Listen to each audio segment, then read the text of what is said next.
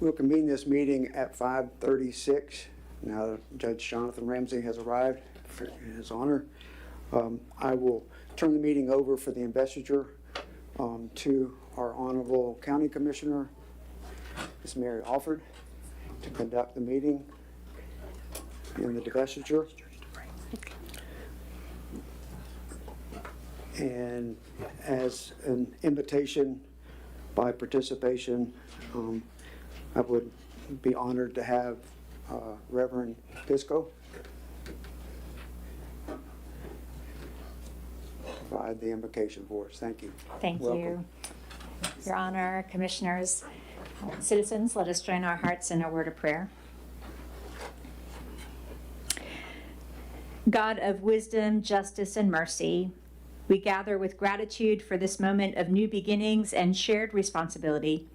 We give thanks for those who have stepped forward to serve this community as commissioners, offering their time, gifts, and leadership for the common good. As they take this oath, grant them wisdom to make decisions with integrity, courage to pursue what is right even when it is difficult, and humility to listen well to the voices of all people. May they lead not for personal gain, but for the flourishing of the whole community. May these commissioners be guided by vision grounded in service and strengthened for the work ahead, and may this community continue to grow in unity, compassion, and shared purpose. Amen. Amen. Thank you very much, Reverend Pisco. Follow with the Pledge of Allegiance. Pledge of allegiance to the flag of the United States of America and to the republic for which it stands, one nation, under God, indivisible, with liberty and justice for all. Be seated.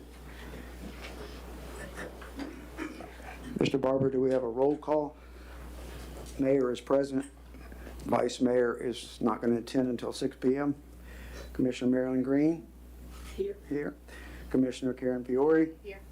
Commissioner Kathy Penny? Yeah. City Manager Donald Barber? Yes, sir. City Attorney Mr. Scott Walker? Here.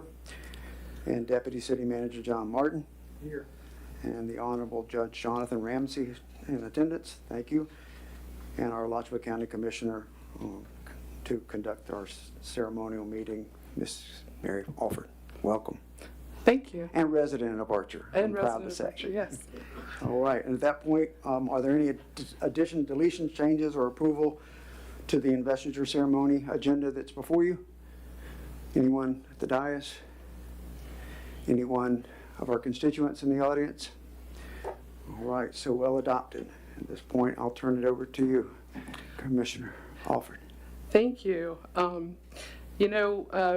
When I grew up in Gainesville and I was riding in the car with my mom and dad and we passed people on the street, my dad, had his hand on the steering wheel and he'd always do this. And other cars, when they went by, they would do that. And, Archer is that kind of community. You raise your hand when somebody passes you on the street, and typically people raise a hand back, if the glare isn't on the windshield or whatever. But I've really appreciated living here, and tonight it's really what makes local government so important and so special. It's not about headlines or politics in Washington or politics in Tallahassee. It's just about the work of all of us, that we all want the same things, right? We want our government to work. We want our streets to get fixed. We want, everyone to work together to solve problems.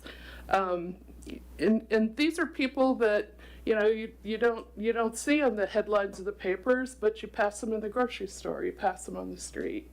You see them at the ball game over at Wilson Robinson Field. And so, I think it's really important that we recognize the folks that have done this work over the past few years. Even if you don't always agree with what somebody does, sitting up here is a sacrifice and a service, and it's hard. It's so much harder than I thought it would be. People ask me how I like being a county commissioner, and I always tell them it's the worst job and the best job I ever had. because it is so gratifying, but sometimes it is so hard. And so tonight we're welcoming new people that have chosen to take up that responsibility. And these are people that have earned your trust because you elected them. And they've demonstrated a willingness to listen. Campaigns can be hard and exhausting, not just because of, campaigning, but because you're also trying to learn and understand how your government works. You think you know, but then until you're ready to do it, you really don't know how much you don't know about all of this stuff. So, I think public office in a small town has a unique kind of honor. The decisions that you make affect people that you see every day. I can walk through Gainesville with a certain amount of anonymity, but it's hard to be anonymous in Archer. Everybody always knows you. You can't walk down the street and not see people that you don't know, right? And so that's challenging, but it's also what makes small local government so meaningful. Y'all aren't going to be caretakers of just the budgets and just the ordinances and just the infrastructure, but we are also the caretakers of trust. Trust that your park will be maintained, trust that your water is safe to drink, trust that families here have a future. That families can invest in this community and live here. And there will be disagreements, and there should be. When 5 people sit up there, if everybody thinks the same, then it's not a healthy government. Healthy government should have debate, and it shouldn't be about winning the vote. It should be about consensus, and that's the hard work up here, is having 5 people listen to each other, understand the disagreements, and figure out the best way to move forward for everyone. So I ask everybody here, including myself, to lead with humility, to lead with patience, and to lead with courage, to listen carefully, to ask hard questions, to respect the people that came before you, and not to lose sight of the people that sent you here. Progress in local government rarely comes with fireworks, right? The progress is in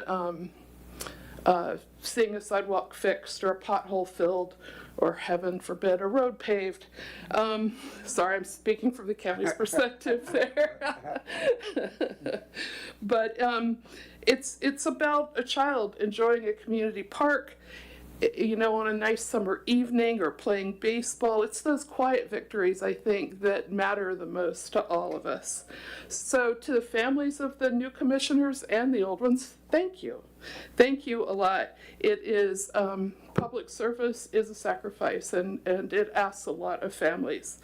And finally, to the community, democracy is healthiest when citizens stay engaged. So please continue to come to meetings and stay as engaged as you can, and keep caring about this town and keep caring about each other. And so may tonight be marked by wisdom, integrity, and cooperation, and a shared commitment to the people we all serve. And congratulations to the newly elected commissioners and to the ones leaving us, and may God bless this country and this city and all that call it home. And thank you for listening to me talk. So at this point, we will have a recognition of the outgoing commissioners. First, Commissioner Marilyn Green. How do you want to do this? Come down. Yes, ma'am. Okay.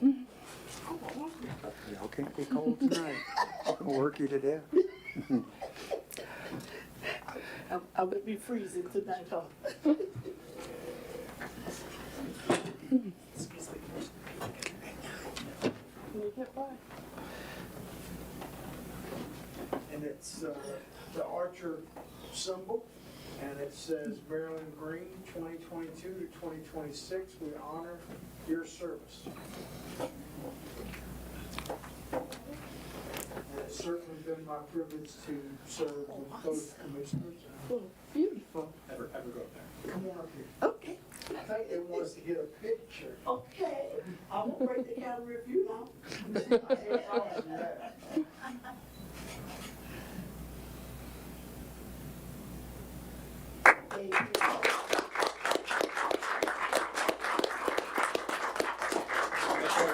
you have any remarks. Yes, ma'am. First of all, I'd like to say thank God and the citizens of Archer for providing me such an awesome opportunity to serve our little city.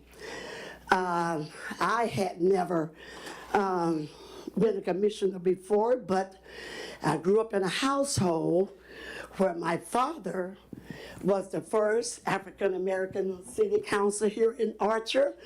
For those of you that's not a native, and he was also the first African-American mayor here.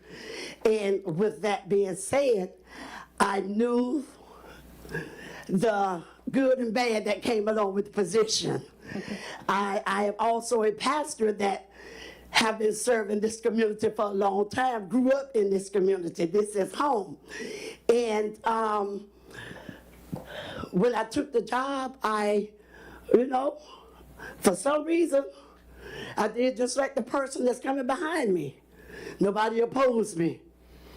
And so I understand that it looks like nobody wants the job, but everybody knows how to do it better than you.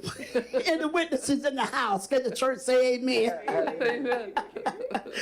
But it has been coming in very fresh and very new to actually sitting up there. I can say that it has been a very rewarding and learning experience for me. And I, just give God the praise that I have a strong back. So it didn't matter if anybody came against me or didn't agree with me. I drove school bus for a long time, so I know how to shake stuff off and just keep it rolling. And because I think that's just the way you have to be in a position. I want to also thank my colleagues. I just told Commissioner, I'm going to say our mayor, don't cry. He gonna miss me. We dressed alike too. Yeah, unity. I'll give up the mic, but anyway, I enjoyed working with all of the commissioners, those that was present when I came and those that came on since I sat on the board. I'm just a lover of people, so I love people. It doesn't matter whether they're good or bad. I just love people. That's just in me. That's the pastor part about me. So again, I'm gonna stop talking because after a while I'll start preaching, and other folks got to come behind me. Again, I just want to say thank you even to our city attorneys that I've got to meet and and learn to work with. Everybody's just been wonderful, and I just thank you all for giving me the grace that you all have given me to serve Archer. And I'm going to say this, that when I took the job, and I said to I told Mr. Lewandowski, I saw him Saturday, and I get to give you what you gave me. I'll be right out there. But when I took it, and I'm gonna let go of the mic, I'm gonna give up the mic. I didn't take it with for no personal interest. I only took it, in some eyes, I may not have done the best job, but I took it with Archer, my city that I love, in mind. Every vote that I made, I prayed about it, and in some eyes, if it wasn't a good decision for you, so be it. I did what I did for the city of Archer and for all of us. And as Commissioner White told me before I took the position, she said, Marilyn, you're not going to please everybody. And I said, well, as a pastor, I already know that. So, I just want to say that I know I couldn't please everybody, but what I did, as I'm leaving this position, I can leave with a clear heart and with a clear mind that I was fair to each and everybody, and I did what I thought was best for the city of Archer. And again, thank you so much.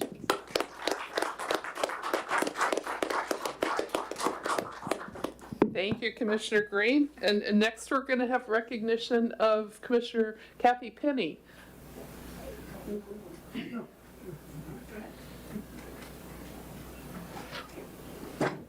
Commissioner Penny, from 2021 to 2026, we honor your service. Oh, thank you. There we go. We got the picture. Martin, Mr. Martin, you're in the way of our... Oh,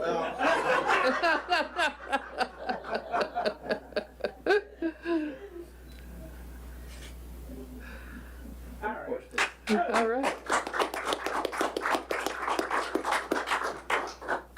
Whew. Thank you all. I have enjoyed my years working with the city as a commissioner, and I will continue to work with the city because I volunteered before I was a commissioner. Because somebody say, Kathy, you ought to run. I said, people don't know me. And they were like, they do know you. You always around. So I always will stick around, and I always will continue to come to all of the meetings. Not staying to the end anymore, but I will continue to come to the meeting. I have enjoyed working with the city, and I will continue. Thank y'all for this opportunity. We have to put out an RFP for our new paparazzi if you don't continue as our paparazzi for Archer. All right. You have to. A lot of people won't know what all going on. Commissioner Penny is the best paparazzi Archer ever had. So. Thank you. All right. Thank you, Commissioner Penny. Next. Oops, thank you. I forgot these things turn themselves off. Thank you, Commissioner Penny. That was, I'm going to miss serving with both of y'all from the county's perspective. It's been really an honor. Next, we're going to have the presentation of election results and the certification of the commission seats. Do I have it? You're just certifying the results. Okay. Sorry. As chair of the canvassing board, both the initial one as well as the audit review a week later, the the office for Commissioner Kathy Penny's seat is Ms. Rossi was the winner of that, and for the other seat for Commissioner Marilyn Green, it was Mr. Bill Lewandowski, unopposed. Wonderful. So now we'll have the oath of office administered by the Honorable Judge Jonathan Ramsey.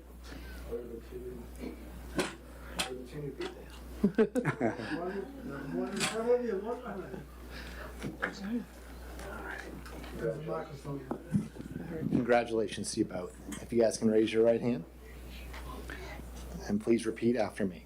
I state your name. I, Joe Lewandowski, Do solemnly swear or affirm do solemnly swear that I will support, protect, and defend. that I will support, defend, and protect.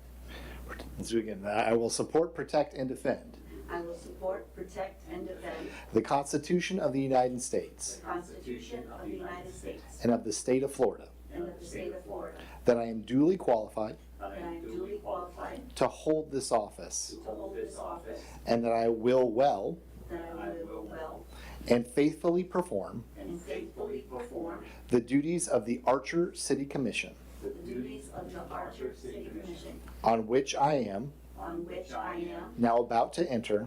now about to enter. So help me God. So help me God. Congratulations to you both.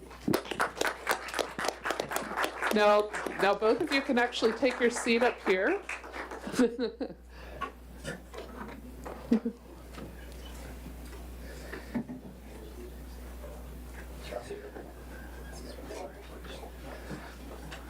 Oh, they've got nameplates and everything already ready. Right. I'm going to say that the city of Archer is more organized than the county. I think it took me a week or two to get my nameplate. All right. So congratulations to you both, and we would be happy to hear some incoming remarks. Commissioner Lewandowski, may I be the first to say that? Would you like to offer some remarks? Well, first of all, I want to give my thanks to both the outgoing commissioners. Thank you very much. I know I've been vocal sometimes, but I think that we all agree that we are all doing this for the benefit of our city. And that's certainly how I always take it. To my fellow citizens, I see my job as being to be your advocate, your representative, and your neighbor. Somebody has to do that, and so often there's so many other people with all types of agendas, but my agenda is our city, our neighbors, both in Archer and in the greater Archer community. That's my perspective. Thank you.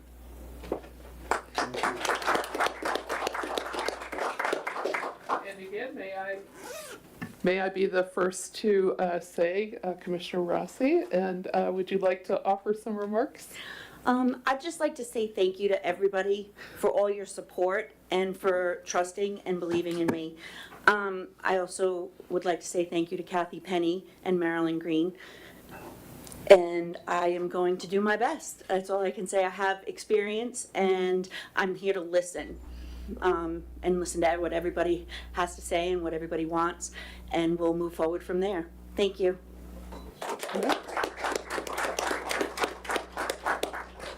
Okay, I think that at this point, we're doing what exactly? We're gonna close the meeting and we'll be able to do some pictures with yourself and Okay. the commissioners and the existing commissioner. Well, then shall I call the meeting adjourned, or is that your job, Mayor Hope? You certainly can call it adjourned. Okay, I call the meeting adjourned. All right, thank you. To reconvene in less than 30 more minutes, or 5 more minutes. I corrected myself. Oh, that'd be great. You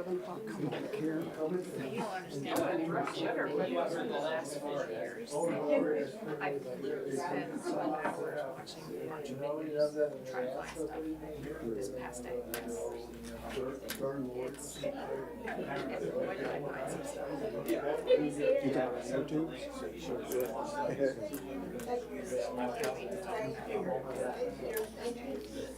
Tell me when to leave.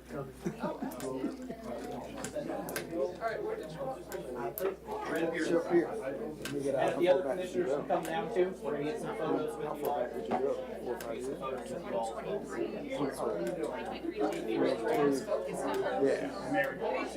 Mr. Mayor, if you want to Yes, come sir. down with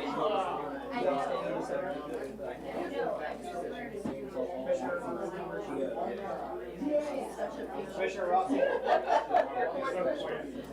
the first one. There's the first photo. Y'all are ready? Over here. Right there. All right. Ms. Rossi, if you want to change out, and then we're going to get the two of you together.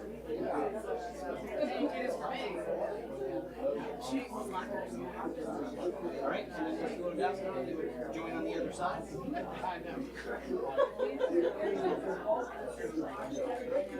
if the two of you would go on either side.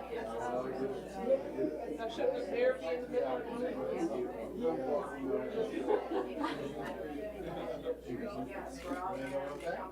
All right, fantastic. And where's our judge?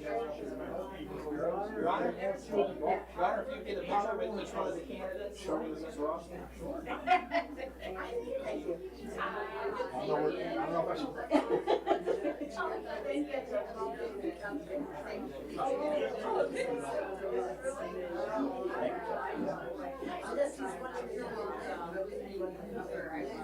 Fantastic, thank you.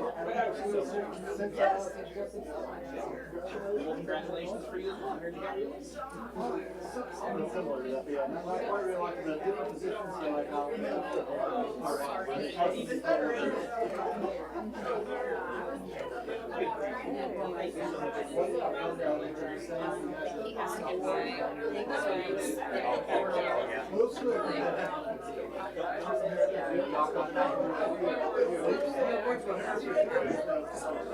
It was really good.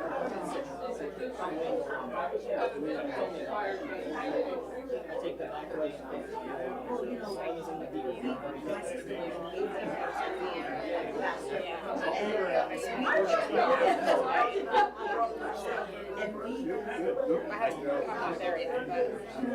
So I'm going to work on and find the pay for it. I'm going to try and get an embroidered shirt with City of Archer's logo, a collared shirt for everyone here. And I want at some point get you at your chair with your nameplate so I can get pictures on the wall of everyone that's currently on the I'll pay for my shirt, just let me know how much it is. Plus, we need to put the picture on the website. You guys can provide sizes, like I said, I can go with the collared shirt, Oxford style shirt on for the ladies. And we would do kind of probably a matching shirt. Is there a particular color that you all would prefer? Our changes the color Mainly green, but we can do anything that you all want. You were sitting up here and then I went, wait. You want white? Okay. White? Perfect. Mayor, when you're ready, we can get the next one. Can we do, wait, We can do polos too. no, I don't like things like against my neck. Well, no, the ladies one is a black. Okay. It doesn't really hold up. But we can do a polo too, that's another thing we can do. Whatever, I'm good, I just don't like it like on my neck. I'll rotate. I'm sorry. Thank you so much. Thank you. Thanks for sharing the room. I understand. I'm married too, I get it.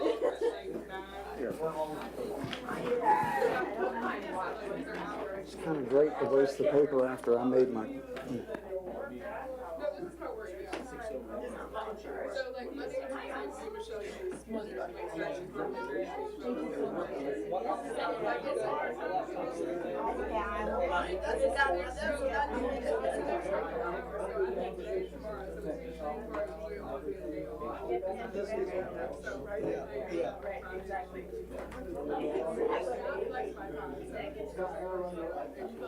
Again, if anybody would like agendas to the meeting itself, they're here, and this is the more in-depth backup material.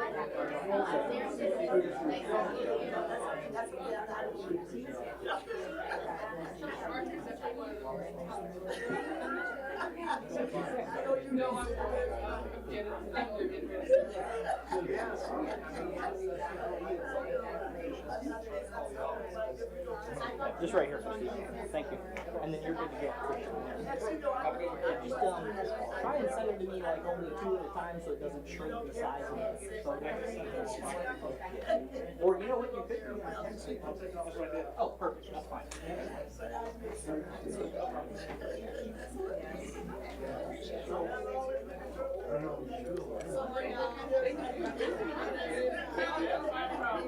We forgot your nameplate. Oh, I don't know.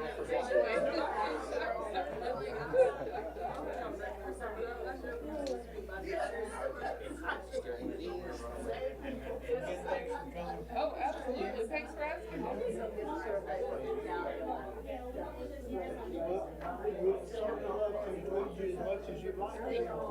I'll do what I can.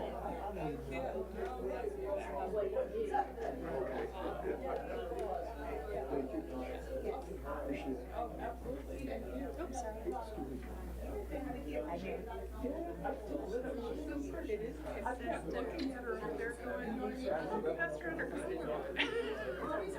Yeah, we're twins.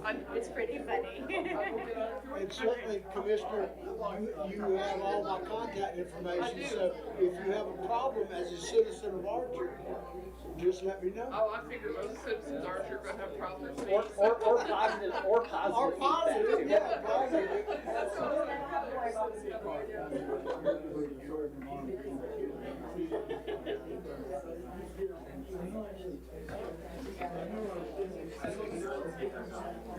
Okay, welcome again. If we can reconvene.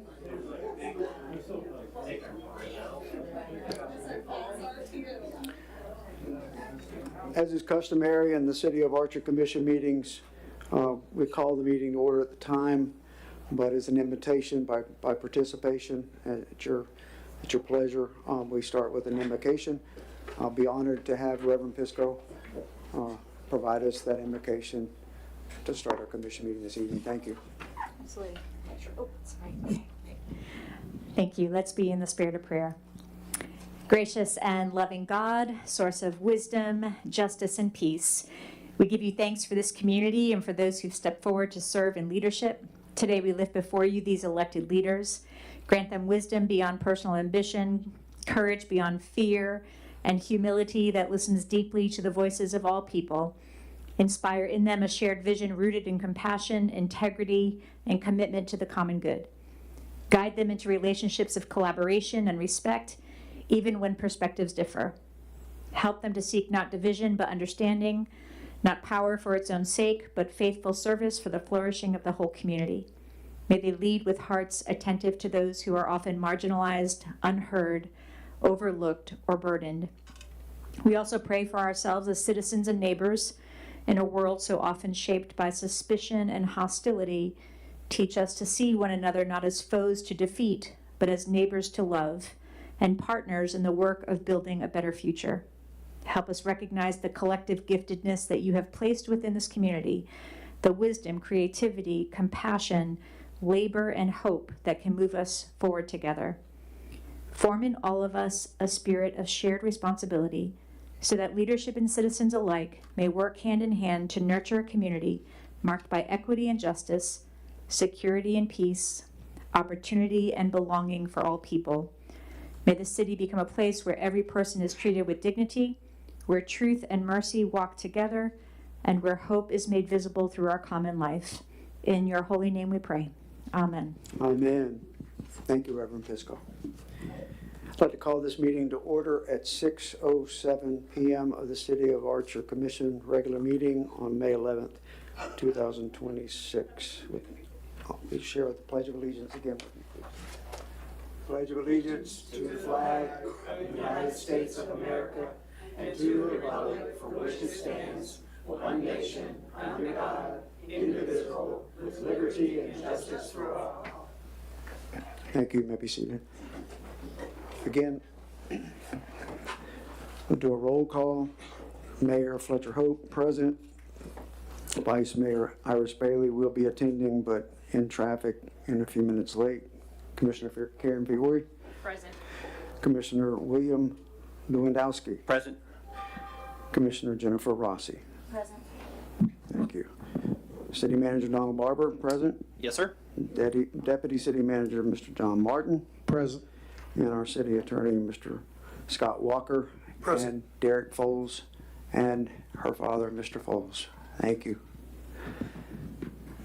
And our Finance Director with JNS Accounting, Mr. Michael Whitehead. Yes. Thank you for joining us this evening and presenting.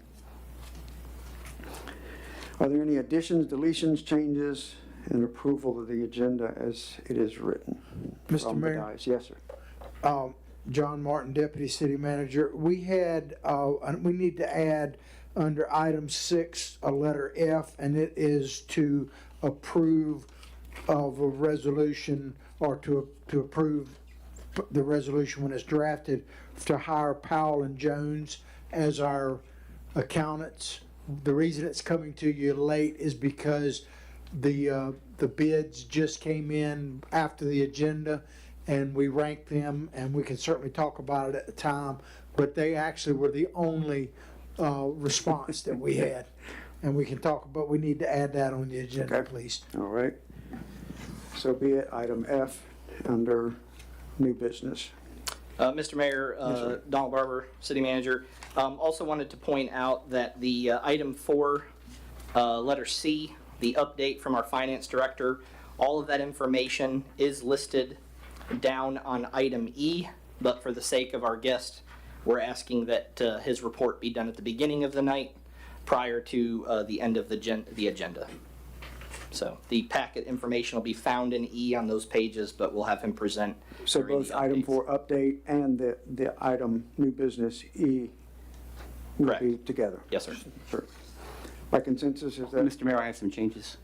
Yes, sir. Yeah. What would you? Okay, so the first one is that I have concerns about referring in the agenda to Mr. Whitehead as our finance director. It's not anything to do with Mr. Whitehead at all. Yeah, it is just that, and I understand he is a finance director within the company, it's his title. Yes, sir. It's just that, as far as I'm concerned, he's not the finance director for the city of Archer. Okay. And again, it's nothing to him. It's he, as far as I know, he's not a 1099 employee, he's not a W-2 employee. There's no position that has been specifically created for that. I'm not against doing any of those types of things and formally making him a finance director. And if that's the case, that position, as well as any other position, should have the appropriate things that we have for anybody who has a position, the job title, duties, those types of things. So that's number one. Number two is that with such a full agenda, I would like to see the proclamations placed under the consent agenda as opposed to being separate resolutions that are read. Nothing against them. The proclamations, just that we have full agendas. We've been running 4 hours plus, and it's just, I think that's where they belong. And as a matter of fact, I think the state code shows that as an example of where proclamations belong. So you want that for the future, or you want that for this evening? as For a this change? evening as well. So item 5 to be moved under consent agenda? Right, so that would be, Okay.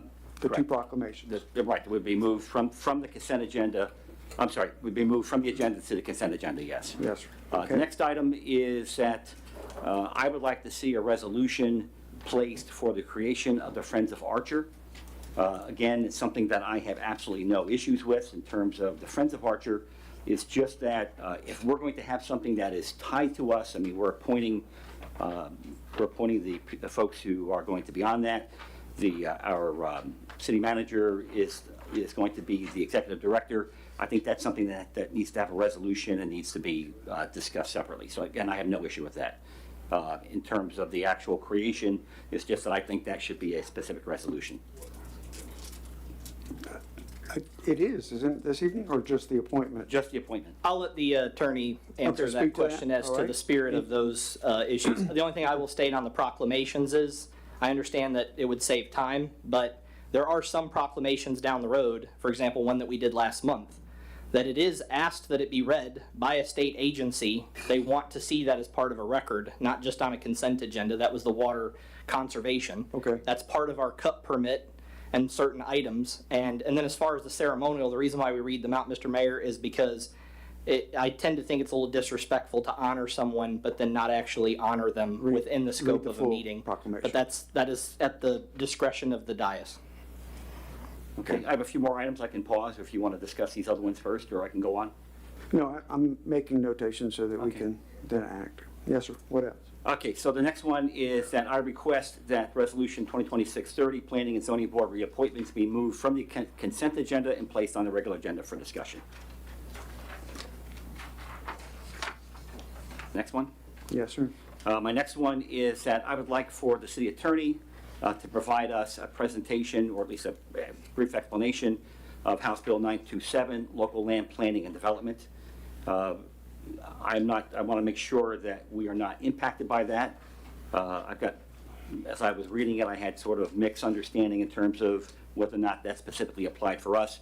And of course, the concern is that has to be, if it does apply to us, it must be enacted by this board by July 1st. So not a lot of time to get that moving.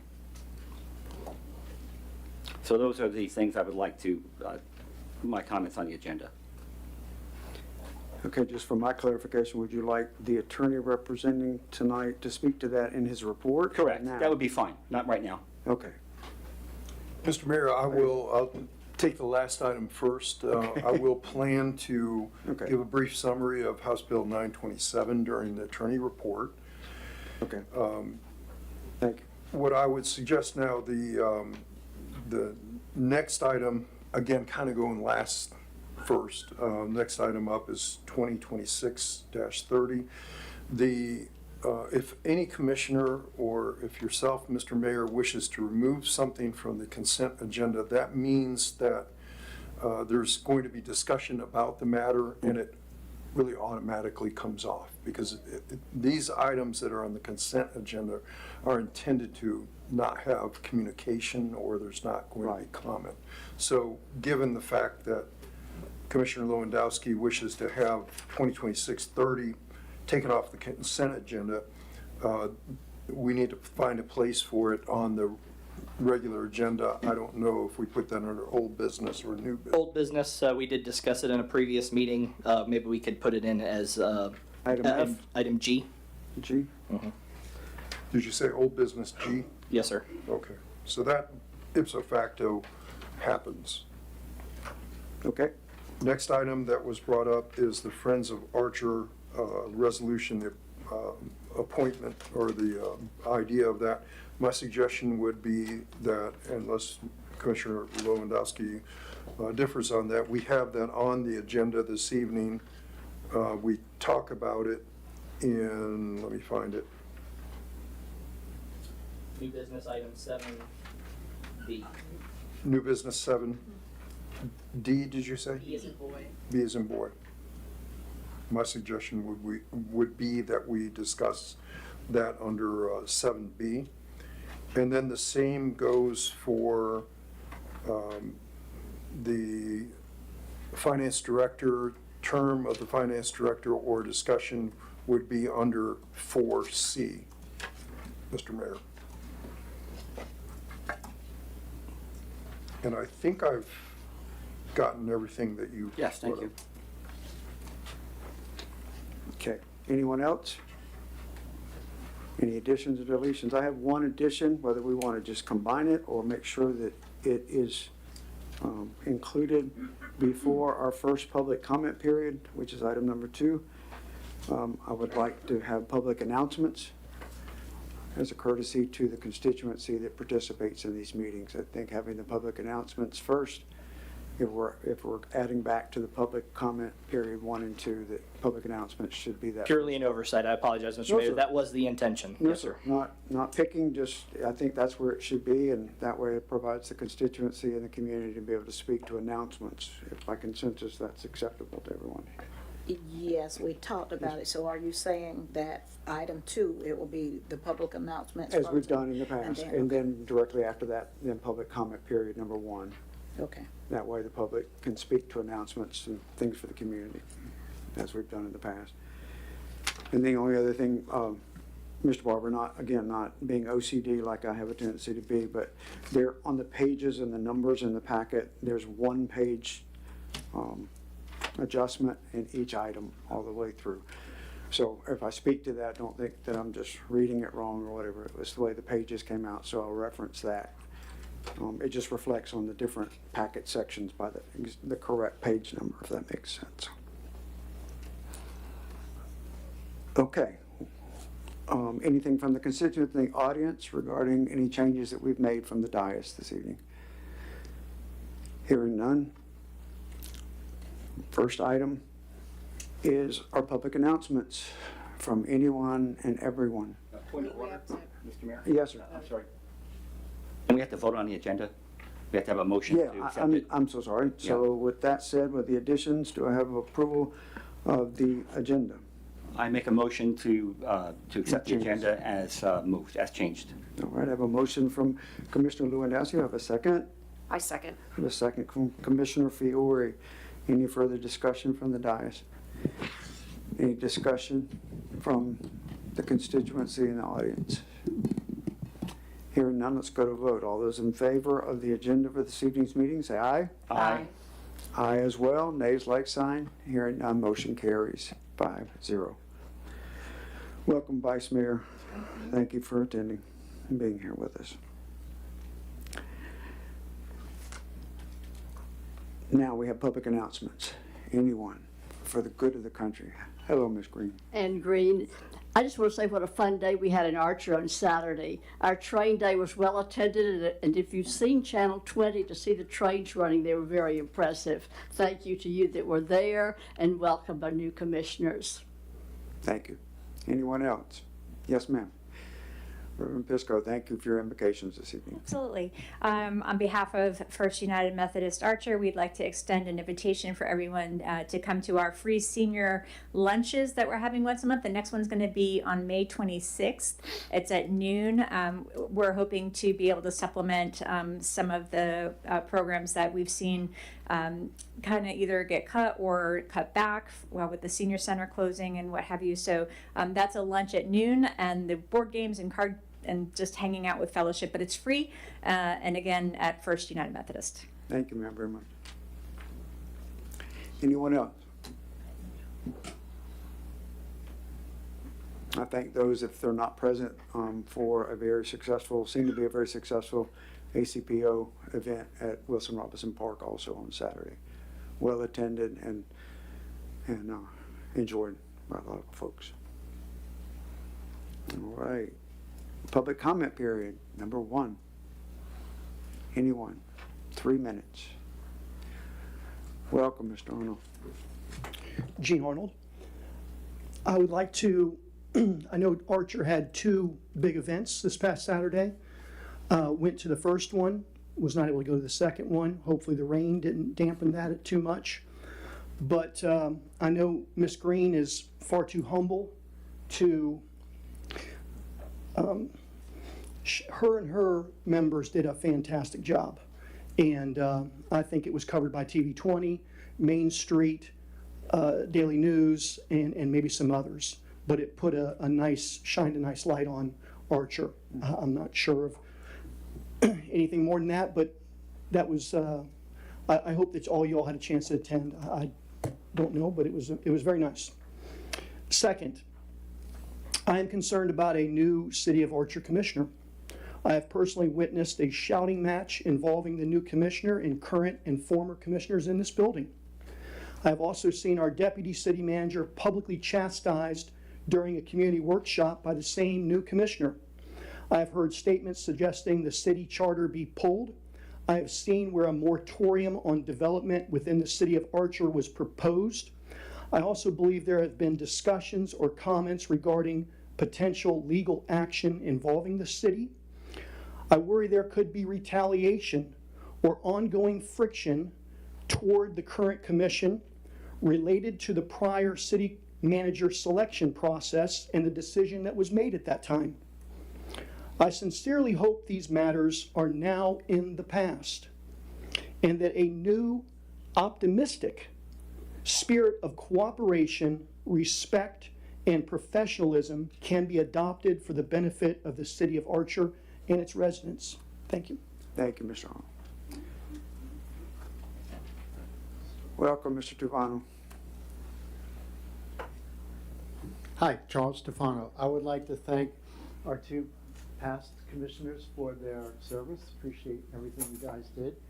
And I'd like to welcome our new commissioners. And yeah, I'm really hopeful to see some positive changes. And God bless you guys, for sure. Thank you. Thank you for that support, Mr. Stefano. Anyone else? Shortest public comment period in the history of Archer. I mean that sincerely, not honestly. All right, moving on. Consent agenda, item 3. With the one item that's pulled. Do I have a motion to approve? So moved. I have a motion from Vice Mayor. Do I have a second for discussion? Second. I have a second from Commissioner Fiore. Discussion on the minutes presented. I do have one comment. I know that was a lot of Minutes. minutes. I did read through them all. I found a couple little things, but nothing to change anything. It wasn't dramatic. But I wanted to thank staff for getting it in the packet. Thanks. And on that note, Mr. Mayor, that was all of our deputy city clerk. She did all of that herself and met a deadline, and I wanted to thank her publicly for that. I like the new format with the spaces. It must be an age thing with me, but it's easier reading. Thank you. All right. Anything else in discussion? Any comments from the constituency and the audience regarding the catch-up of the minutes? No pun intended. So. All right. Let's go to a vote. All in favor of the consent agenda, say aye. Aye. Aye as well. Nays like sign. Hearing none, motion carries 5-0.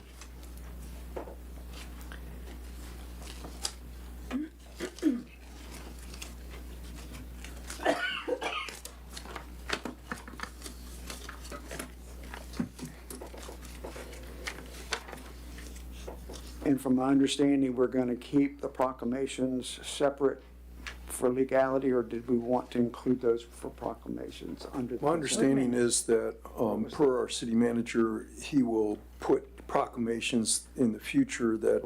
For record, but if it needs a presentation, that we'll do that for any purpose. That's what I understand as well. Okay, thank you. And with that, Mr. Mayor, do you want me to go ahead and read the first resolution, which is to our municipal clerks week, whereas the office. We do have, we have skipped updates. Item 4A. Sorry. No, it's okay. Got it.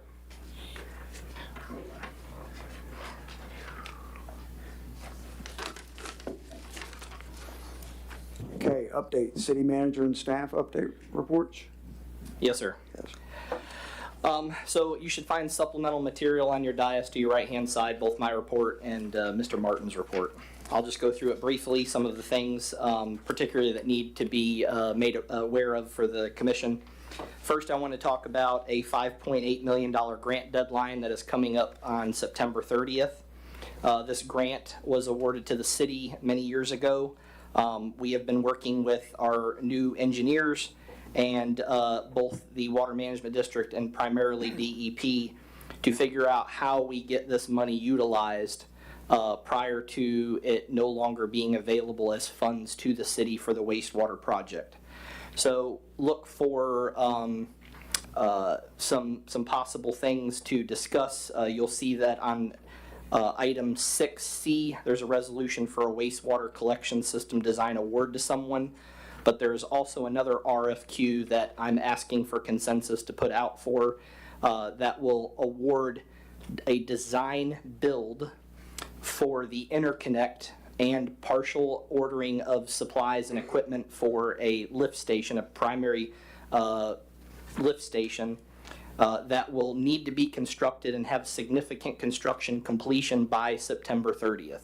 So our goal is to put out a 15-day or less RFQ for a design build that will all be covered by grant funding, particularly this $5.8 million.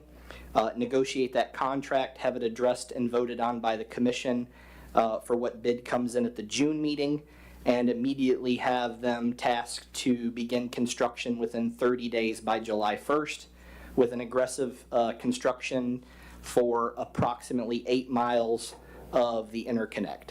So we are hoping to move very quickly on this. Keep in mind, Mr. Mayor, that whatever grant funding that we can utilize are monies that the residents do not have to be put in by any type of debt service in what will become their base rate. So if we can build this 100% free, that is the staff's goal.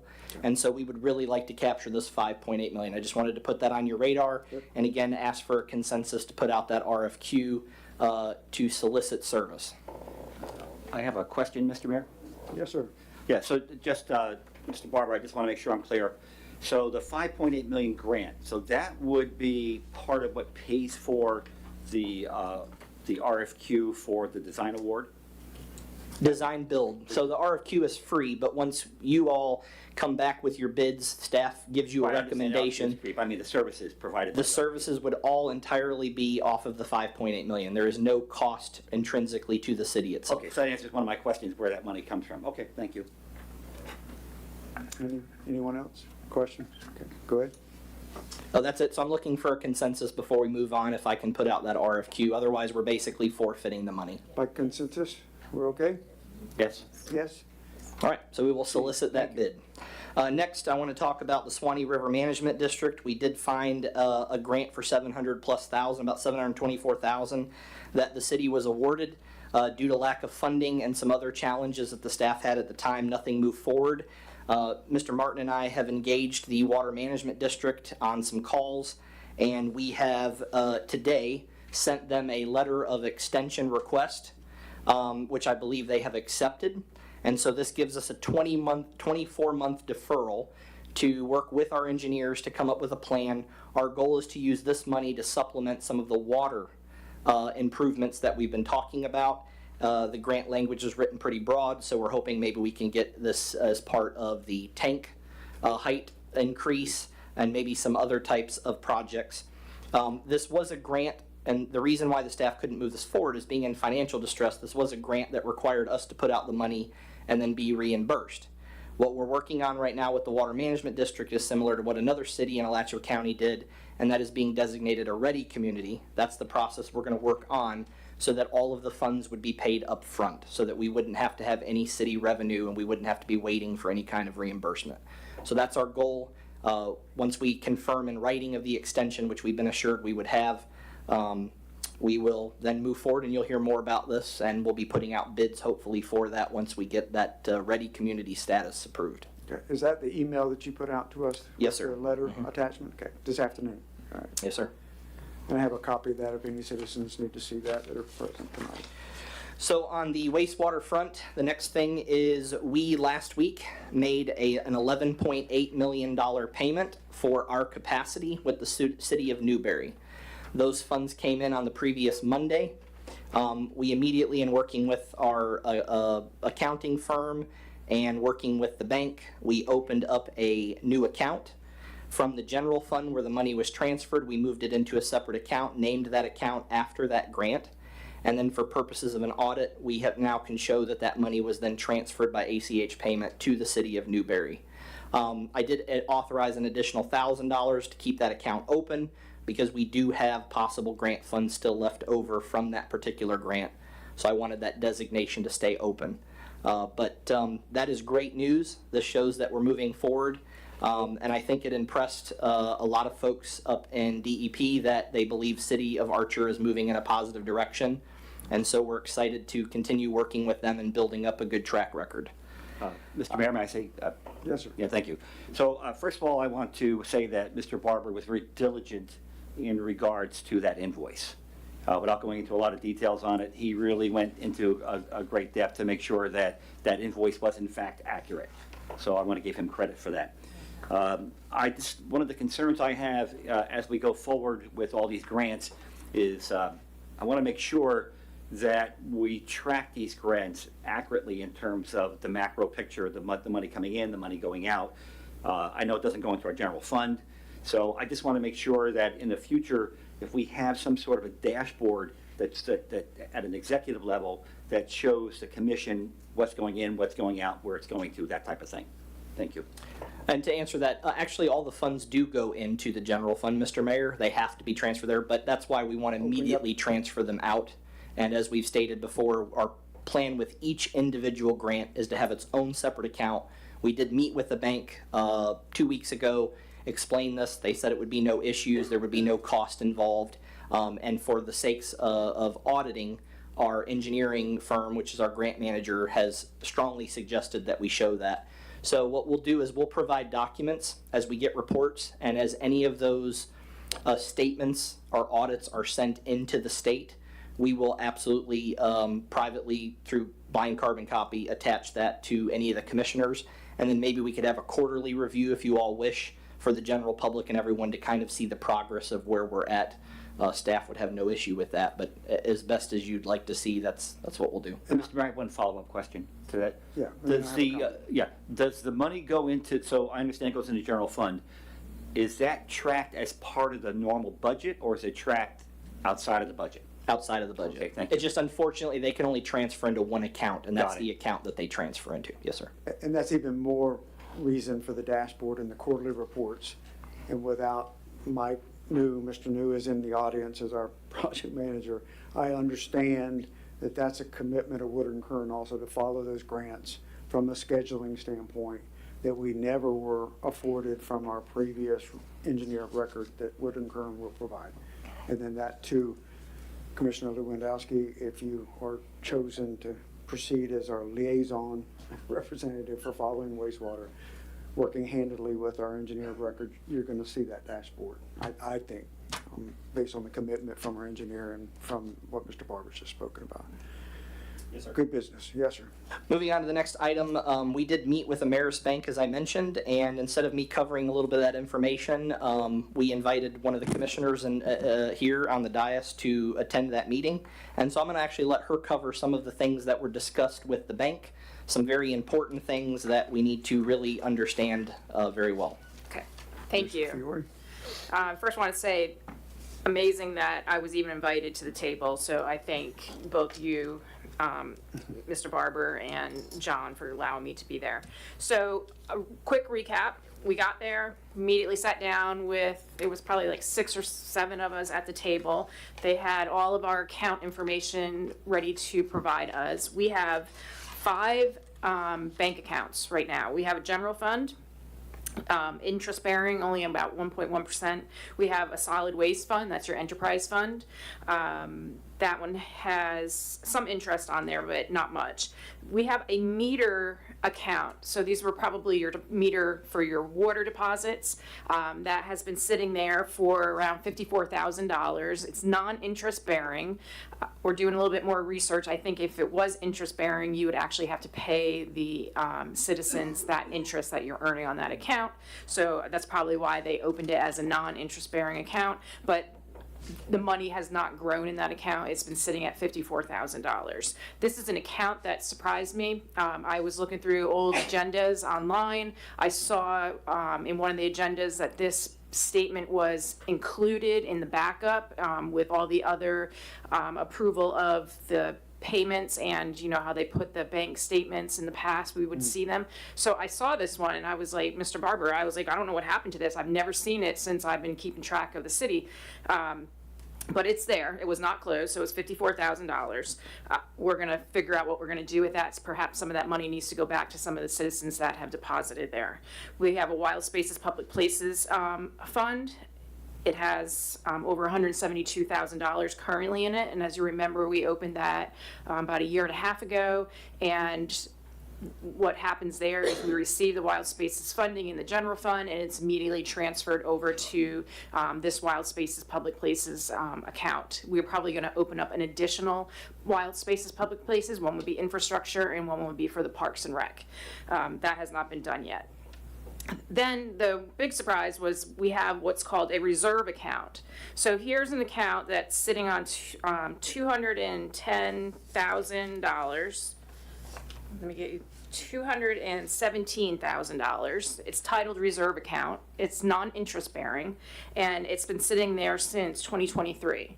And doing a little bit more research, what I discovered was our line of credit, $1.5 million, at some point in December of 2023, we transferred $200,000 from the line of credit, and we moved it over into this account. I wasn't here on the dais at that time. I'm thinking that perhaps it was probably related to a water project that never took place, because then I did discover that there was other transfers from your line of credit to other bank accounts where they would open it up calling it a utility project account. And so you'll see the transfer coming out of your line of credit, going into that account, and then immediately being withdrawn. And that, again, I couldn't find much information on it when I was looking online, but it seems like they're very specific to probably water contracts. I don't know if it was payments to our previous engineer, because I can't get my hands on all those invoices, and there's no other backup in online for me to look at. So again, 5 accounts. While we were there, we also brought up the credit cards. I wanted to know, wasn't sure if Ameris Bank was actually our card holder, and we contract through a third party with them. And we discovered that your credit line is $20,000. We haven't been using it a lot lately, and that was due to commission putting a stop to that over a year ago. As if you recall, there used to be like every month was like between $8,000 and $10,000 transactions were going through there. And so now it's very limited.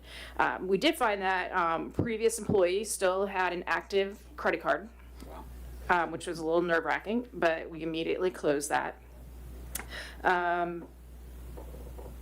What else did we... Commissioner, just the closeout of the date of the line of credit was another thing discovered. Closeout? December of 26. Oh, yes, that's a big one. So, and he has it listed here in his backup. Our line of credit, which we owe $800 and some thousand, it matures in December of 2026. So we are on the line, we have to pay that back. So you're going to see an additional item tonight where we're talking about that debt, and we're going to have to move forward with that. And we're only paying the interest on that line of credit, and that's all we've been paying on that line of credit. And some of the transactions on that line of credit, which I don't recall, but in let me just go through them real quick because I think it's important. So you started at $1.5 million back in 2023 in December. There was a $16,000 withdrawal. The $217 that I already talked about that got moved into that other account. There was a $410,000 withdrawal. I can't find any backup on that. There was an additional $15,000 the $161,000 that was one of those utility projects that went into a new account and then immediately went out, but I don't have any more backup on that. Then we paid back $195,720. That was done in November of 2024. I can't tell you the history on where that money came from and what the reasoning was. And then the most recent transaction was in June of 2025, where we withdrew $193,000 from this line of credit. I can't tell you where that went either. I believe that was a payment to Kimley Horn, but I'll And confirm it that could be, by but I don't have the paper trail to sit here and tell you. And I looked, but I don't have that paper trail. On top of that, Mr. Barber is going to, if approved, allow me to view only the bank accounts so that I can dig deeper. I can go back at least 7 years, and I will once I'm giving permission, so that I'll be able to provide you with more information on what's going where and what we're paying and what we're getting for deposits. So I'm excited about that because I want to really be able to reconcile and give you that information. I think I covered everything. Yes, ma'am. Thanks. Thank you. All right, moving on, just wanted to mention we've already approved their application in the consent agenda, but of course UF Health right here across the street, we are shutting down a little bit of the block, and I believe we're going to have Sheriff Scott, and they're looking for anyone here on the dais that would like to participate as possibly a speaker. But from 4 p.m. to 10 p.m. Right here in front of City Hall and along the UF Health Center, we're having a wonderful event put on by UF. We have a great medical center here, clinic, primary. I became a patient last week, as a matter of fact. I got an appointment. As a matter of fact, I called up and they said, okay, when can you come in today? And I was kind of blown back because the last time I called a doctor, they wanted me to wait 2 months. So I want to encourage the residents to let them know we have a wonderful health clinic here. The doctor that saw me was phenomenal. And so that went very, very well. Asked for a referral on another matter, and I got it within a day. So if people are looking for health clinics, a primary care, they really ought to take advantage of what's here in this town that very few towns have. I also wanted to take an opportunity to say that I was able, my wife and my oldest daughter were at a Mother's Day event, but I brought my other 4, and I had the privilege of coming and seeing the train day here on Saturday. It was a wonderful event. I'm hoping that maybe in years to come that the city can play a better role in supporting that event. Miss Green and her volunteers from the Historical Society did an amazing job, and I wanted to publicly, as others did, recognize what a wonderful event that was. And even my young ones had things to do, so although they were scared of the cow. So that'll be something I have to fix, apparently. All right, number 7, review of contracted services and opportunities. Just wanted to tell the commission that we're going back to the basics, and every contract that we have, we're just trying to see if it's the best value. So things like alert systems, which some of the commissioners have been on with calls, or whether it's economic development with the Congresswoman's office, which the vice mayor was involved with, or whether it's even companies coming to us to propose possible reductions in benefit costs for the staff, whether that would be basically anything outside of the retirement system. We are working on bringing people in. We have an upcoming meeting with a code enforcement contractor, building contractor, company that's licensed in the state of Florida to be concerned about, how do we enforce the code in the best way.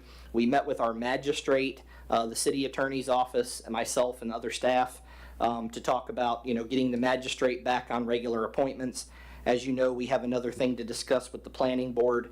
Next month, I hope that you all will know that you'll see something about the sewer advisory committee, and we're going to keep marching forward and getting some of these things set up and get these regular meetings back in place. And then last one is I wanted to mention, not last one, but a couple of the last one, the Suwannee River League of Cities quarterly meeting. Both Mr. Martin and I went to that. It was in Live Oak a couple weeks ago. Wanted to represent the city. I encourage those members on the dais that have opportunity. I'll send those out as soon as I know about them, and we'd love to have any of you to come.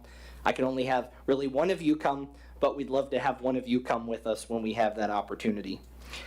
There is on May 27th through 29th, the Florida City and County Managers Association is having their annual conference down in Orlando. Mr. Martin and I are going to try to attend. Obviously, that would be on our own dime, of course. But I'm not guaranteeing that we will, but we will try and do what we can for that. And When is that date? it's May 27th through 29th down in Orlando. I have the details. It's rather expensive. They do have day passes. Friday's really only a breakfast, so it's really up to going Wednesday or Thursday. But I wanted to see what the sessions that they were offering and see if it was something that would benefit the city.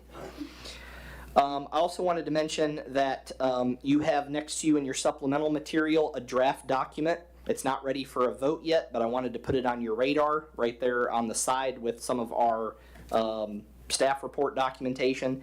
And that is the Alachua County Memorandum of Understanding for debris pickup. So I wanted to put that on your radar. That's a document the county's working forward, and they'll of course be proposing that to us at a nearby date and asking for y'all's approval on. I think that the last email I received, they're just vetting it to make sure that it meets compliance with FDEM, Florida Department of Emergency Management. So that really concludes my staff report, and I'll open it up for Mr. Martin on his items. Thank you.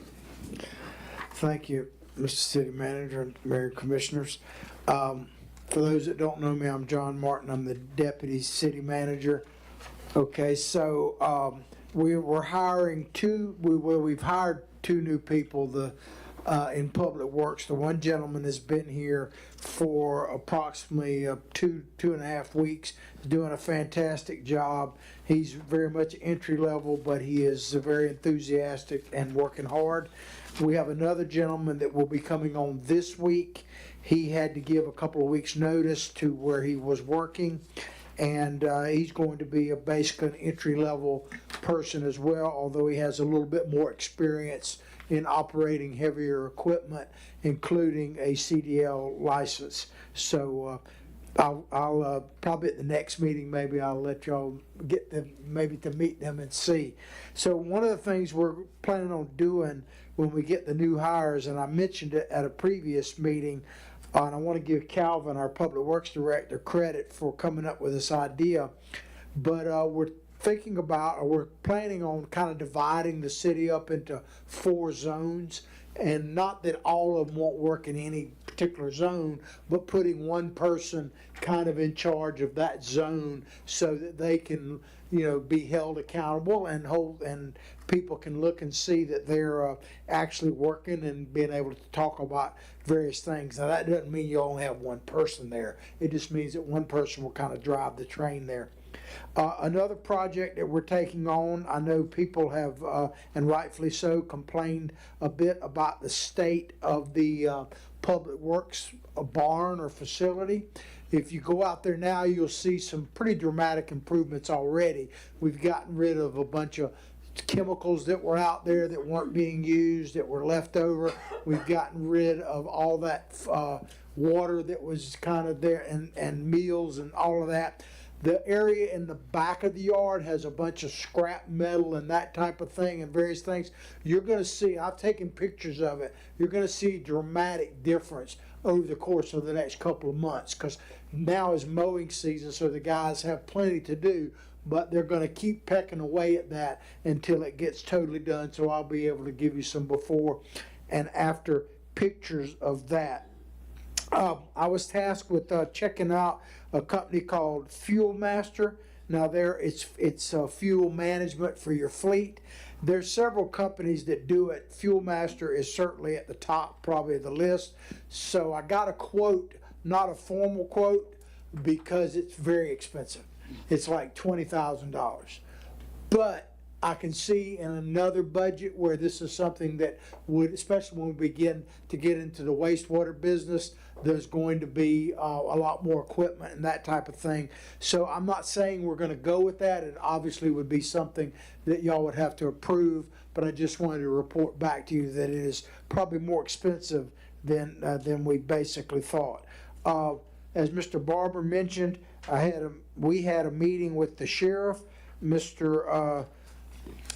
Scott, and he was very receptive to us. I just want to give you a couple of the highlights of that. One, as he was certainly very happy to hear that we did not opt out of the MSTU. Of course, he thought that was a very good decision. We talked about Highway 24. And one of the things that I brought up there, and Mr. Barber and the sheriff agreed, that it never really gets talked about that I've seen, because they talk about the traffic like commuting back and forth. But if you look in case there were a actual evacuation order from the coast, then you're going to be flooded with people, and I'm sure you've seen that before, coming this way. And that then, as I brought up to the sheriff, falls in his lap to deal with. So he is definitely wanting to get even more on board about trying to get Archer Road 4-laned, and all the help we can get there. We need every bit of that. We talked a little bit, and Mr. Barber may talk more about it later, but we talked a little bit about school camera zones, and we've looked at some different, one company to look at that, but the problem with it is you have to have either somebody like in code enforcement to run it, or you can have cooperation from your sheriff's department to run it. And the sheriff was definitely very interested in doing that. He's pursuing it in different parts of the county because it's all about the safety of our kids. And it's pretty amazing how fast people are driving these days through school zones. So we'll give you more about that as time goes. And he's going to come and speak at one of our future commission meetings. We'll make sure we announce that quite a bit so you can attend and ask questions and all that. He wants to do that at a future meeting, and he's probably going to speak at the UF Nursing celebration that we had talked about on the 21st. We're going to invite some other dignitaries there as well.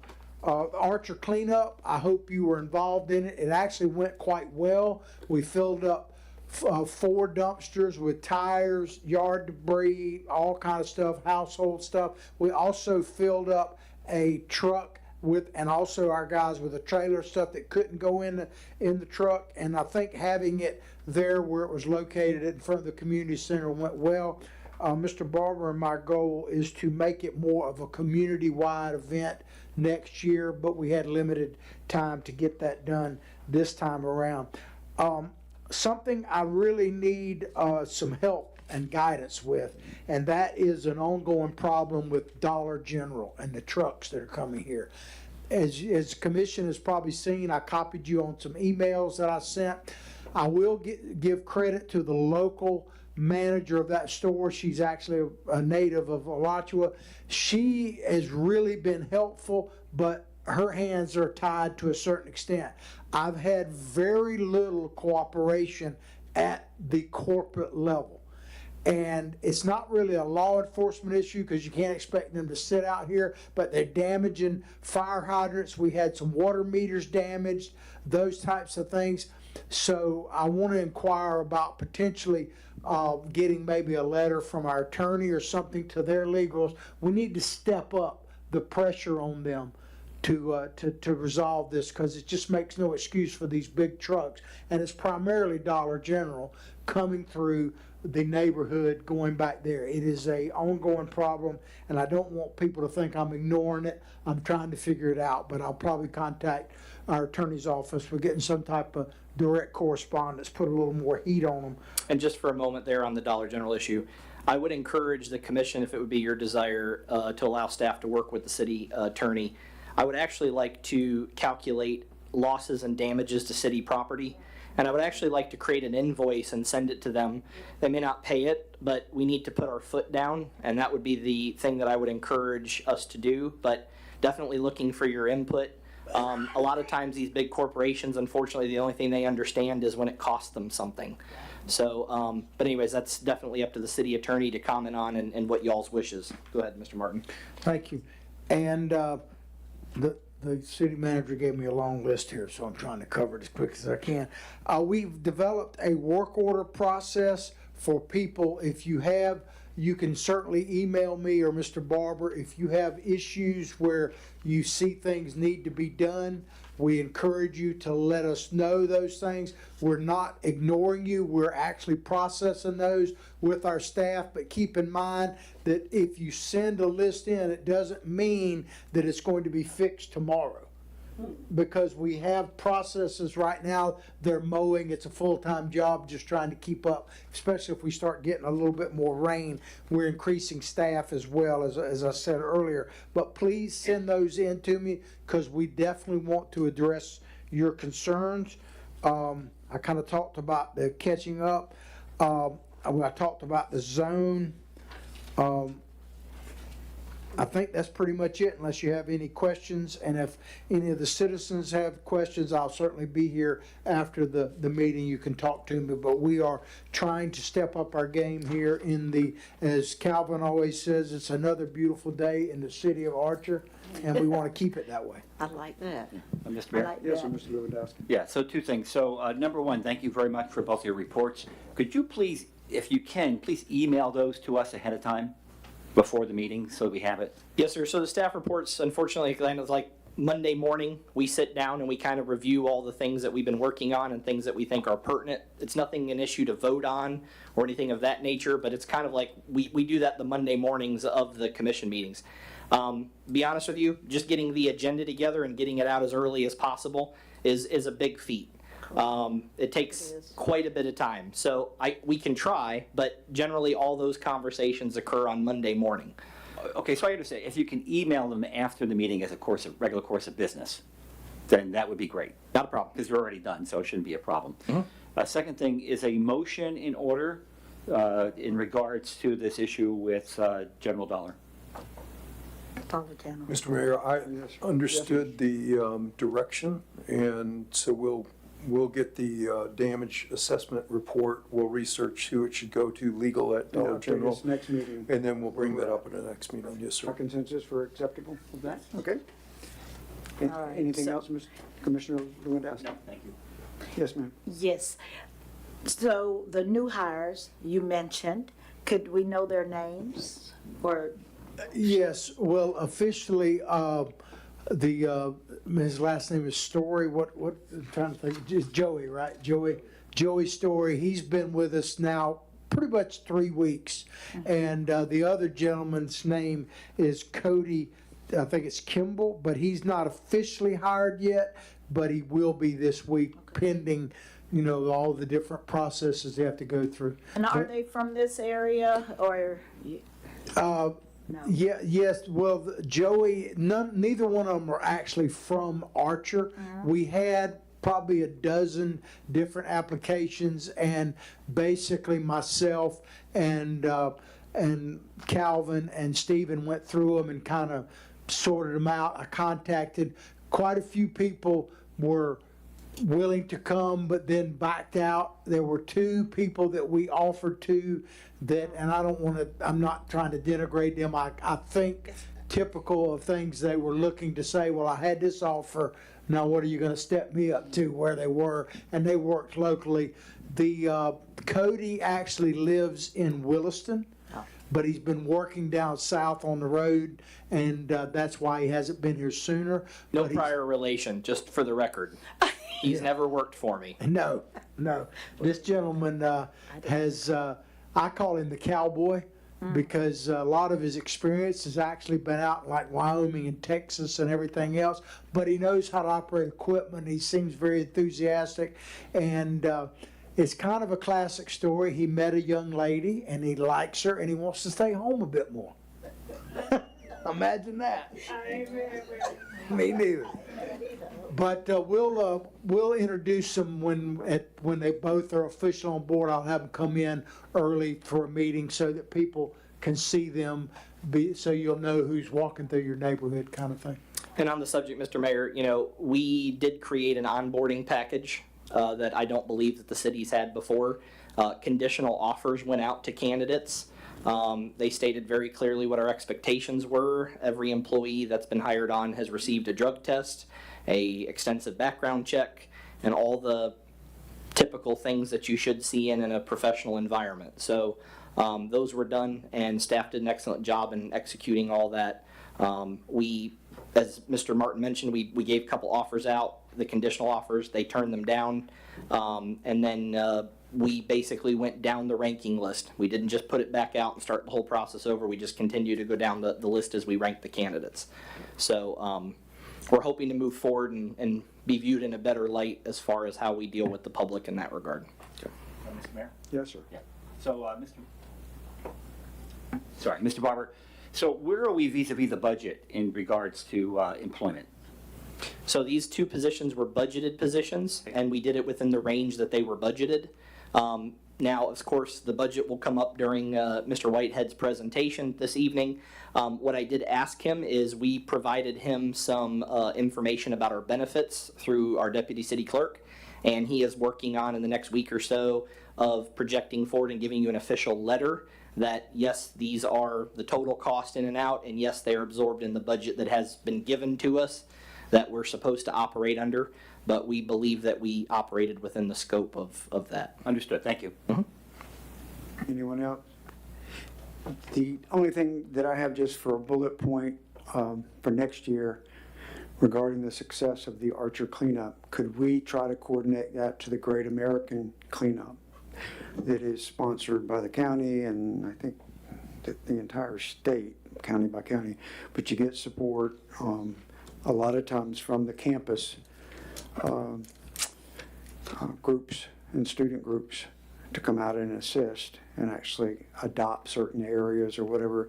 It's just a little bit more synergetic support if we can tie that to the Great American Cleanup. And I know if we put a banner on that fence, an expensive banner, advertising a month or plus ahead, it will even be that much more successful. And we also have time to get with our ministerial alliance, Reverend Green, since she now has time or whatever to head that up, because we could get some of the interdenominational churches to support us in that effort as well in adopting certain areas that need cleanup. We definitely will do that. I did reach out to them, and the problem is because we were kind of late in the game, our cleanup was the same day as Gainesville's. And anyway, I made contact with the exact people you're talking about, and I think you'll see they did support us some. There was only so much they could do, but you'll see a very different situation this time next year. Okay, just for planning. Thank you very much. Mr. Mayor, I do have one more thing. Yes, sir. Yeah, Mr. Martin? Yeah. So one of the things I'm concerned about, well, first of all, I think this zone idea sounds pretty good. I'm concerned about the state of some of the retention ponds, in particular one in Holly Hill. I mean, it looks like it's half grown over. And I know there has to be some vegetation in these, but when I looked at the one at Holly Hill, it looked pretty bad. And I think that as we start coming up to storm season, hopefully we do get some hurricanes, that we start attending to these now as you start going through the process of cleaning everything else up. But I think the Holly Hill one struck me as probably being one of the ones that needed the most attention. And I really couldn't tell, but I know that we had that stormwater management project at Holly Hill, and I looked at some of those pipes. Some of those looked like they may be clogged too. So again, it was just a casual observation from the car. So if we could, have the guys attend to those now before we get to storm season, I think that would be prudent. It's definitely something on our radar. Just keep in mind that whenever you go near a DRA, there are some things that we need to be very careful of. Any kind of alteration and certain cleanup, absolutely you can do, but there is certain permitting for maintenance that you can get into very quickly. Where we did meet with the Water Management District, and we did ask them if, from the last known point of contact with the city, if it had turned in all the mandatory reports and compliance we had. There was a grant that was lost as the second phase of the Holly Hills stormwater. We couldn't peel that back. That's something that we asked them if we can get this other grant I mentioned earlier back in good standing and authorize it. Will they be more apt to approve that for the second phase down the road? And they said yes, that would look better to approve that again. The reason why that was forfeited is, again, we needed to have a 50-50 match. So funding is an issue there. Now, granted, there's ways that we can get around that, work with our our funding partners, but what we'll do is we'll make a report on the list of triage of the things that we've been trying to deal with. That wasn't near the top of the list. I know it needs to work that way as we get into storm season, but I just want to, again, there's a lot here to unwrap. There are years of, to be polite, poor management, and with the limited amount of time that we've had, we're addressing things as quickly as we can address them. Yeah, and I do appreciate that. I just wanted to highlight that as something I noticed when I was walking around and as we're starting to get close to storm season. especially the one in Holly Hill. I mean, it looks like there are trees growing up in there, and that, I'm assuming. Sometimes vegetation is a good thing. If Yeah. you take a pond and you put 30 trees in it, actually how much water that it will actually take out of the ground is actually much higher than a pond that's cleaned out. It just, how you keep the perimeter. We have to look at the permit and see what the conditions of it were and how we would work with our engineers to, make sure that that absorbs the most amount of water. Great. Yeah. And one of our ponds actually has a sinkhole developing in it, and that makes it very dangerous, so we're dealing with that with water management as well. And I would be remiss if I didn't give Waste Pro some credit. Not only were they very cooperative in the cleanup, but we found over there, not too far from Ms. Green's house, where those big logs were by that retention pond, all of them have been removed now. And they did that on their own dime and time. It was somebody put them there illegally. We couldn't really prove all of that. The main thing was we wanted to get rid of them, and they did come and take them, so I want to give them credit for that. Thank you. Anything else from the dais? Okay. Moving on, city attorney update. Mr. Mayor, the first item, keeping with the tenor of the meeting, I just wanted to note, and particularly for the citizens, when you look at our agenda and you look at the backup for the agenda, first thing I noticed in preparing for tonight's meeting was that there is a summary for you that's a very well written, and it allows for citizenry, our commissioners, for efficiency, and it also has recommended action, which is something that I'm used to, and I just wanted to commend the effort in doing that because it allows us to be much more efficient and prepared. Thank you. Second item is I appreciate Mr. Lewandowski forwarding me an email earlier, which requested my comment, city attorney's comment on House Bill 927. It allows me to prepare in order to do that, not just at the meeting bring it up, but actually email in preparation for that. My review of 927 is that it's a very lengthy bill. It's 40 pages long, and it is not an easy read. It applies to, in my view, it applies to ministerial matters for the most part, site plan approval, platting, replatting, that sort of thing, that it needs to be done within a certain period of time. You need to, as a city or as a county, you need to reply to the applicant within 5 days. And if you do not do so, then the applicant has the ability to take action with respect to that application, number one. Number two, if the application is complete, deemed complete, the city has to, within 5 days, respond to the applicant. And then thirdly, if there's not a final rendition of approval or not, then it's deemed approved. There's also a requirement that the city contract with a general contractor to review the approval and select from a list of four entities that can provide that service under the law. As Mr. Lewandowski said, this comes effect in July 1st of this year, so unless it's vetoed by the governor, and it's not likely that it's going to be vetoed. Now, the applicability of the law is that it's to cities that have a population of 10,000 and more, or counties that are 75,000 and more. So my review of this, it's a fairly brief review that I had, and I'm going to look at it again and a little bit more closely, but my review of this particular bill is it's not applicable to Archer. Having said that, my view of where we're going and where we're headed is it's going to be something that we're going to be dealing with sooner than later. And the other part of it is that best management practices are the implementation of these kind of procedures. So, in speaking with your city manager's office, getting ready for that and getting that on board is something that we need to do. He is talking to entities in Marion County that can provide code enforcement, can provide review, site plan review, permit review, that sort of thing, which I think is in keeping with a lot of the tenor of House Bill 927. So I think management headed in that direction, and I think that we can encompass that into what we're doing with particularly the firm that he's talking to right now. Secondarily, he asked that we look at all legislation that is going to affect City of Archer, and we've identified 9 bills that are likely going to be signed into law or will be approved July 1st. So we're going to do legislative summaries of those bills and their effect on Archer and our other cities that we represent. So that's on ticket, and we'll get that out to your manager and assistant manager so it can be disseminated to all of you as well. So good question, but I don't think that particular bill is something that we have to worry with immediately.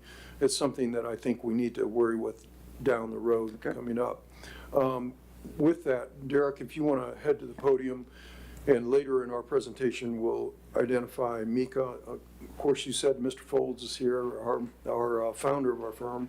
And if you want to come to the podium, Mr. Folds, or you want to sit tight, that's fine. Next item I wanted to talk about is we sent a letter on April 28th to Donald Barber and related that this matter was regarding thickets. There's the property that we have under code enforcement and code enforcement foreclosure. We sent a letter to Mr. McCarty, who represents Paul Yatsko, who is the principal of thickets, and there's a case management conference hearing regarding this foreclosure on May 15th, this Thursday at 1 o'clock. In our discussions, we have been talking, and of course this is something that Mr. Martin and Mr. Barber have identified, tasked legal with primary. Let's get this situation fixed. And I think Mr. Barber, not to steal the wind from your sails, but he identifies code enforcement not as a money maker. It's kind of revenue general. It's not a revenue maker for cities. What our interest is compliance with the code, getting an eyesore fixed up, cleaned up, safety when we have derelict buildings that are accessible to children or that they're known in the law as an attractive nuisance. So we have been talking about this matter with Mr. McCarty. Our letter of that Mr. McCarty has offered settlement of the matter as follows: that the derelict buildings on the property will be torn down and removed. The removal and clearance will encompass the pole barn, the curved concrete block building along with this debris. Junk or inoperable vehicles will be removed from the property, including the operable motorized excavator truck. He says it's still operable. I would question Mac on that, but he says it is. Mac McCarty, the attorney for Mr. Yatskos. The concrete block building that is rectangular with a roll-up door is structurally sound. He says will remain on the property. The roof is still good. It's storing, and it's right adjacent on the north side of the curved concrete building. So they'd like that building to remain on the property. Thickets would pay the $10,000 in fines, $5,000 for the attorney's fees, which would pay us in costs and fines completely, so the city would not be out any money, and again, revenue neutral as far as that goes. They would have 120 days to perform the repairs, make the necessary payment pursuant to the settlement proposal, and I asked Mr. McCarty to advise us if there was anything that he felt was not in keeping with our discussions, and we have not received any such response. So that's the offer. I would like a motion and a vote, if that's acceptable to this commission, to get this situation underway. I'll entertain a motion for discussion to act on this matter. For discussion. Motion from so Vice Mayor moved. Bailey. Do I have a second? Second. I have a second from Commissioner Fiore for discussion.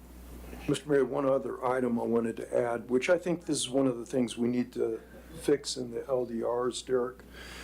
For whatever reason, in your land development code, you have a cap of $15,000 on code enforcement fines.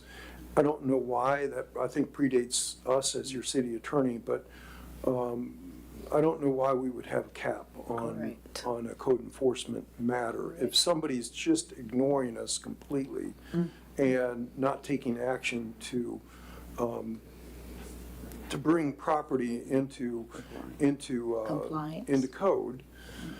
And again, the contractor that Mr. Barber is talking to in Marion County will potentially do code enforcement work. So part of his discussion in his report was getting our magistrate on board. We participated in that meeting. I know he has the code enforcement, the potential code enforcement entity online for discussion. And so I think hopefully code enforcement moves forward in the near future here, and we get going with all of that as per his task. The one thing we'll be bringing back from you, not for this meeting, but in the future, is do we want to eliminate that cap? Okay. All right, we have a motion on the floor in a second regarding how to proceed with tickets. Yes. Discussion? Yes. Yes, ma'am.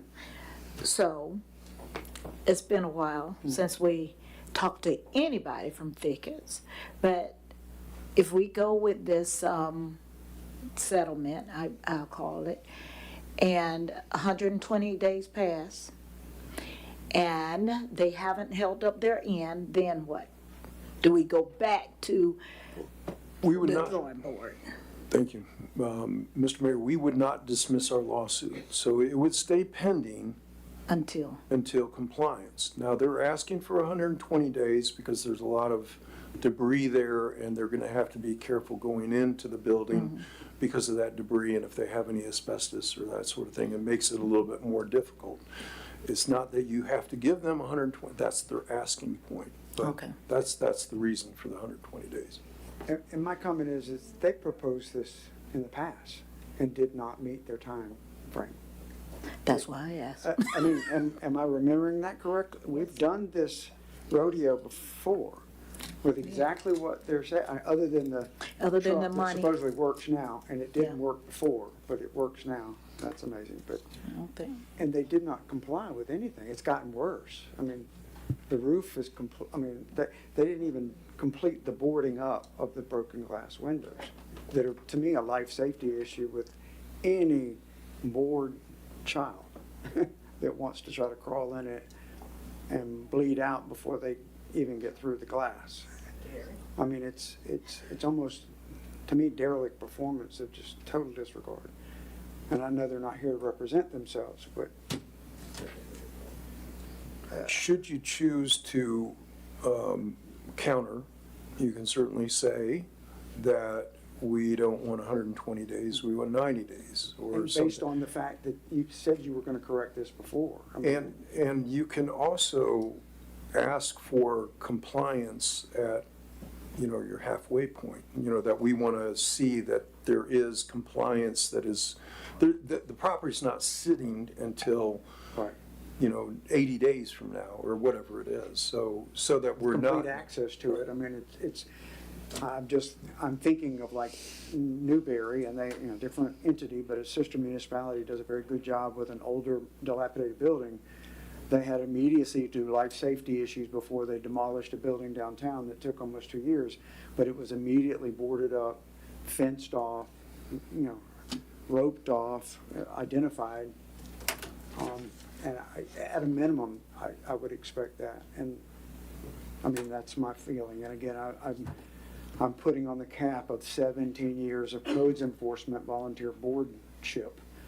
But we would always look at the life safety issues immediately, even if there were other things, like if there's asbestos or whatever to take to remedy, that the life safety aspects were taken care of. I mean, i.e. fence off the property immediately so it can't be accessed by children like it can be now. That's my feeling. And I think it should be less than that to do those things. And we can authorize our staff to come up with those life safety issues that we think that are remedial things that are immediate to take care of, and then Mr. Mayor, on that note, I mean, the issue there is the code. As I see, staff can't make a recommendation that's not in line with the code. And as Mr. Walker pointed out, there are deficiencies in our code, things that need to be updated. And what my recommendation would be is just for the commission to decide what is our ultimate goal here. Is the ultimate goal to remove the blight and the safety issues from that? Your option then is to counter in areas that you see fit, or to request that the attorney's office move forward with foreclosure. I mean, those are the two options. And so staff will play any role that we can, but my point is I'm limited by the code that we have, and I could come up with some things that would say are common sense safety things, but You are a codes administrator, and so.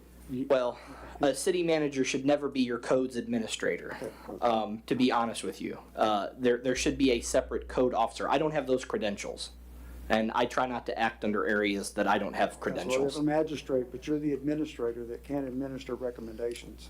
And my recommendation is that you counter either with more robust items, or that the commission ask the attorney's office to proceed with And that is foreclosure. my take, to do less than 120 days, to do 90 days at a very maximum, and to immediately board up and secure the safety aspects of that building as they prepare for demolition.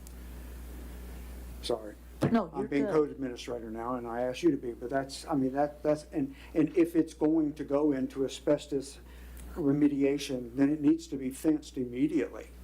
I mean, I don't know who they pay for an inspector to find out whether they can demolish it or not, but if that is reported, then it needs to be immediately secured and fenced, period. And I'm not trying to be DEP, EPA, but that's common sense here. So, anyway, that's all I have to I'd say. like to ask a question, the attorney. Yeah, I just wanted to get clarification on the building that they wanted to leave up. Which building was that? Mr. Mayor, it's the building that's it's Directly north. adjacent, directly north, And it's the garage of the It's the former garage. garage restaurant. What has That's right. totally collapsed is the historic restaurant, when it was a diner there. That was a diner store. And then the garage with the lift for work is, I think, behind that gated door. So is their proposal to, they said they want to leave it, what do they want to do with it? They want to fix it up, or they say? My sense of it is that they don't have a plan as to the property. I don't know if it'll be for sale. Once it gets cleaned up, I'm not sure. Okay. I don't think there's a development plan on place for it. Yeah, so just, not a motion per se, but just for discussion. My thought would be that they need to completely secure the building and fence it within the next 2 weeks. And I think that we should ask for complete demolition. And I think that we should give them 60 days. And with proof of moving forward to the satisfaction of the city manager. I think given the history of this And the failure of the. and the failure of the past, I don't think we should screw around anymore. Thank you. Can it be stated that if they fail to comply, that it will automatically proceed to the foreclosure? That'll be in our agreement, Okay. yes. Okay, good. Absolutely. Commissioner Fiore? No, I agree. I like what everyone's shorter saying. terms? Yes, definitely shorter. So we can amend our motion to that effect. So 60 days Immediate, defense for yes. Safety issues. Correct. Board up the building. within 2 Did I hear you weeks. say you wanted a report of the demolition? No, Correct, I mean, that would include whether there's asbestos correct, remediation. correct. And complete demolition of all the buildings. Because they can't demolish it until they get that report. Correct, right, If they're- correct. If they're claiming, Mr. Walker, possible asbestos, then that means they have to have an inspection for that. Which that need, I mean, however, in legal terms, that's what I'm trying to say, because, I mean, we don't need anybody going in and out of that building. Possibly it's asbestos and certainly ripping their arms off, so. Are they Okay, we- claiming asbestos? That's what I understood from Mr. McCarty. He doesn't know, because here we go with the timeline extension, because you've got remediation of asbestos, which could go on for months and months and months. I mean, I mean, I would love to preserve buildings, Yeah. but my observation of that is that it's going to be a lot of work. This particular owner does not seem to be willing to do that based upon all the time that's passed. Correct. Okay, so you I did amend my amend yours first and amend the Second. second to that effect? And Second. you got the notes on it? Any other discussion from the dais? citizenry affiliated comment. I know you know the history better than I do. Ms. Brenda. Thank you, Ms. Skinner. I just want to let you guys know, Brenda Skinner, citizen. We live straight across. And as much as I would like to see this stay up, because it was my grandfather's place, Oh, wow. I know how bad this building is. It's collapsed. We watch it every day from my mother's house. And I watch children not only go up to the broken windows and look in and out, they go around back and they play on that piece of equipment that's out back. Because I've watched them go out back, but I've also walked down the road and seen them out there playing on it. I have watched the homeless go around that building looking for a way to get in and out of it. Haven't actually seen them go inside, but I have seen others go in and out of it. I have called the sheriff's department and said there are people going into this building that aren't supposed to be in there. And I'm not sure if the person you're talking about is the person that we used to talk to about the building or not. It may have changed hands since we talked to the people who bought it. But this is a very, very dangerous situation. Because I have been over when the people that had bought it took us through it, and I know what's in there. And as much as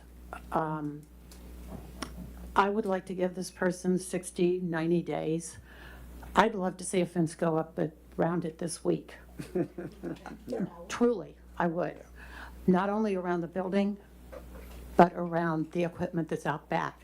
Because if a child that's 7 or 8 years old decides to go out and climb up that piece of equipment and falls off of it, they're going to break something, if not kill themselves, because it's a very tall piece of equipment. I mean, to drive by and say that's dangerous, it's bad. But to watch them day after day over there, it's really bad. And I've actually seen part of that roof come down even more, watching it in the wind and the rain. So please remember as you're doing this, that as much as we all love seeing that place that used to be, what it is today is not what it used to be. And today it is extremely dangerous. Thank you. Anyone else? Yes, sir. Mr. Stefano? Yes.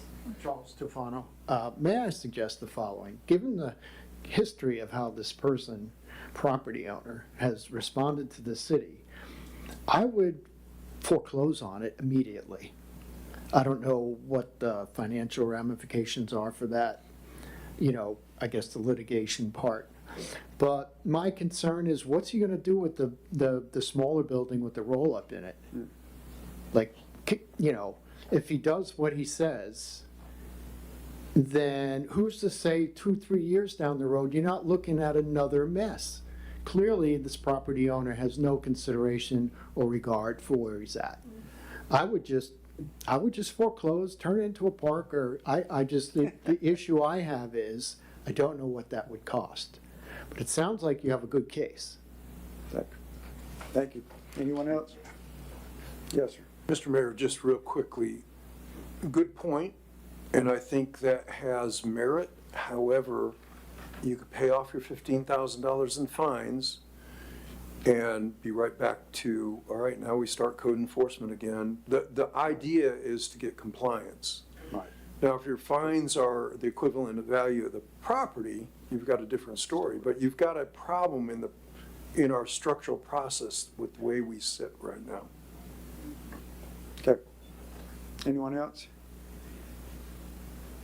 Yes, ma'am. December McSherry. I've been bothered about this for 10 years. We used to go to the hardware store there. Yeah. 50 years ago or whatever. It's a good building. There's no asbestos in there. And according to Division of Corporations, Paul Yatsko still owns it, okay? Yes. Thank you.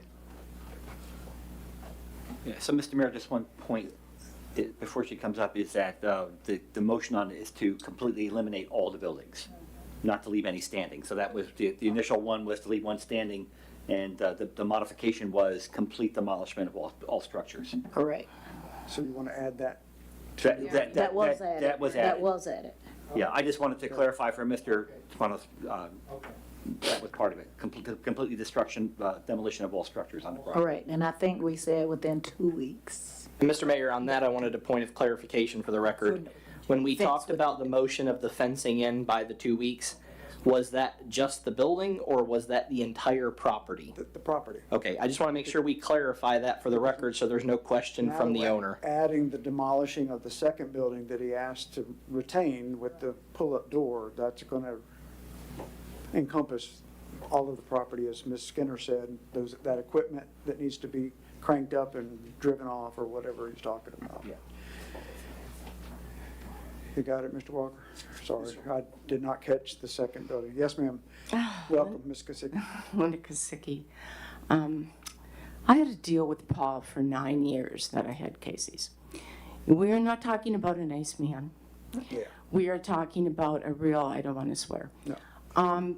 But he would actually put boards with nails up. So the trucks that would pull up for lunch could not park there. So he does not have one thought invested in this city. Embedded for Nothing. Yeah, again, this is not a nice man, and I would not have one bit of confidence in him ever holding up his end of anything. They haven't before when they proposed. And he's not gonna. Okay.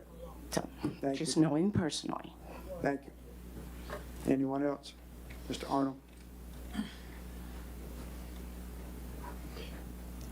Gene Arnold, just so that I understand, if you do foreclose, what's the process after that? We have to take care of The city then owns it at that point, We have and to it's demolish still a blight, and they have to pay for the demo and everything? Yeah, let them. So to clarify, and I'll let the attorney jump in here, but we wouldn't own it. So what happens in a foreclosure proceeding is that building has to be sold. And so it goes out to auction. And the reason why we need to remove our cap is because most likely someone, if not the same party, would come in, would pay what the city is owed, which would be the minimum bid, and then would bid against other interests. And again, then it's out of the city's hands again. So, you know, and the attorney can disagree with that in any way, but there's no guarantee that if we foreclose that the city will take possession.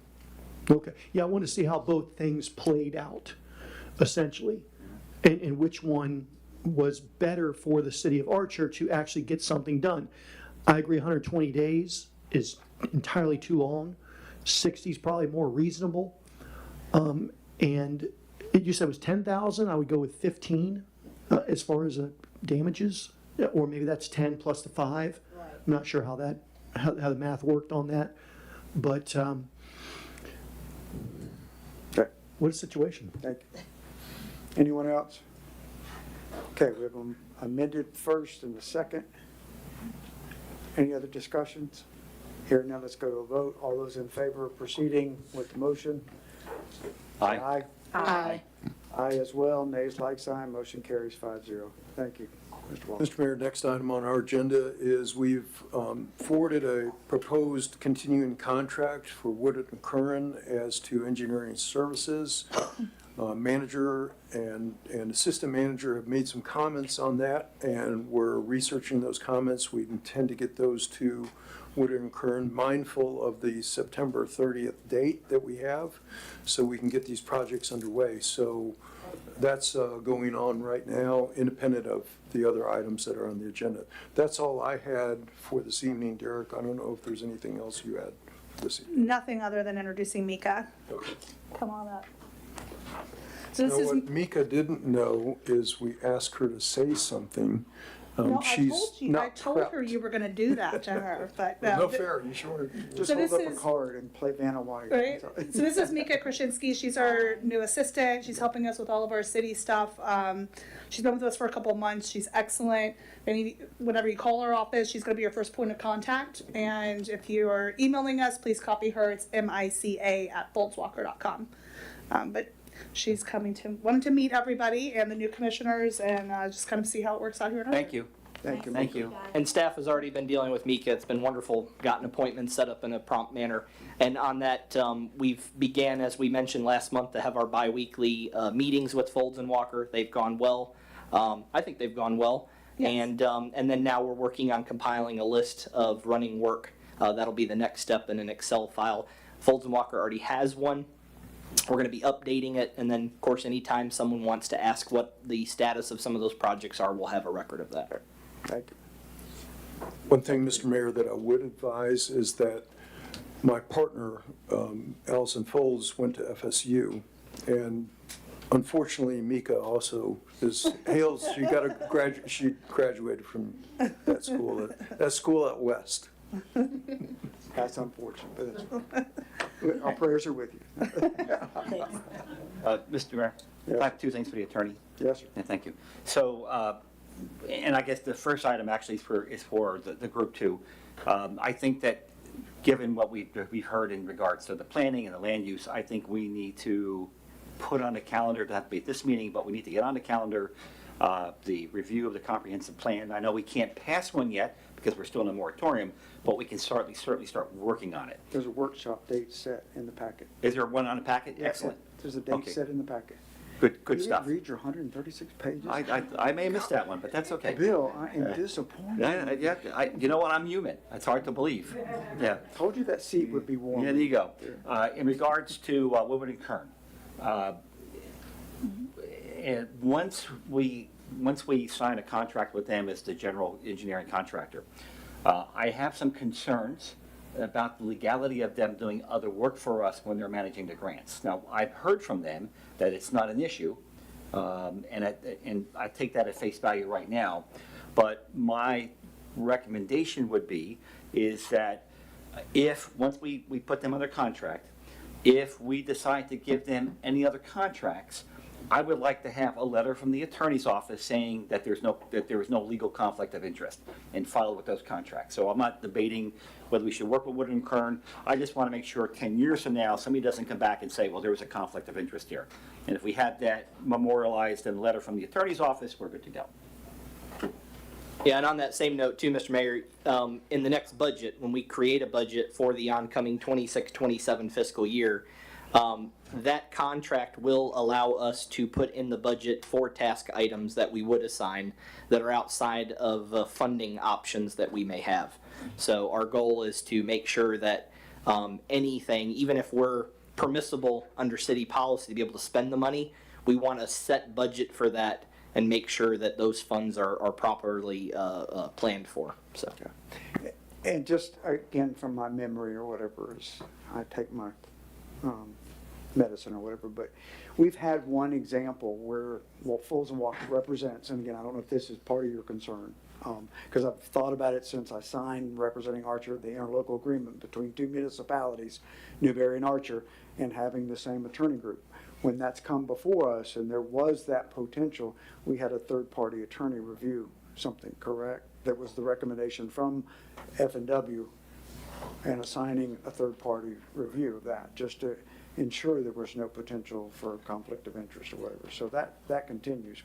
Is that part of your concern? Actually, my concern is a little bit different than that. It's we have several RFQs that will be coming up on this. One will be for the design of the collection system, and another one will be for the actual building of the system itself. And so if you have the same company that's doing the grant management and they're doing the design work and they're doing the engineering, they're all separate RFQs. There's big bucks involved, especially in the last one when we're building the actual system. And I just want to make sure we cross the T's and dot the I's. So I'm not questioning anybody's integrity. I just want to protect the city. And I think we're covered if the attorney's office gives us a memo for each one, every time there's a contract in that regard, and said, there's no conflict, we're good to go. I understand. Okay, thank you. Anyone else? Okay. Mr. Mayor, that's all we had. Okay, thank you. All right, next, item number 5. I'm sorry, item number 4C, our contractor financial administrative representative, Mr. Whitehead. Is that appropriate as a title? Is it good enough for business? I'm an accountant. I know. I was going to say our contracted CPA accountant services. Yeah, I have no feelings. All right, Mr. Whitehead. No pun And intended. Mr. Martin you came very highly recommended by Mr. Martin, that's for sure. Thank you for assisting us. Thank you. My name is my name is Michael Whitehead. I am a partner in JNS Accounting and Tax. We have been in business since 1987. Yeah, I'm older than I look. But we have been working with Florida cities since 2009. We've done 3 different cities who have different things. I was able to, we are moving, because of an issue we had, we are moving our books to QuickBooks Online. QuickBooks is not allowing us to upgrade our payroll tax system, and that has caused a problem. That is why the W-2s took so long, because they were actually hand calculated instead of the system calculating it, which caused them to be Social Security and Medicare, which are percentages. Some were too high, some were too little. We're still going to have to reimburse some of the people because we've collected too much, and then we're going to have to pay off pay off the others from our government funds. When we got a power of attorney to look at your transcripts at the IRS, we had noted that no 941s have been filed for first, second, third, or fourth quarter 2025, which was one of my concerns, is that when we do W-2s, we reconcile with the 941s, and if they're not done, how do you reconcile it? So, but that has all been completed. We just finished the 941 for 2026, the first quarter, and it was submitted on time, okay? We do have to pay some back taxes on them. I've done a lot of work on the payroll, just so we'll continue on. You have one quarter in 2023, third quarter, that has money due, about $36,000.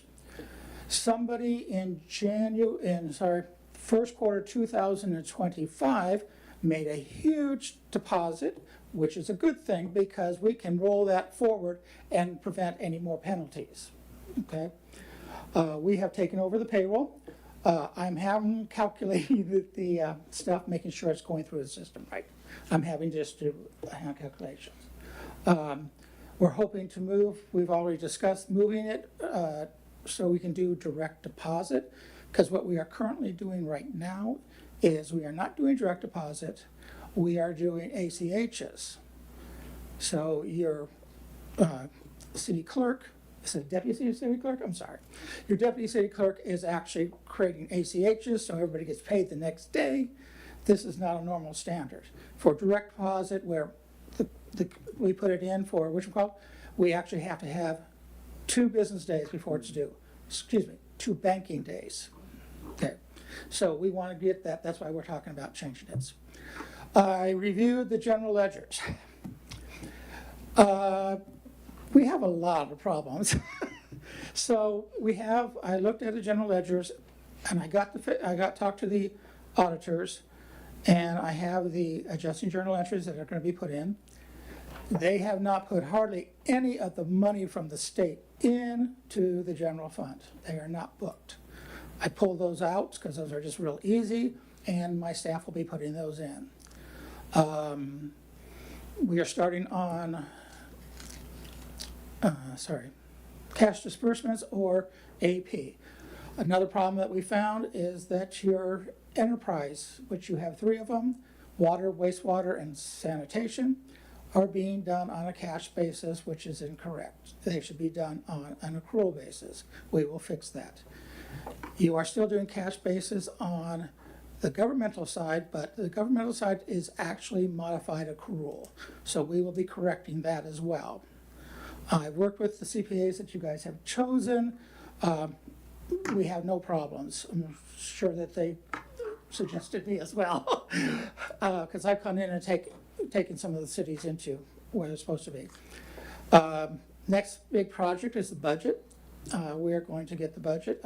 Today I got the information from the city manager about what's going to be done on that, and we got to get the budget done so that we can make choices and give you good information so you can make good choices on what you want to do with the budget. My job is to help you all make the decisions we need so we can do it. The budget, I say this to all my city council, that is our spending authority. What you put on there is what we can spend. If it's not on there, we can't spend it. And so I want to know, is there any questions you have for me? Yes, ma'am. Thank you for your work. Thank you. I know it's been a lot, and you're uncovering stuff on a daily basis. So can you give us a rundown on how the deposits are being done? So is it still staff doing that? And Yes, staff is doing that, okay. Basically, rules are, I can't touch money, okay? Because I'm gonna do the bank recs. I can't touch money at all. They're gonna have to do the deposits. Now, I can get my staff to post them, that's fine. I worked today with, no, not Angie, Tangi, I'm sorry. I'm still learning everybody's names, I apologize. I worked with her today just to go over how it was going into the bank. And then I worked with Miss Deanna also to understand how she was posting into the bank. One of my concerns is I don't see how we're reconciling it to show overs and shorts. I know we don't get many of them, but it is important to make sure we're showing our documentation. Documentation is another problem that I will be working with the staff because I'm getting accounts payable items and there's no backup to it. I can't figure out where the money came from. I've got to figure this out because I just can't hand out money that we don't know is possible. so the water deposits were going into the general fund, vice versa, things that were in the general fund were going into the water. Has that been reconciled as far as going in there? I know not reconciled going back, but going in the right spots now? No, we have not dealt with that yet. No? Okay. Because we have to figure out which account they're going into. Problem that you had was we had one set of QuickBooks.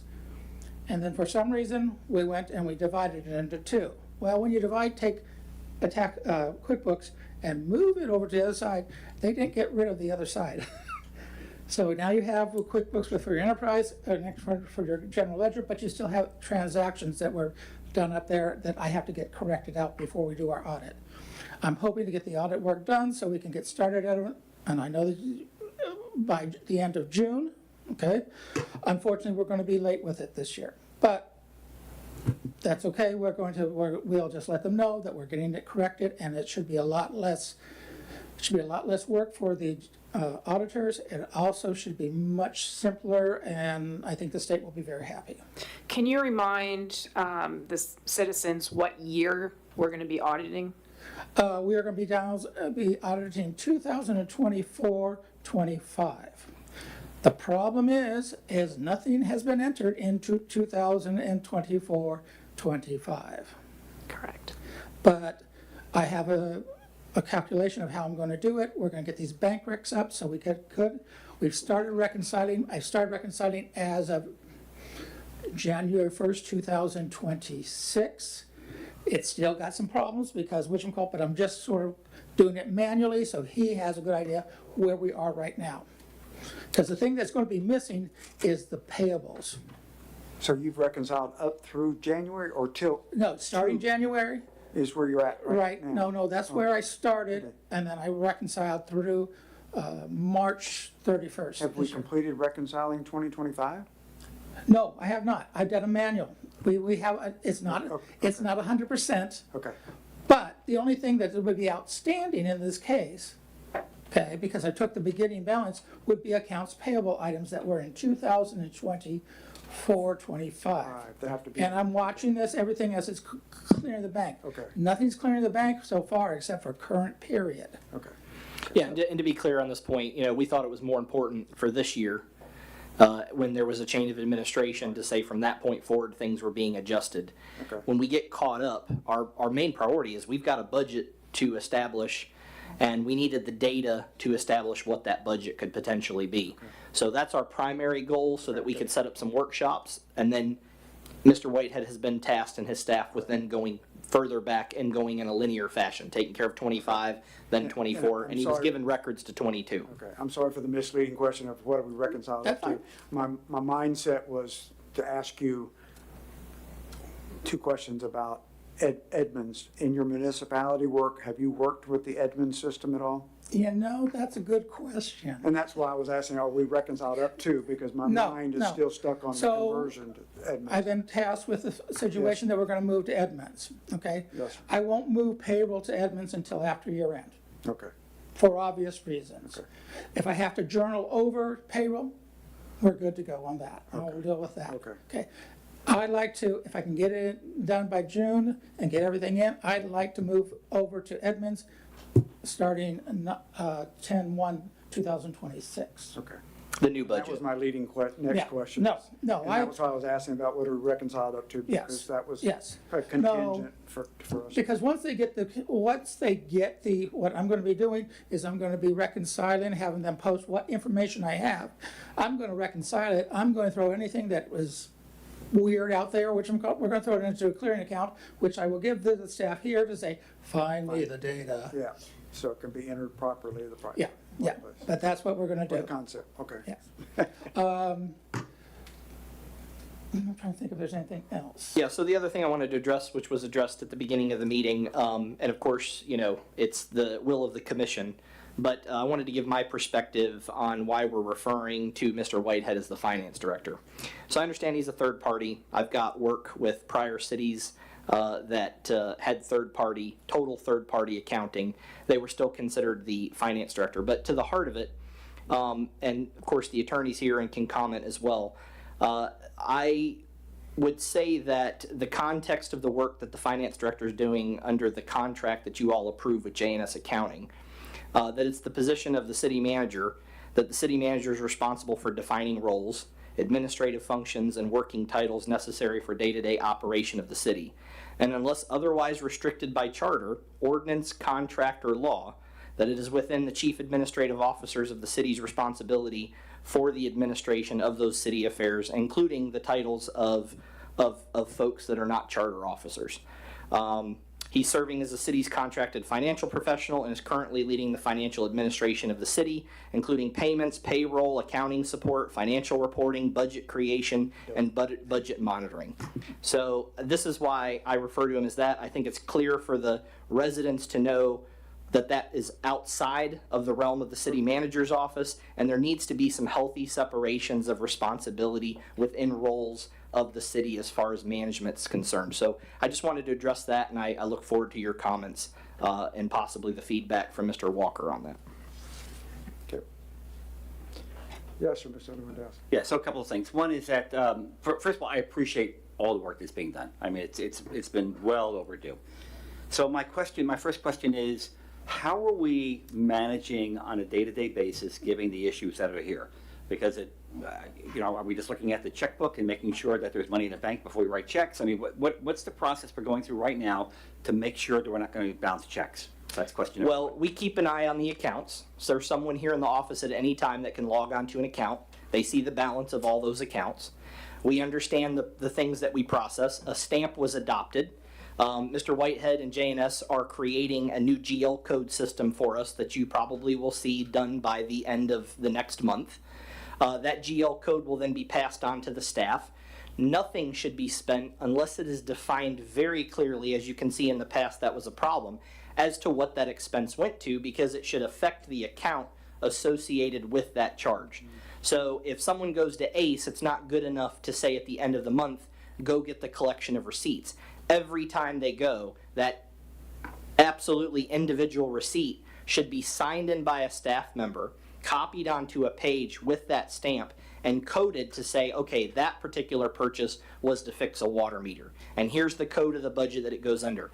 Then no payment can be made by any staff member other than myself or Mr. Martin, forwarding that on to our accountant and saying, these are ready to process and be made paid on deliverable or receivable. So how far along are we in that process right now that you just described? We have the stamp. All we're waiting for is a GL code.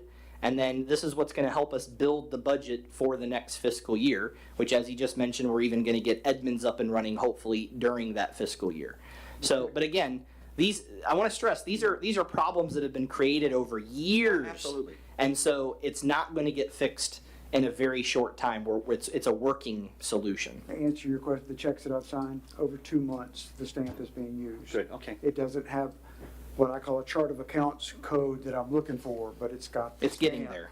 Yeah, because I don't sign anything that doesn't have that stamp with the double, triple signature on it. Yeah. So the second thing, this is something that could be addressed with the charter review we're going to be doing, I guess, May 26th, we were talking about having it.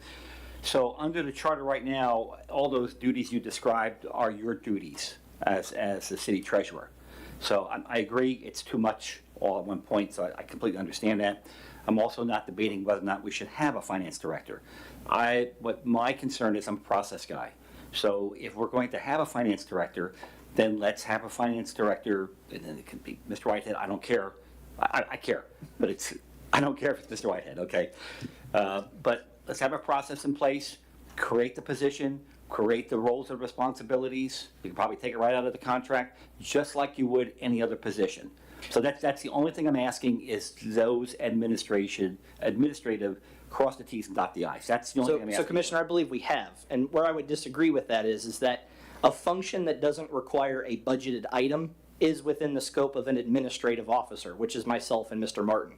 It's not really for day-to-day for a commission to be dealing with job titles and things of that nature. That's the management of a city. What you're referring to is, should we pay him or should we hire him? And that was brought before this commission, that contract for JNS. Now, how we deal with that individual from day to day, in my perspective, is that something within the role of the city manager and the staff. Yeah. But again, it's just my perspective. Yeah, I'm not debating whether or not he should have been hired. I'm glad he was hired. I spoke in favor of him being hired, so no question about that at all. But again, and yes, you're the administrative officer, no debate about that. However, the city commission does have oversight over those types of things. And again, the only thing I'm asking is that when we have a formal position, that it is documented like we would have any other position in the city. So That's the only thing I'm let asking. me give an example of what I'm talking about. Let's say I bring back a contract. We find someone for code enforcement. We find a firm, an outside third-party firm. And you, the commission, are presented that. You have the budgeted information. You decide to move forward with that contract. You execute that contract. I believe that the role then moves to myself as determining, is that considered the official code enforcement officer? All of those are administrative duties. Here, that exact process took place. You approved JNS accounting. Whether it's Mr. Whitehead, his partner, or whoever is the liaison for us, we have a contract with the city attorney, but that relationship's different because that is a chartered position. That is a position that in essence reports directly to the commission. But the deputy, the clerks, the staff, they report to me. And so there should be an ancillary person within those two. Mr. Whitehead, from his perspective, and I'll let him speak up for himself, but he is not going to, unless authorized by me, engage with any of you on a one-on-one level because he is supposed to engage with me. That is how our duties are worked out. If you want to change that, I completely understand it. It's not a power grab, I assure you. It's just simply what I believe your charter and your process call for. That's my opinion, but I'll let the rest of the commission read in on that. That is correct. And that's what we've been saying for a while. In the same way we do with any contracts. We don't, as your commissioner, direct the contractors or the contracts. We go through you, and you act to our pleasure on anything that comes before us, contracts or contracted. That's my understanding. Yes, sir. I mean, Again, and my goal on this is to avoid some of the issues we had in the past. So we've had issues in the past.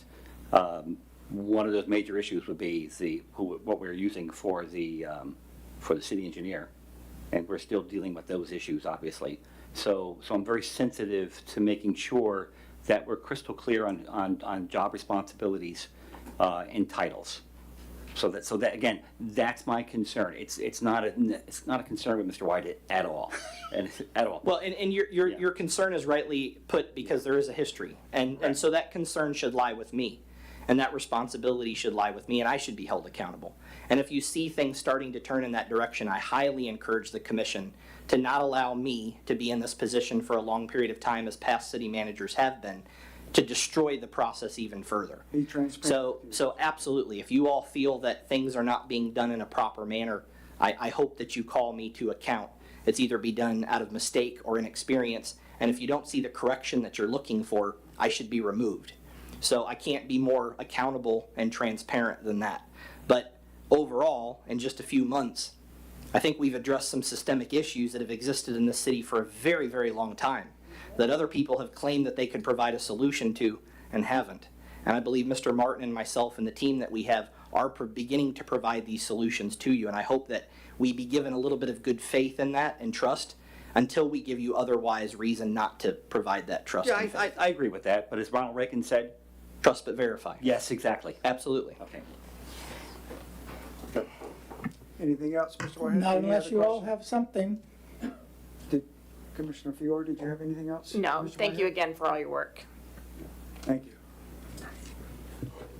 Oh, I do have one more thing to say. Sorry. I knew you did. I That's did. why was I just trying wanted to go let first. everyone know that Mr. Barber includes me in on meetings to discuss all this with Mr. Whitehead. So I've been on a couple calls already with him, as well as Mr. Martin and Donald. Just wanted to Thank put you for that out there. disclosing that. Yep. And just for your information, it was my fault that the team meeting didn't work. Your fault that what? Team meeting didn't work. Oh, okay. We like to look people in the eye, and so I try not to do very many phone calls. We try to have a meeting where we can see people, but that's all right. I always put my cat or dog on my background, you know, one team meeting. Yes, Can we ask some questions to them? certainly. I'll open it up to the constituent in the audience if it's okay. Go ahead, Mr. Arnold.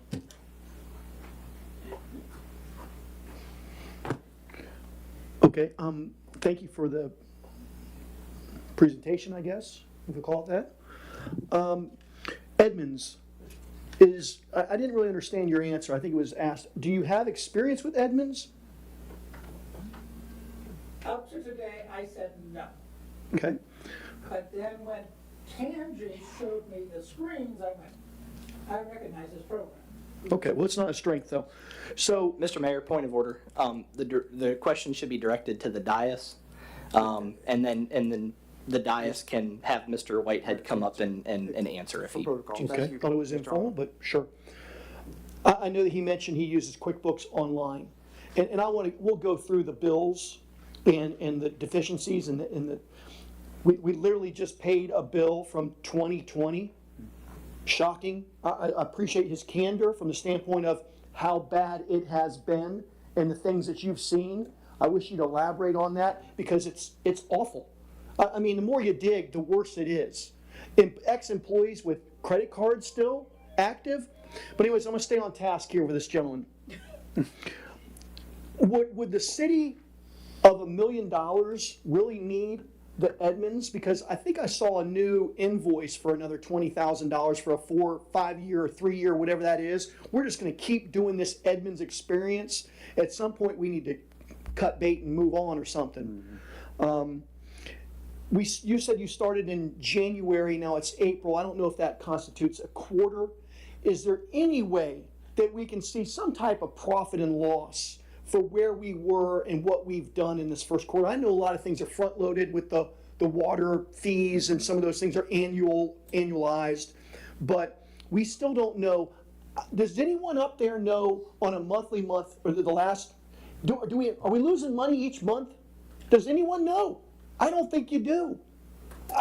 And then a balance statement. I'm sure he knows what a balance statement is.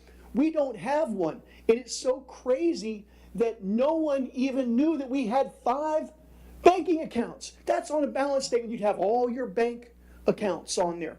And the fact that we didn't have that in Commissioner Fiore, you look shocked that we had $230,000 in some account. Shocked. You didn't elaborate on it. You were very polite.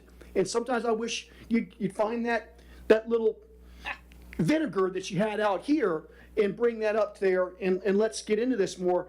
But what was done, and I'm gonna wrap it up with this, in 2005, we weren't doing W-941s. I don't understand all that, but that seems bad to me. And the fact that we weren't doing it is an embarrassment to a lot of people that were here in 2025. I don't know how else to sugarcoat it. I mean, Commissioner Rossi, you have a background in some of this stuff. I'd love to hear you chime in on this stuff some more. Now, I know that it's been bad, but what do we do going forward? And I was hoping and optimistic that I was going to see some kind of P&L statement today. I saw nothing. I still don't know, are we losing money each month? Thank you. Thank you, Mr. Arnold. Anyone else with questions of J&S Accounting? Yes, sir. I do have a question in regards to, as I recall, we still are using Edmunds because we are contractually obligated to? Is that Yes, the case? For 5 years. For 5 years, okay, so that's the why issue with Edmunds. 20K, yeah, invoice, Okay. sorry. And I think that Mr. Arnold brings up a good point in regards to something, P&L or something, and that's something I've mentioned before too. And I know we have a lot going on, so what's your comments on that? Well, we're going to have to get to a P&L before we establish a budget. My goal is to have budget workshops sometime at the end of June at the commission's discretion. I plan on having 2 or 3 robust workshops, and then there'll be 2 meetings that are specific to hearings that will be to have to adopt a budget, set the millage rate, all of those things. One of the things that I'll engage with the city attorney's office with, I spoke to JNS today. Mr. Whitehead talked about the millage and the notices that have to go out. He suggested, although they may be able to handle that in the future, that for this year they'd prefer the attorney's office handle those notices.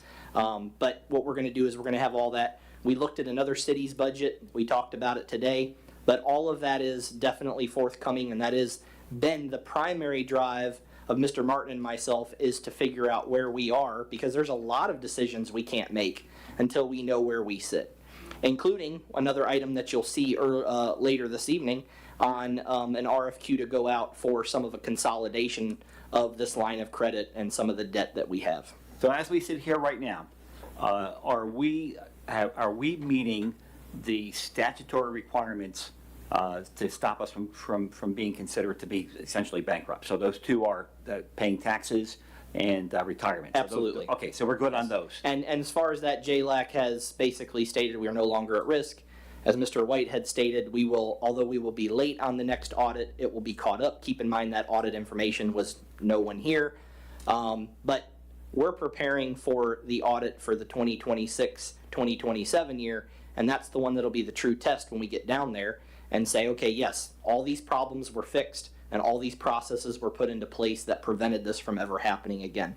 And a lot of the changes that we work toward have more to do with establishing a process than they have to do with individuals. Has nothing to do with Mr. Whitehead and JNS, has nothing to do with me. It's making sure that processes are put in place that can't be moved no matter who's sitting in this chair or that chair or anybody else's. Okay.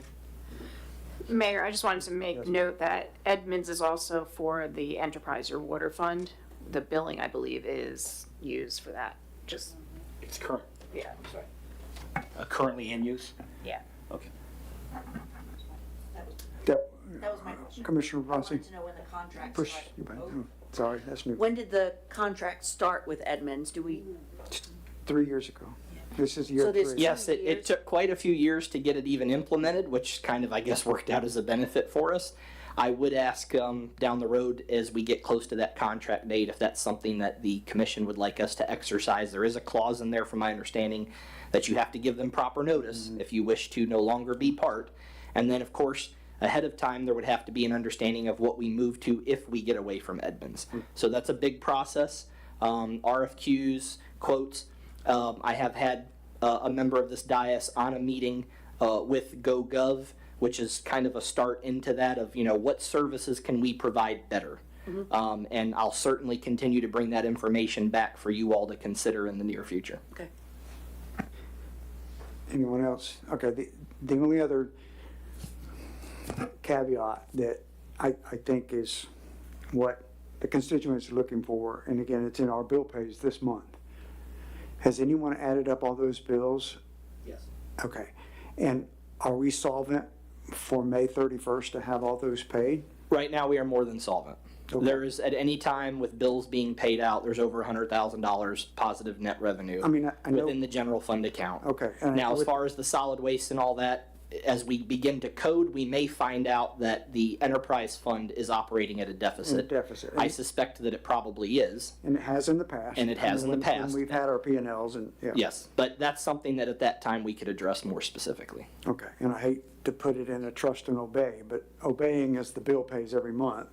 And it's to the fact of what Mr. Arnold was saying. Do we know what those balances are on those accounts to be able to pay? Yes, we don't put out a payment that we think is going to be a problem with I realize clearing that. on an I'm account. not speculating that that's what we do, but this is the first time that we've had a packet of the bill pays, and they're substantial. I mean, Again, Mr. Mayor, and to the residents, I understand their concerns and their consternation. We've been in the seat a couple of months, And these are problems that have existed for a long time. We've already had meetings with the bank. We've already had, just in a couple months, we've discovered more than I think that your last 3 or 4 city managers have discovered. So Discovered I just bank need to accounts put with that in funds. perspective. Yeah. I understand the complaints, keep them coming. We need to hear them. But at the same time, we have to recognize what we're doing to move forward.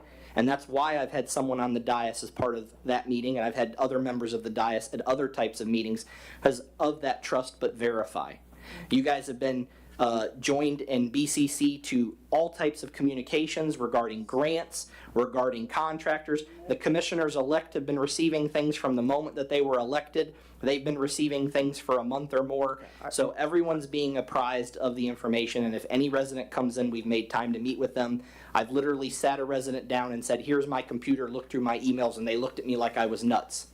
But that's the type of transparency we plan on having now in the city of Archer. And I'm just speaking for the constituency and the audience and the. Understandable. 5 accounts reported, here's the balances, and here's the bill pay balance. Well, actually 6, because we opened the grant one. Yeah, that we took and paid the bill, and now we have a balance of $1,000 in there, or whatever. I mean, so, yeah.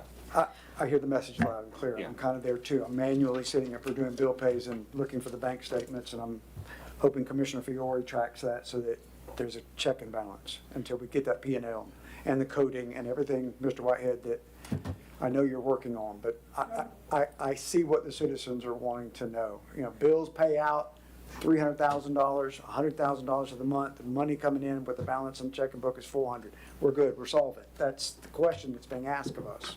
So the question I need from you is how often do you want financial statements? Do you want them every month? Monthly. What? Well, I'm sorry, monthly. At a minimum. Monthly. Yes. Now, I won't be able, because of the way the meetings run, I will have, it'll be 1 month behind. Trust me, Absolutely. that's perfect. Yeah, we're always looking at the month. No, I'm talking about, you guys' meeting is so early in the month, sometimes I don't get the bank's things, sometimes I won't get the things in. I'm So the 10 saying, days is enough. So if in June, we're looking at April. Yes, that's what I'm is that talking about. acceptable? Yeah. An Is that 8-week acceptable? window. Yes. To start with, anything is better than nothing. Okay. I don't mean that with I have a couple dereliction. comments on But that. it's where our constituency is saying. That's fine. I mean, this gentleman's gonna have to take his medicine. I mean, I get it from a business standpoint. And when I'm sitting up here with my packet and I'm adding up the bills, because I'm a check signer, I know we're not gonna sign a bad check, but I'm thinking in my head, I wanna see the bank account statements, especially as we get to the. Well, end of the and to month. that point, Mr. Mayor, there's been quite a few people we owe money to that have said, why is this taking so long? And our response to that has been, you'll get paid when we can verify that things have That you get a been good done check. properly, and not it's a wrong. good check, I mean, yes. I get it. I fully get that. But Mayor, I have a Yes, ma'am. couple comments. Good. I've The- stimulated your conscience. That's good. Thanks. When we get there, when you're starting to do financial statements, I understand we'll be a month behind. That makes perfect sense. But if you can have maybe a payables list, that would be great, so we can see what's in the pipe. If you want to give him a list of the reports that you want to see, I will make it happen. In perfect world, just to chime in, I mean, when we get to the system, it would be great to have a quarterly budget review. All right. Perfect world. I mean, Now- No, that should And I'm be going to be- monthly. A perfect world. That's not hard. I mean, if Yeah. you're But every 3 months is you're better working than on your 2 budget. years and we haven't gotten it. I mean, But the only thing I want to be very clear is because we don't have Yeah. 2024, 25 done, Right. that balance sheet's not going to be real good. It's not correct, so why would you do that? But I would at least give you budget the income and expenses. Especially if you started with January and that reconciling, that would give us something. I'm going to slip back to the beginning of this fiscal year, so you guys get a fiscal year. Perfect. Yep, that's, yeah. Mayor, I have another. Yes, ma'am. Mr. Whitefield, are you staying here for the rest of this meeting? Because I have some questions about the bills payments. I guess I am. Okay. My intention was anything in E is to be addressed now. Okay, good. So that is included, that's why I said, even though it's listed at E for the packet, Okay. I plan on covering E right now. Okay, can I go? Which is approval of Absolutely. bills. I mean, that's Okay. what we're looking to look at, so. All right. So my first question is, the bills in front of you, have these been paid yet, or are these going to be paid? These are going to be paid. Okay. And That's why I you asked received them from the from staff, and I see that they stamped them. I would ask that on that stamp, we put how much is being paid from these. Some of these are statements, some of these are invoices, and Yes. that's not okay. All right, so now, We also have the same problem with what fund it's coming from. yes, it should have the fund source on there as well. It should have the date, the receiver, what it's for, the account number, someone then initials that they reviewed all the backup, that it's there, and they initial that stamp as well with the amount that's gonna be paid. So in the backup, the Cox bill, that is the exact same bill that was in last month's backup. The exact same one. The dates are April 4th and May 3rd, the exact same amount, and now it's listed again. So that needs to be pulled unless you're telling me that the bills last month didn't get paid that were submitted to you. Bills from last month? I will tell you that's chalked up to a mistake. That's purely a mistake. Okay, so it's gonna be removed, I'm Right. hearing. Okay. Then I don't know how to say it, quadrant? Quadrant. Yeah. I saw those, and it looks like, so we have some duplicates in there. Yeah, and this is really where we need to say how much we're paying on that bill. The Ag Pro is the exact same bill as last month, so that needs to be pulled.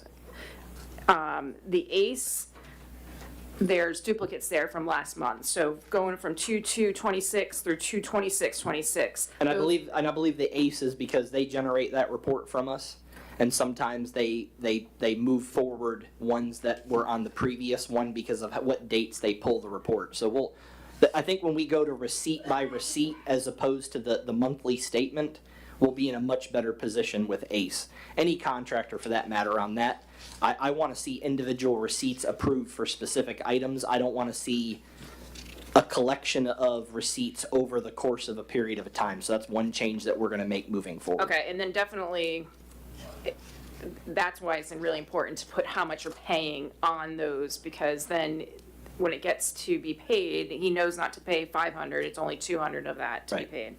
Okay, this Lane's Harbor, or Hardware, Yardware from 2020.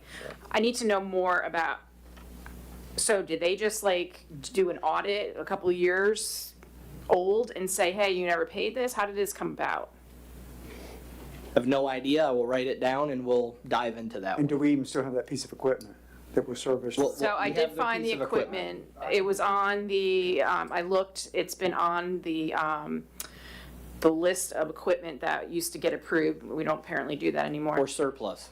Yeah, so, but I did find it. I did see where it appeared around this time frame on that list, so I'm not saying we didn't actually get it, but I mean, was this, I'm just dying to know where this invoice has been and why they haven't contacted us, or if they have contacted us, why haven't we been hearing about it? And then, before we go and pay it, we need to look at the credit card statements around this time frame, in the idea that perhaps they paid it by credit card and not by check. Because I looked and there's no check in this amount for, I went 3 years worth, and there's, for the statements that I have been provided, and there's nothing there. But I don't know what's in the credit card statements because we never got any backup for what was being charged to the credit cards. So that was another item. And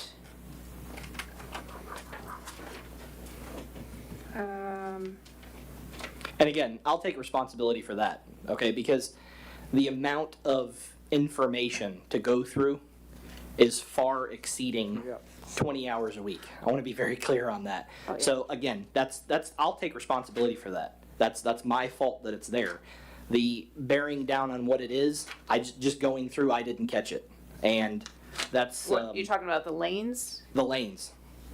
Well, I don't know how you in can reviewing take the fault documents. for that. Well, I mean, what I'm saying is it shouldn't be in the packet, and there should be information on that for you. Oh, I see what you're saying. Yeah, the credit absolutely. card We should have held that for review. But I'll be honest with you, in going through things, as many papers as I've been looking at, Oh, yeah. I didn't recognize that it was from 2020, so I didn't flag it. Yeah. So we'll pull that and we'll get to the bottom of it and come up with some sort of assessment of where that came from. And a lot of the things that we're finding of that nature, we're going back and we're trying to set up meetings with people.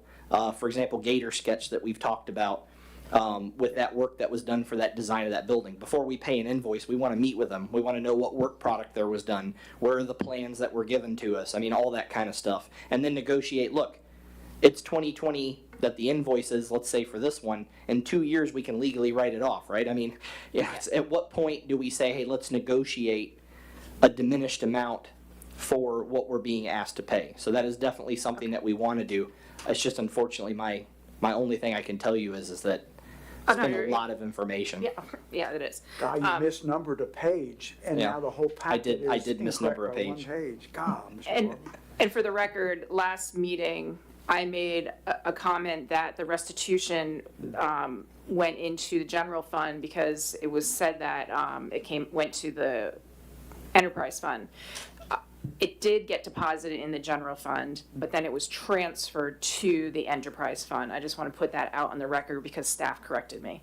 I didn't see it on the statement at first, but I did verify that it was transferred.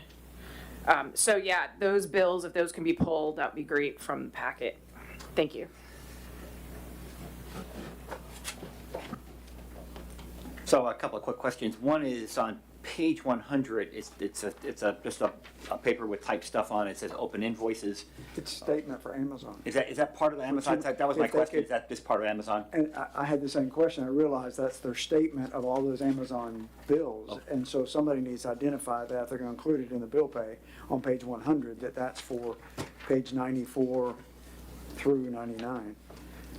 And I mean, so that there's that kind of review, so that you figure it out when you put a question mark by the page 100, which is a statement page. Sorry, we're being OCD, but you gotta understand. No, not at all. I mean, I understand that this is where the city needs to be. We understand completely. And, we're just damaged material up here with the panic about, do we have money in the bank account? No, I totally understand. Thank you, Mr. White. And we also are going to control it where I've seen other cities not control what's going in, because garbage going in gets garbage coming out. We control all this We're stuff trying going to in. stop it and do it Yes. correctly. But if I start entering it on real quickly, and whatchamacallit, because I've sent stuff back and said, what is this? Bad information in, bad information out. I said, I look at all the invoices that are coming up. If I can't figure out what it is, it goes right back to. You send it back. That's why we have you, I think, as a contact. And the other issues that we will be dealing with? Questions? One other question. And this was probably less finance. So I noticed on the Belts Liquid Waste Management one, they had some write-ups of looks like some significant issues. Which page? That would be page 82. It says that it was, I guess, the septic tank pumped. Yes. So the septic tank being pumped was for the repass. Archie Community Center. So right before the repass for Mrs. Lopez at the Roberta Lopez Community It hadn't been checked Center. in over a year, so we did not want to have a failure in a repass situation. Yeah, I saw it's not a question of whether or not it should be pumped. It's just some of the write-up on it where it says the tank is cracked around the inlet and that the drain fields are potentially saturated. So I mean, it sounds to me like there is potentially a lot more work that needs to be done. Yes, so there is a potential of that. I will always say that my experience with any contractor is that if you call an electrician, he'll find things to work on. Understood. You call a plumber, they'll find things to work on. I don't think that we're in any kind of immediate danger, but yes, to your point, it's something that has to go on our list of things to look into. While you're bringing up septic tanks, I would be remiss to say and not take the opportunity that we have our own drain field here at City Hall that is on another piece of property, and that if tomorrow it had a clog, we have no rights to access it, and we could be without all sewage in City Hall, and I could be coming to you all in an emergency meeting saying we need to spend $15,000 to put a new drain field in here at City Hall. Or have 6 porta potties. Or have 6 porta potties, or whatever the case may be. So yes, to your point, I agree with you that those are kind of going on little lists in certain files to say these are things that at 3 months, at 4 months, we need to really address and see where we're at. But it's also one of those areas where I can't spend money on that until I have a P&L. It's budget workshop. Yeah, and so my concern was whether or not whether from a health perspective that building can still be operated and those Yes. latrines being used. That's really It's at a safe place. Okay, so it's not an issue. Okay. Yes, sir. Any other questions of Mr. Whitehead? On the bills, On the bills? Yes, sir, if you'd like to come forward with the bills to us, yeah. For note, yes, sir. Thank you, Mr. Whitehead. Okay, I don't do the bill payments on our business, but I have a pretty good idea how it works. Typically, the duplicates, I'm a bit confused how that even happens, because really you should be putting the bill in QuickBooks, let's say, and it should be Cox Cable, and it should have an invoice, and that way it kind of doesn't allow you to pay the same bill twice. Right. So I'm not sure how that's happening. To Commissioner Fiore's point, the stamp is a good start, but you should almost have another stamp on it that has check number that it's paid from, date it was paid, and the amount that was paid. Before it comes to us, so that, yeah. Well, no, after the fact, or it's stamped and then how it's getting paid, and then having that documentation. I thought the bills had already been paid, so I was not understanding the process. Of course, to echo Lane's Yardware from 8/27/2020, that's just astounding that we're going to go ahead and pay that now, and we just didn't pay it before. There was no running AR, or had they been sending us a statement every month. I'm blown away by that one. The well number 1 repair, $460, was that in the budget? You know, I hate to get petty because I might sound like someone else in the audience that comes up here and does that. But if you don't have money, don't spend money on things like chair mats. And I know it's $34, but you can go without chair mats for a while. Get your house in order first. Calvin, iPad case. I didn't even know he had an iPad. I don't know what he's doing with it, but if that's something that he needs, and all of a sudden he needs an iPad case, then maybe the last one broke. I don't know. The splash pad permit of $150. We're somehow paying for a permit that we don't even have a splash pad. I don't know about that. The Cox Cable WREP, I don't know what that means. Cameras, $108. Do they even work? Can someone review those cameras? Yes, the Sheriff's Department reviews those cameras. That's Wilson Robinson Park. Okay, so it is, someone can access them. Wonderful. The Edmunds billings, it seemed to show that it had paid the $12.50, or maybe it had the stamp on it, but then there's a $20,000 invoice behind that and a $1,900 invoice. It's all very confusing. Yeah, that's our annual. That's our annual. There's 3 separate invoices with one stamp, though. And then you have components on that annual contract of modules that you have within Edmunds. Yeah, there wasn't a statement, though, so it's very confusing, I think, if you dive into it. Twofold Engineering, 5/1/26. You can't read parts of the invoice. Probably ought to get a clean copy of that. Emerald Data, I've said this before, $2,200 a month. That's the greatest shakedown known for what they do for $2,200 monthly. The Quadrant postage funding, I couldn't even figure out what that bill was for. It's got so many different numbers on it, and it's got a finance charge on it as well. Twofold Water, a Stenner pump. I don't know what that is, but we paid $1,500 for that. Yeah, so that's part of compliance. That's required. That's the bleach delivery into your water system. Was that in the budget?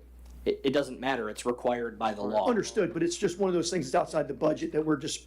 No, I'm sure there was a maintenance budget, but again, we don't have a budget that we've operated on since I've arrived. That's why we're creating one. I want to be very clear about that. Well, I think Commissioner Fiore created a budget last time. Ag Pro, $224 credit. I don't know if that's for an overpayment or what that was for. It didn't make sense. Right. And then lastly, on Archer, the Archer Ace Hardware, let's have the employees write their name rather than the Olay thing on who signed what. Thank you. Thank you, Mr. Arnold. That's a good comment. Anyone else? Questions about bill pay before we? Yes, sir. Yeah, so I have one quick question in regards to the reserve fund, which is the account I guess you found. So I know that's a statutory requirement to have that, and my understanding is that's a percentage of your budget. So are we in compliance as we currently sit with the reserve fund? So I don't think that's what that account is doing. So I believe, but I have to still do more research. I think it was taken out of the line of credit for a project for the water system or the wastewater. Prepare for an expense that was. And what it appears that they were doing is when a project came on board, they would take from the line of business or line of credit and put it into a new fund. And like I mentioned, the one project, it went in one day and literally out the next day, so it probably paid an invoice. This one went in and it's been sitting there since 2023. So instead of us putting it back into the line of credit, so we're not paying the interest on this line of credit, it's just sitting there interest-free, and we need to figure out what we're doing with it. Okay, so that's not the statutory reserve fund, and that's No. just something that was, okay, Yeah. okay. Thank you. Any other questions from the dais? Okay. I'll entertain a motion to approve the bills as presented. So moved. Second. Motion, I have a second from Commissioner Lewandowski. Any other discussion? Hearing none, all those in favor of the bill payments as presented with the corrections of those replicated, say aye. Aye. Aye as well, nays like sign, motion carries 5-0 for bill pays. I think that completes all of the financial reporting. There's 3 parts to it. Mr. Mayor, next item on the agenda is the proclamation, which I'll read. Yes. Whereas the office of the municipal clerk is one of the oldest and most essential positions in local government, serving as a direct link between citizens, the governing body, and the public records of the municipality. Municipal clerks and deputy clerks provide critical services to the public and to the municipal government by preparing agendas, maintaining official records, preserving minutes, processing public notices, coordinating elections, related responsibility, assisting with ordinances and resolutions, supporting transparency and local decision-making. Whereas the City of Archer recognizes that the duties of the municipal clerk require accuracy, impartiality, professionalism, confidentiality, and responsiveness, and a strong commitment to public service. Professional Municipal Clerks Week provides an opportunity to increase public awareness of the important work performed by municipal clerks and deputy clerks in cities and towns across Florida and throughout the nation. Whereas May 3rd through May 9th, 2026 has been recognized as the 57th Annual Professional Municipal Clerks Week, honoring the vital services municipal clerks provide to local government and community. Whereas the City Commission of the City of Archer desires to recognize and express appreciation for this service, dedication, and professionalism to the city clerk function and staff who help to ensure that the business of the city is conducted with integrity, transparency, and accountability. Now therefore, our Mayor, Fletcher Hope, as Mayor of the City of Archer, Florida, on behalf of the City Commission, do hereby proclaim May 3rd through May 9th, 2026 as Professional Municipal Clerks Week in the City of Archer, and encourages all residents, staff, elected officials, and community partners to recognize the essential role of municipal clerks and deputy clerks in preserving public trust, supporting open government, and serving the citizens of Archer. Done and proclaimed by our Mayor at the City Commission of the City of Archer this 11th day of May 2026. Signature for Fletcher Hope as our Mayor and attested by our City Clerk. Appropriate motion is to pass the proclamation as read by entirety. Entertain a So motion to approve. moved. A motion to approve proclamation for Professional Municipality Clerks Week. You have a second? Second. Second from Commissioner Fiore. Any other questions or comments from the dais? Any comments or questions from the constituency and the audience regarding this proclamation? Hearing none, let's go to vote. All those in favor of Professional Municipal Clerks Week proclamation, say aye. Aye. Aye as well. Nays like sign. Hearing that motion is approved. Next is National Public Works Week Yes, proclamation. sir. This is public works services which are fundamental to health, safety, comfort, quality of life, and economic vitality to the citizens of Archer.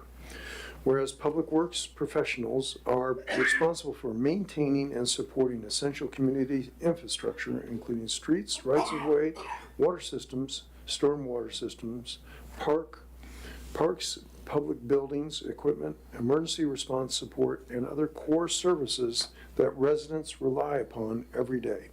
Whereas the work of public works employees is often performed before, during, and after storms, utility disruptions, roadway concerns, special events, and community needs, frequently outside the public view, but always central to the daily operation of the city. Whereas the 2026 National Public Works Week theme rooted in service, powered by community, recognizes that public works is grounded in service, strengthened by teamwork, and made meaningful throughout the direct impact on public and places it serves. Whereas May 17th through May 23rd, 2026 has been designated as National Public Works Week by the American Public Works Association to recognize the important contributions of public works professionals across the nation. And whereas the City Commission of the City of Archer desires to recognize and thank City Public Works staff, Public Works Director, and all personnel who support the maintenance, improvement, and protection of the city's infrastructure, facilities, and services. Now therefore, our Mayor, Fletcher Hope, as Mayor of the City of Archer, Florida, on behalf of the City Commission, does hereby proclaim May 17th through May 23rd, 2026 as National Public Works Week in the City of Archer, and encourages all residents, elected officials, staff, and community partners to recognize the dedicated public works professionals whose service and skill and commitment helps keep Archer safe, functional, resilient, and moving forward. Done and proclaimed by the City Commission of the City of Archer, Florida, this 11th day of May 2026, and signature for our Mayor, Fletcher Hope, attested by City Clerk. Appropriate motion is to pass the Public Works Week proclamation as read by its entirety. I'll entertain a motion. A motion from Vice Mayor. Have a second? Second. A second from Commissioner Rossi. Any discussion from the dais? Mr. Mayor, I just want on behalf of John and myself thank that our staff that fulfill these roles publicly, both the clerk and the Public Works. And a lot of times people don't think about them until there's a problem, but they're there every day doing things that keep the city moving. So I just want to publicly thank them both. All right, thank you. All right, any comments, questions from the dais regarding this proclamation of recognition for National Public Works Week? Hearing none. Constituency in the audience, yes, sir, Mr. Arnold? Real quick, I loved the Deputy City Manager, Mr. Martin's idea on bringing the two new gentlemen in here and introducing them. But I would also say to bring in Calvin and the whole staff on the beginning of a meeting and introduce and recognize them for everyone to appreciate, because they do a great job. And some people may not know who Calvin is, possibly. Thank you, sir. Anyone else? Let's go to a vote. All those in favor of National Public Works Week proclamation as read, say aye. Aye. Aye. Aye as well. Nays, like sign, motion carries 5-0. So I was gonna say, I'm sorry. thank you to both the clerk and Public Works, because they all work very hard. Okay, thank you. All right, next, old business. First item, discussion with possible action, debt reduction and consolidation loan financing RFQ. Your packet 29 through 41. So if you read through the RFQ that I have proposed, I would like to put this out with the Commission's permission. Again, we're going to be at a hard deadline, as was previously discussed, with this line of credit come December. This and some other areas, as we do get a profit and loss and as we dig into the records and understand what are some of those unknowns or undiscoverable debt service obligations, whether that be an invoice from a past company years ago or whether it be a contracted service that was never followed through with. We're going to have to figure out a way that we get out of almost $5,000 a month debt service that is only paying off interest on a line of credit. And so I think this is the competitive way to do that. Go out, local banks. I believe there are statutory protections for small cities where we have to be given a competitive rate. There are, I think, incentives. This would be a tax-free loan. But I'm suggesting that we look upwards to $1.5 million. I've done some brief calculations at 4% and 5% compounded at a fixed rate. What those look like, they could be anywhere from $5,000 a month to $8,000 a month, depending on how much we take out. And that's over a 30-year period of time. I would recommend that, the longer we can put out that debt service, the better, actually, due to just inflation alone that pays back some of the amount of money. Inflation usually actually tends to outpace interest, believe it or not. So anyways, this is just an idea, but this is something I think that is moving the city in a positive direction of actually paying off debt and getting to a place where we actually have reserves and a surplus again. When it comes time, the commission will be brought in, obviously, on what is part of that loan. Besides the servicing of the $818,000 on the line of credit, there are the issues of, as we mentioned, the Gator sketch. There's issues of actually pulling away a little bit of money and putting it in a reserve to meet those statutory obligations that we have for 30, 60, 90 days of operational expense. It could be putting aside money for a hurricane. So it could be all sorts of other issues. But right now, I think that 1.5 would completely entail any obligation that we have that we've discovered. And I look forward to seeing what you all would like to do in this regard. I'll entertain a motion for discussion. So moved. Consider it. I have a motion from Vice Mayor. Do I have a second for discussion? Second. A second from Commissioner Fiore.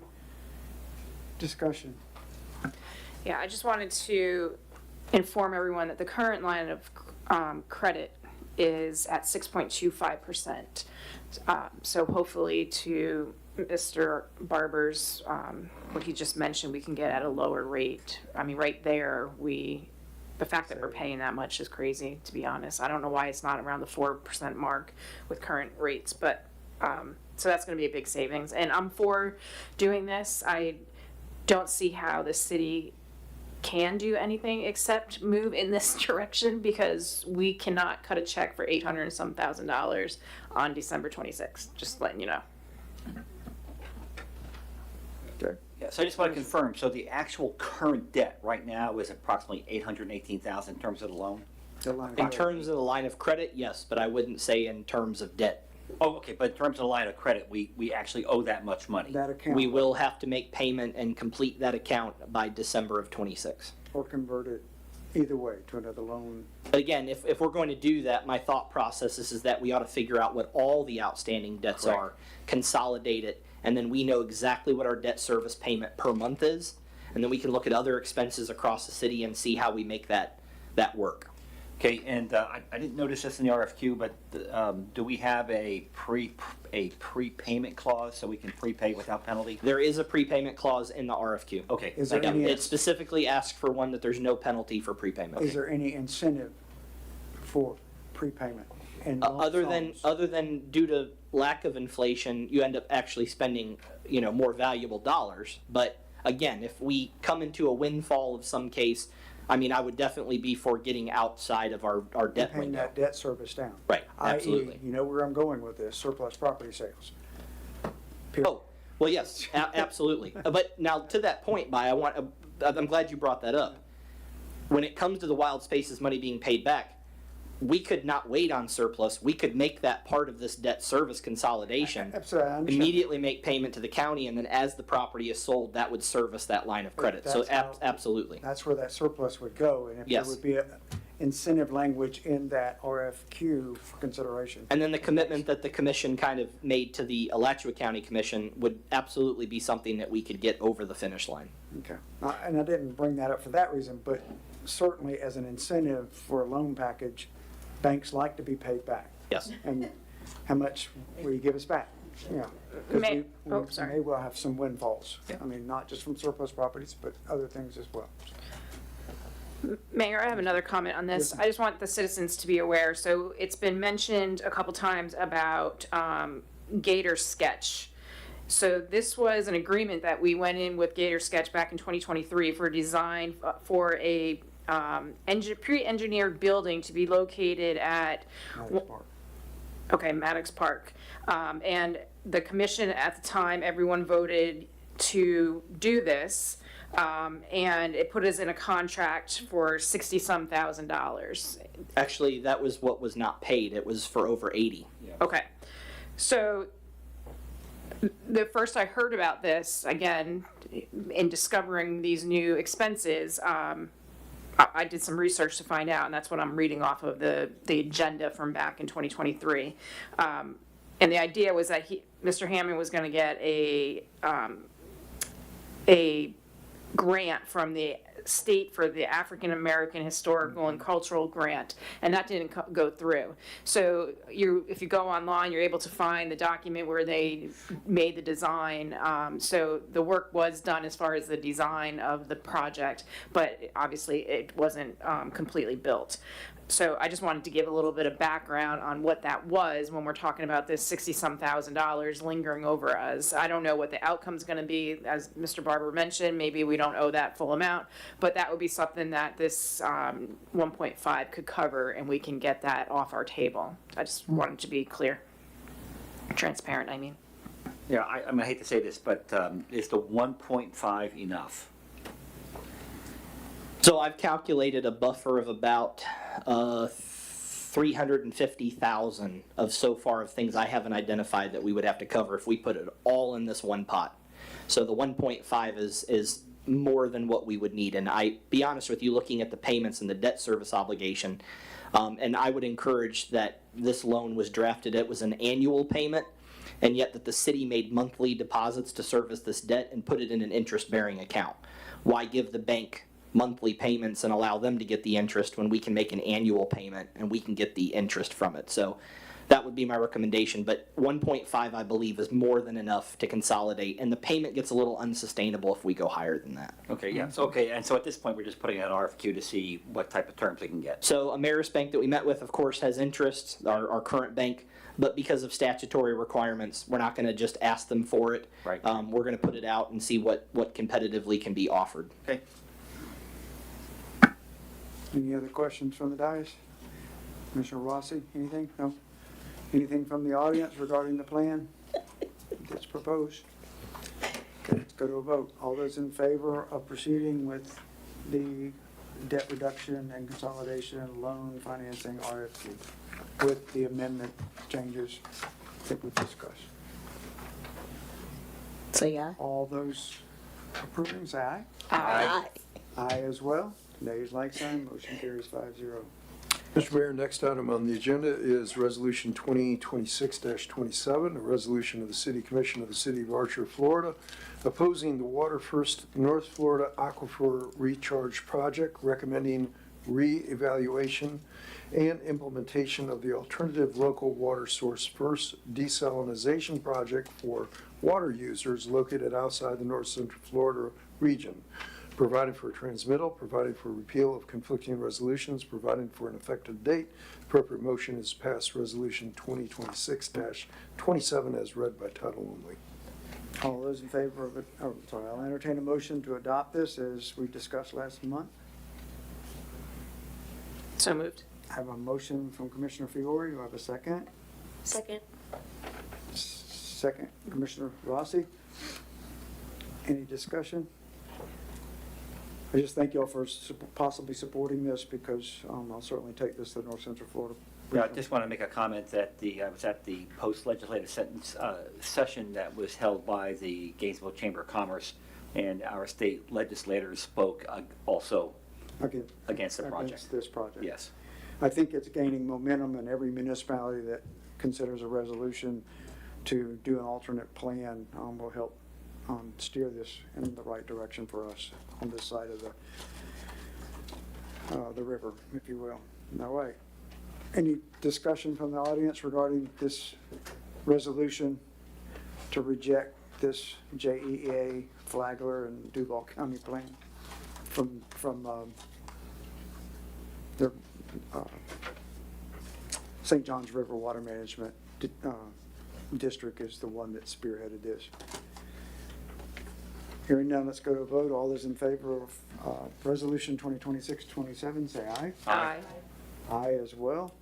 Nays like sign, motion carries 5-0. Thank you very much. Mr. Mayor, the next item is Resolution 2026-31, a resolution of the City Commission of the City of Archer, Florida, awarding RFP 2026-2 professional engineering services for wastewater collection system designed to Woodward & Curran, Inc., for a limited scope consisting of in-town gravity wastewater collection system design, including the associated lift station, authorizing the city manager to negotiate and execute a limited scope agreement subject to the city attorney review, final scope and fee, funding eligibility, and applicable procurement and grant requirements, providing for implementation and providing an effective date. The appropriate motion is pass Resolution 2026-31 upon its reading by title only.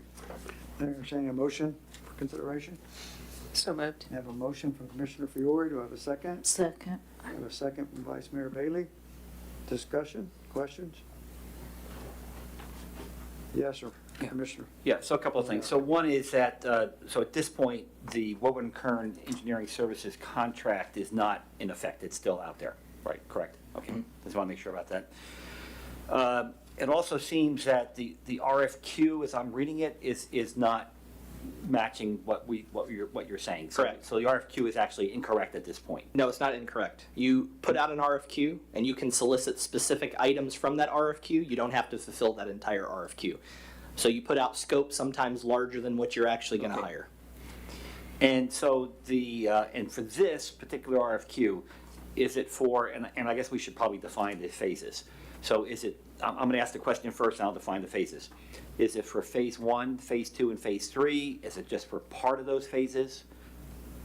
So did you want to define the phases? I will define the phases, yes. Let me. You said you wanted to, so I'll let you. Well, I'll tell you what, you go ahead and define the phases. Okay, so this is for phase 3. We consider phase 1 the interconnect. Right. We consider phase 2 beyond that interconnect, the connections, the master lift station, things of that nature. And then phase 3 is particularly your gravity system. You can correct me if I'm wrong on any of that. But your gravity system where the actual mains and repaving of the streets and the connections to residents and commercial businesses is. Because of the $5.8 million grant that I mentioned in our update, and in order to get that funding source actually done, we need to remove from the RFQ that we put out the design for everything, and we need to separate only that phase 3 design as a separate task, because phase 1 and phase 2 need to be a design build. That's the only way that we'll spend down that $5.8 million. So my intention from your motion earlier tonight, put out that RFQ with a small window, asking for a design build on phase 1 and phase 2 and whatever we can do. So part of the plan is, for example, we won't build the lift station in phase 2, but we can purchase the equipment, the generator, the pumps, the panels. They have such long lead times anyways, it's a good idea. But we could actually pre-purchase some of those things. The grant would be satisfied, and that's money that residents aren't putting out on any kind of loan situation. So what the staff's recommendation on this, and I want to caveat this, we have both parties, out of respect, we have both parties for both companies that came in and bid on this RFQ have shown up tonight. And they've been very patient and very kind to both be here.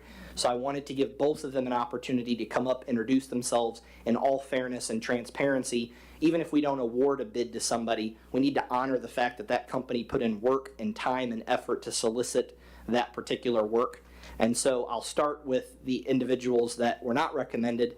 And you can see on the staff report exactly how we came up with the calculations and how we define those things for any resident or anybody. But at this point, I'd like to invite up to the dais Mr. Walt Nickel, representing Wright Pierce, which was one of the firms. Before we go that route, so I have another question, and this is in regards to the email that you sent out earlier today, where it talks about, I'm going to just read the last part of that email. In order to proceed with any further to proceed further with any payments request, the district must receive the contract between the city and the consultant for this FDP. Separate grant. That's a different grant. Totally different grant. Okay, and so that does not, and so that drop dead requirement of May 28th? No, it doesn't drop the requirement. It's just No, a different. drop dead requirement. It's different from the RFQ that we're discussing. Okay, so that does not relate back to this? No. Okay, thank you. No, that's phase 1 and phase 2. Okay, so that's for the phase 1 and phase 2? Correct. And what we're offering is to award phase 3. Right now? Correct. Okay, good, thank you. Yes. Okay, thanks. All right, Mr. Nickel. Thank you. Walt Nickel with Wright Pierce Engineering. We are a multidiscipline consulting firm. Primarily, our main offices are in the New England states, but we've been in Florida for 11 years now with 3 major offices. I think our Florida staff is about 60 people that we do, and we do water, wastewater, general civil engineering services. So I'm here in the Gainesville area, just a little ways from Archer, and do a lot of work in this area. And I just want to say thank you for the opportunity for us to submit the statement of qualifications. didn't rank as high as we hoped to, but we did appreciate the opportunity to do that. I just wanted to take the time and introduce myself. Again, thank you. Thank you for coming. And then, of course, Mr. Mike New from Woodard and Kern.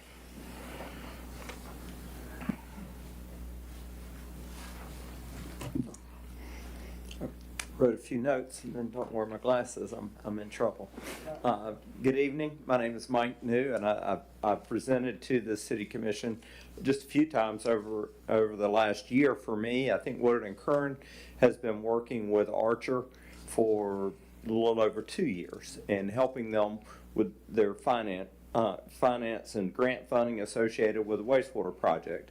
And for that entire time, there's been no contract.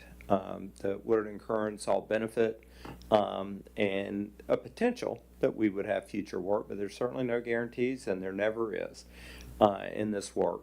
We have been thrilled with the relationship to date, going back through the years, and I will tell you at least 3 times in the last 2 months when I get on to a periodic staff meeting internally with our team, I hear nothing but accolades.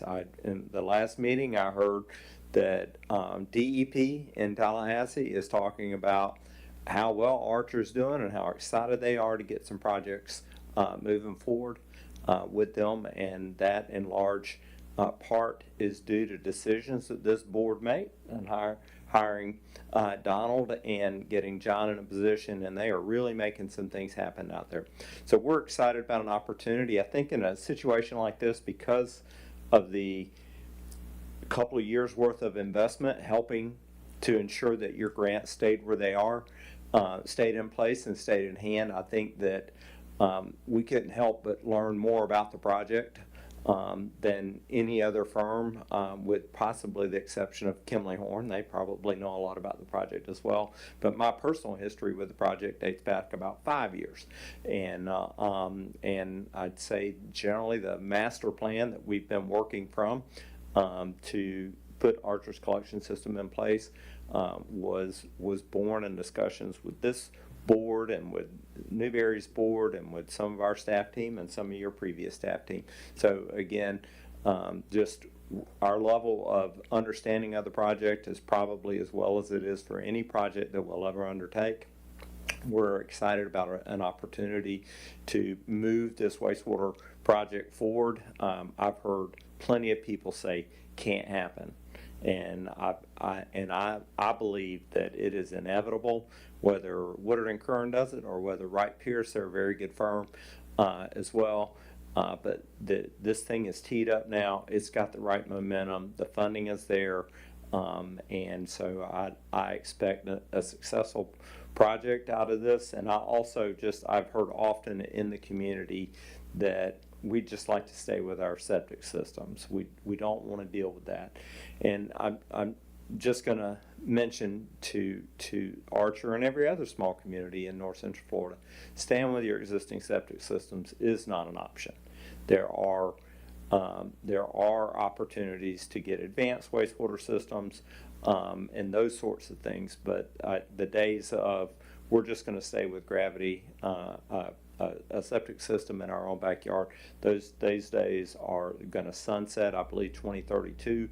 The legislation is going to be in place to wind that down, and then all of your residents are going to have to make decisions whether they're part of a central system, which is the direction that you've chosen, or if you hadn't chosen that, they will be transitioning into some more formalized, higher level of a treatment system than what you currently have. So it's a long-winded way, and y'all know me by now. Long-winded is what I specialize in, and I'm doing my best not to be. But we sincerely look forward for the opportunity to work with you, to continue the partnership with you, and get this project moving. Thank you. And on that, Mr. Mayor, before we move on, I just wanted to also ask both parties or anyone that's involved with bids with the city that it's a two-way street. If there are processes within the city putting out RFQs, now that the process is over and the cone of silence is done, that both parties reach out to the city staff and make suggestions on future RFQs because we want to improve our process and we want competitive bids. We want to see 5, 6, 7 bids on projects. We want work in Archer to be attractive to people out there. So I just want to state that if any one of these two parties or anyone else that didn't consider being part of this reach out to us, we will definitely take their comments into consideration. So am I missing something? I haven't seen any pricing. So it's an RFQ, not an RFP. So an RFQ is request for qualifications. It's not a request for price. And the reason why we didn't put out an RFP is because they're covered by grant funding. So that's typically the reason why we didn't put out for an RFP. These are asking for the qualifications. If they meet the qualifications, they know that they have to operate within DEP's budget. Okay. I would also, just for the commission's edification, these solicitations for engineering services, they're covered by Florida statute, and there are very few purchasing requirements that Florida statute restricts cities to. If you want to go buy a new truck, it's what this commission decides. The state stays out of it. The state decides how engineering services and architectural services and landscape architects and surveyors must be hired. And they require that to be a 2-step process that begins with you have to select the most qualified engineer or architect or landscape surveyor and because they don't want low cost determining who builds a bridge. They want to make sure that someone is well qualified. Once you decide who's qualified, you typically would rank them 1 to however many came in. Then you can negotiate with the first and only the first and until you reach an agreement or you move on. And if you move on, the first is out of it and you're negotiating directly with the second.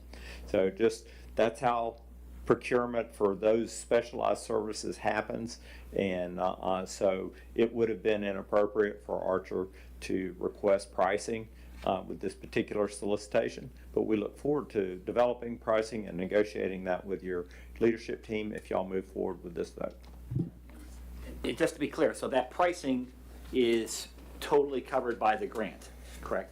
So whatever the negotiation is. So I wouldn't be authorized, so the contract's going to come back to you all. I mean, it's going to come back speedily, but I can negotiate a price, but I can't finalize. No, I understand that. But within I'm the just in scope. terms of when you're comparing apples to apples. Yeah. You know, that's, I mean, again, it's a little bit out of my bailiwick, and I'm used to request for quotes and request for proposals, and where the company you're going with also includes pricing. And I am a firm believer in best value as opposed to best price, so I want to make that clear. But I just wanted to make sure I completely understood where we're at with this thing. Yeah, both parties, I think, understood from the bid documents that were put out that anything that matriculated to work and pricing and invoicing was going to have to be managed by the grant program, that there was no city funds being offered within that process. Right, and that grant program is now currently being administered by Woodward and Kern. It is currently being administered by Woodward and Kern. Okay, thank you. Woodward and Kern, I'm sorry, I apologize. That's fine. Yeah. Okay. Any other questions from the audience? Any questions from the constituents in the audience regarding this RFP?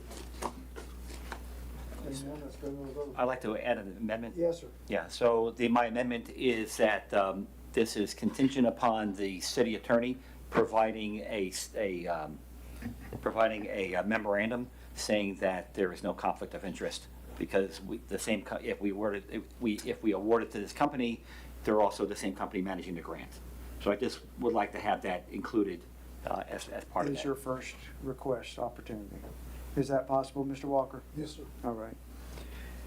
With that one amendment of ensuring there's no conflict from legal, all those in favor of Resolution 2026-31, do we motion? Yeah. We did, but she has. I'm sorry, the amended motion? Yeah, Would I agree with the amended motion. the amended motion to ensure there's no conflict, do you amend the second? Yes. Okay. With the amended motion and second in place, all those in favor? Aye. Aye. Aye as well. Those nay? Hearing none, motion approved 5-0. And again, I want to thank both parties for attending. Absolutely. Me too. Thank you, guys. One point of order, perhaps in the future, we should try to make these things so they don't have to sit here for. I did. 3 hours. They're up really high on the list. I just didn't think it would take this long to get here. Yeah, we're trying to move. So it's 9:05. We got an hour to go. Yeah. But I'll do my best to your point, yes, sir. Okay, next item, discussion with possible action, property appraisal and survey services, solicitation for city-owned properties. All right, well, this gets to the whole idea of the surplus property, which was talked about.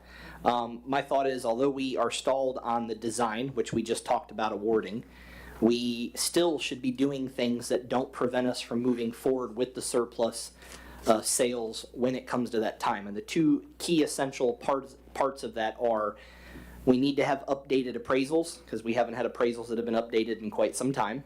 And the second perspective is that we need to have them surveyed to make sure that whatever we advertise for bid is 100% accurate, because you don't want any kind of deed issues coming forward. So we can do that. That'll also provide information to the collection study, the survey work, so that if they think they do need to put a lift station or some sort of component on that property, we know exactly what that survey data is, so that we can make sure that the deed restrictions, or whether we put an easement or whatever the case may be, we have all that accurate information. So this is basically asking permission again to put out for an RFQ for competitive bid for survey and appraisal services. We have done it in combined or separate parts. So we could have a firm that came in and could do both, or we could have a firm that bids on one component, and we would analyze what those components are, and we may end up awarding this to multiple parties, one for appraisal and one for survey, to get, again, the best quality and best value.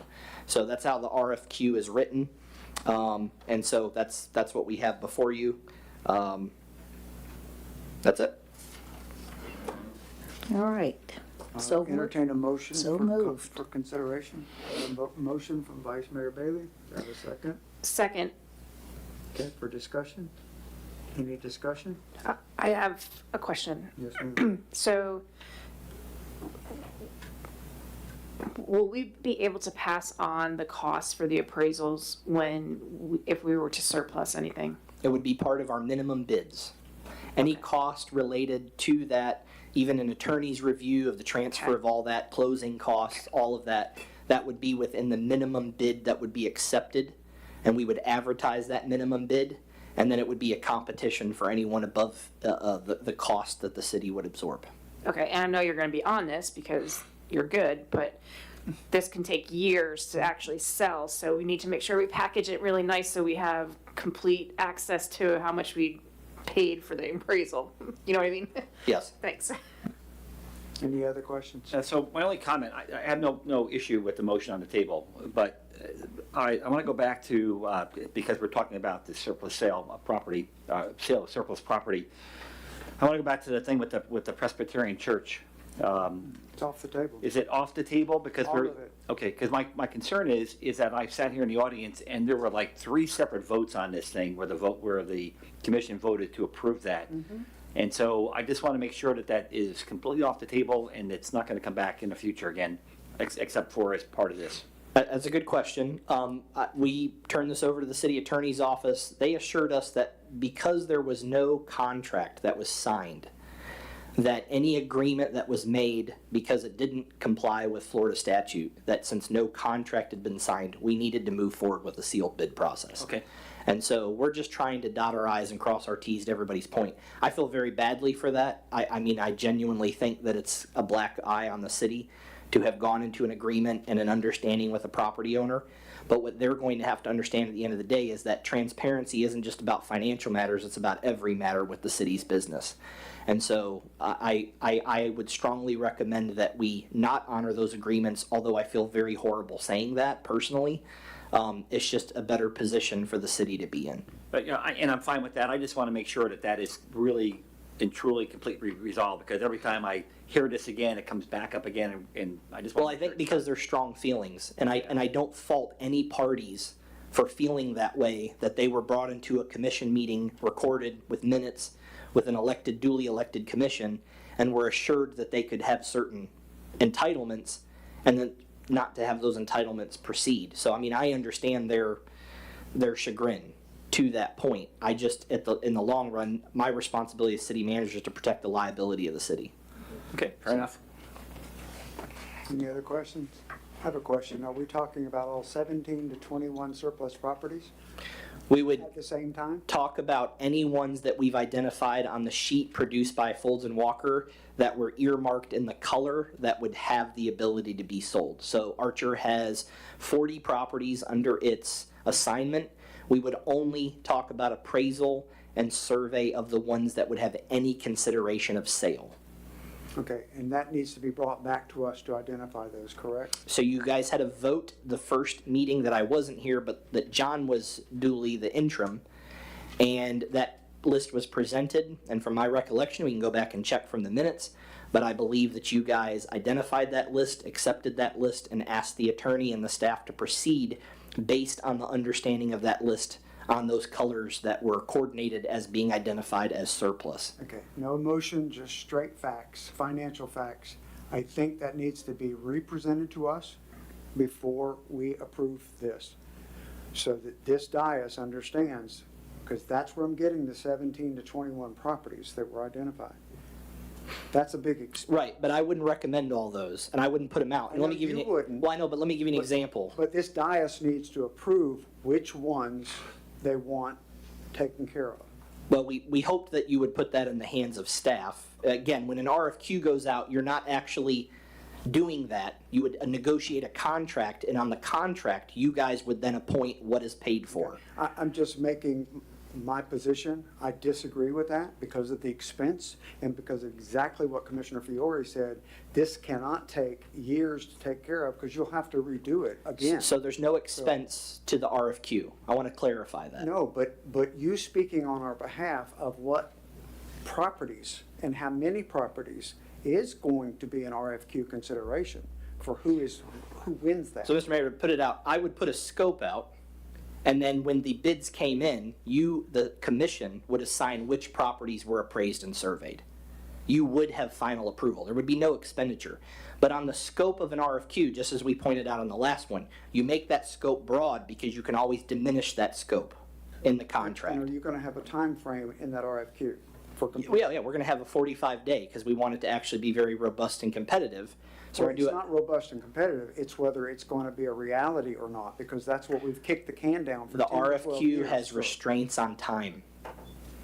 Okay, so that's why I'm saying, make sure that component is in this RFQ and it can be met.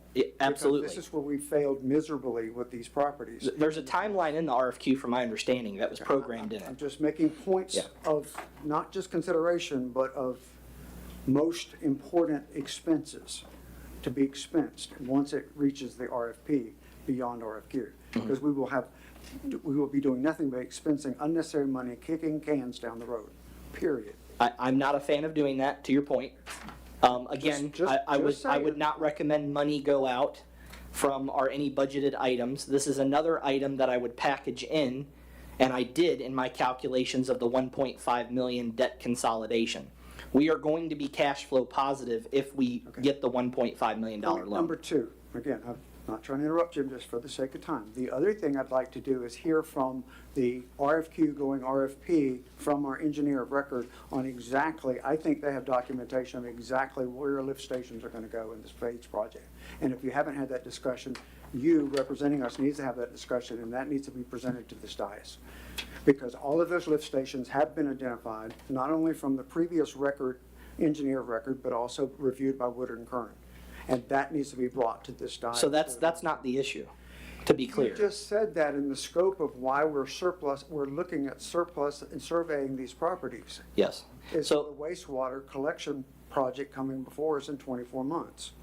I would just like to hear the engineer of record report to us where lift stations are going with any of these identified surplus properties. Okay, so the general vicinity of where a lift station goes is not to question on a deed restriction. You have to have the calculations and the exact footage within that piece of property. Whether it's sellable Correct. to be buildable. So no engineer is going to give you that until the calculations have been made, because there can be adjustments to that in the final product that have to happen. So the preciseness of what you're asking is not available at this current time. That's why we're asking them to create a design so that we can have those exact You calculations. need to verify that with Mike New, please. Mr. Mayor, I will, absolutely, but you all hired me for my expertise in this field. And at some point, y'all are gonna have to trust me when I've actually run lift stations and I have licenses for that.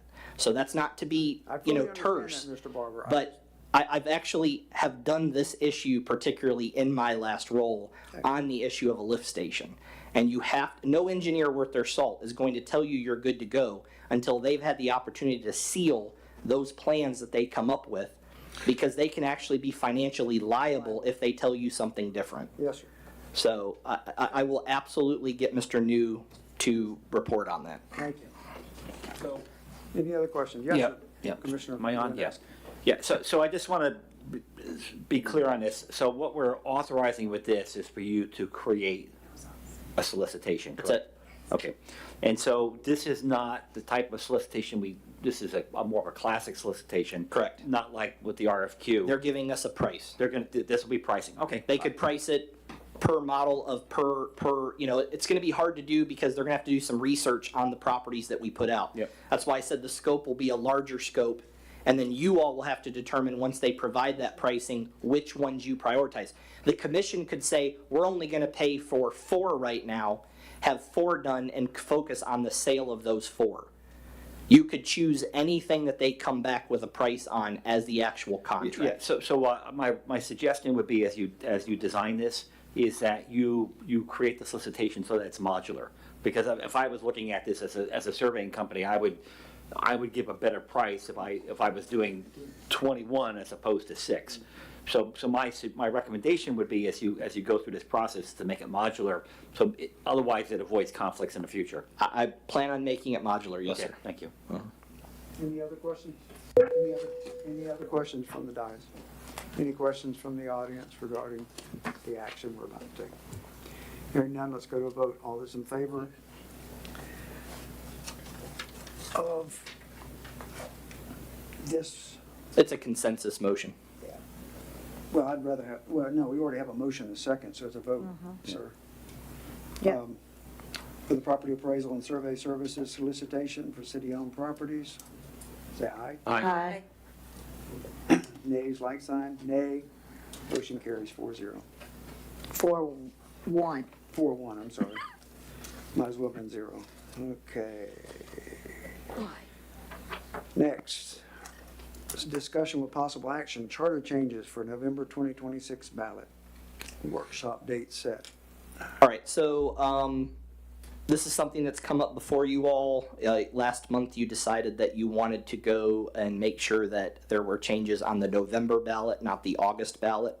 But even there, we're coming up to a deadline to enter into a contract with the SOE's office, Supervisor Elections.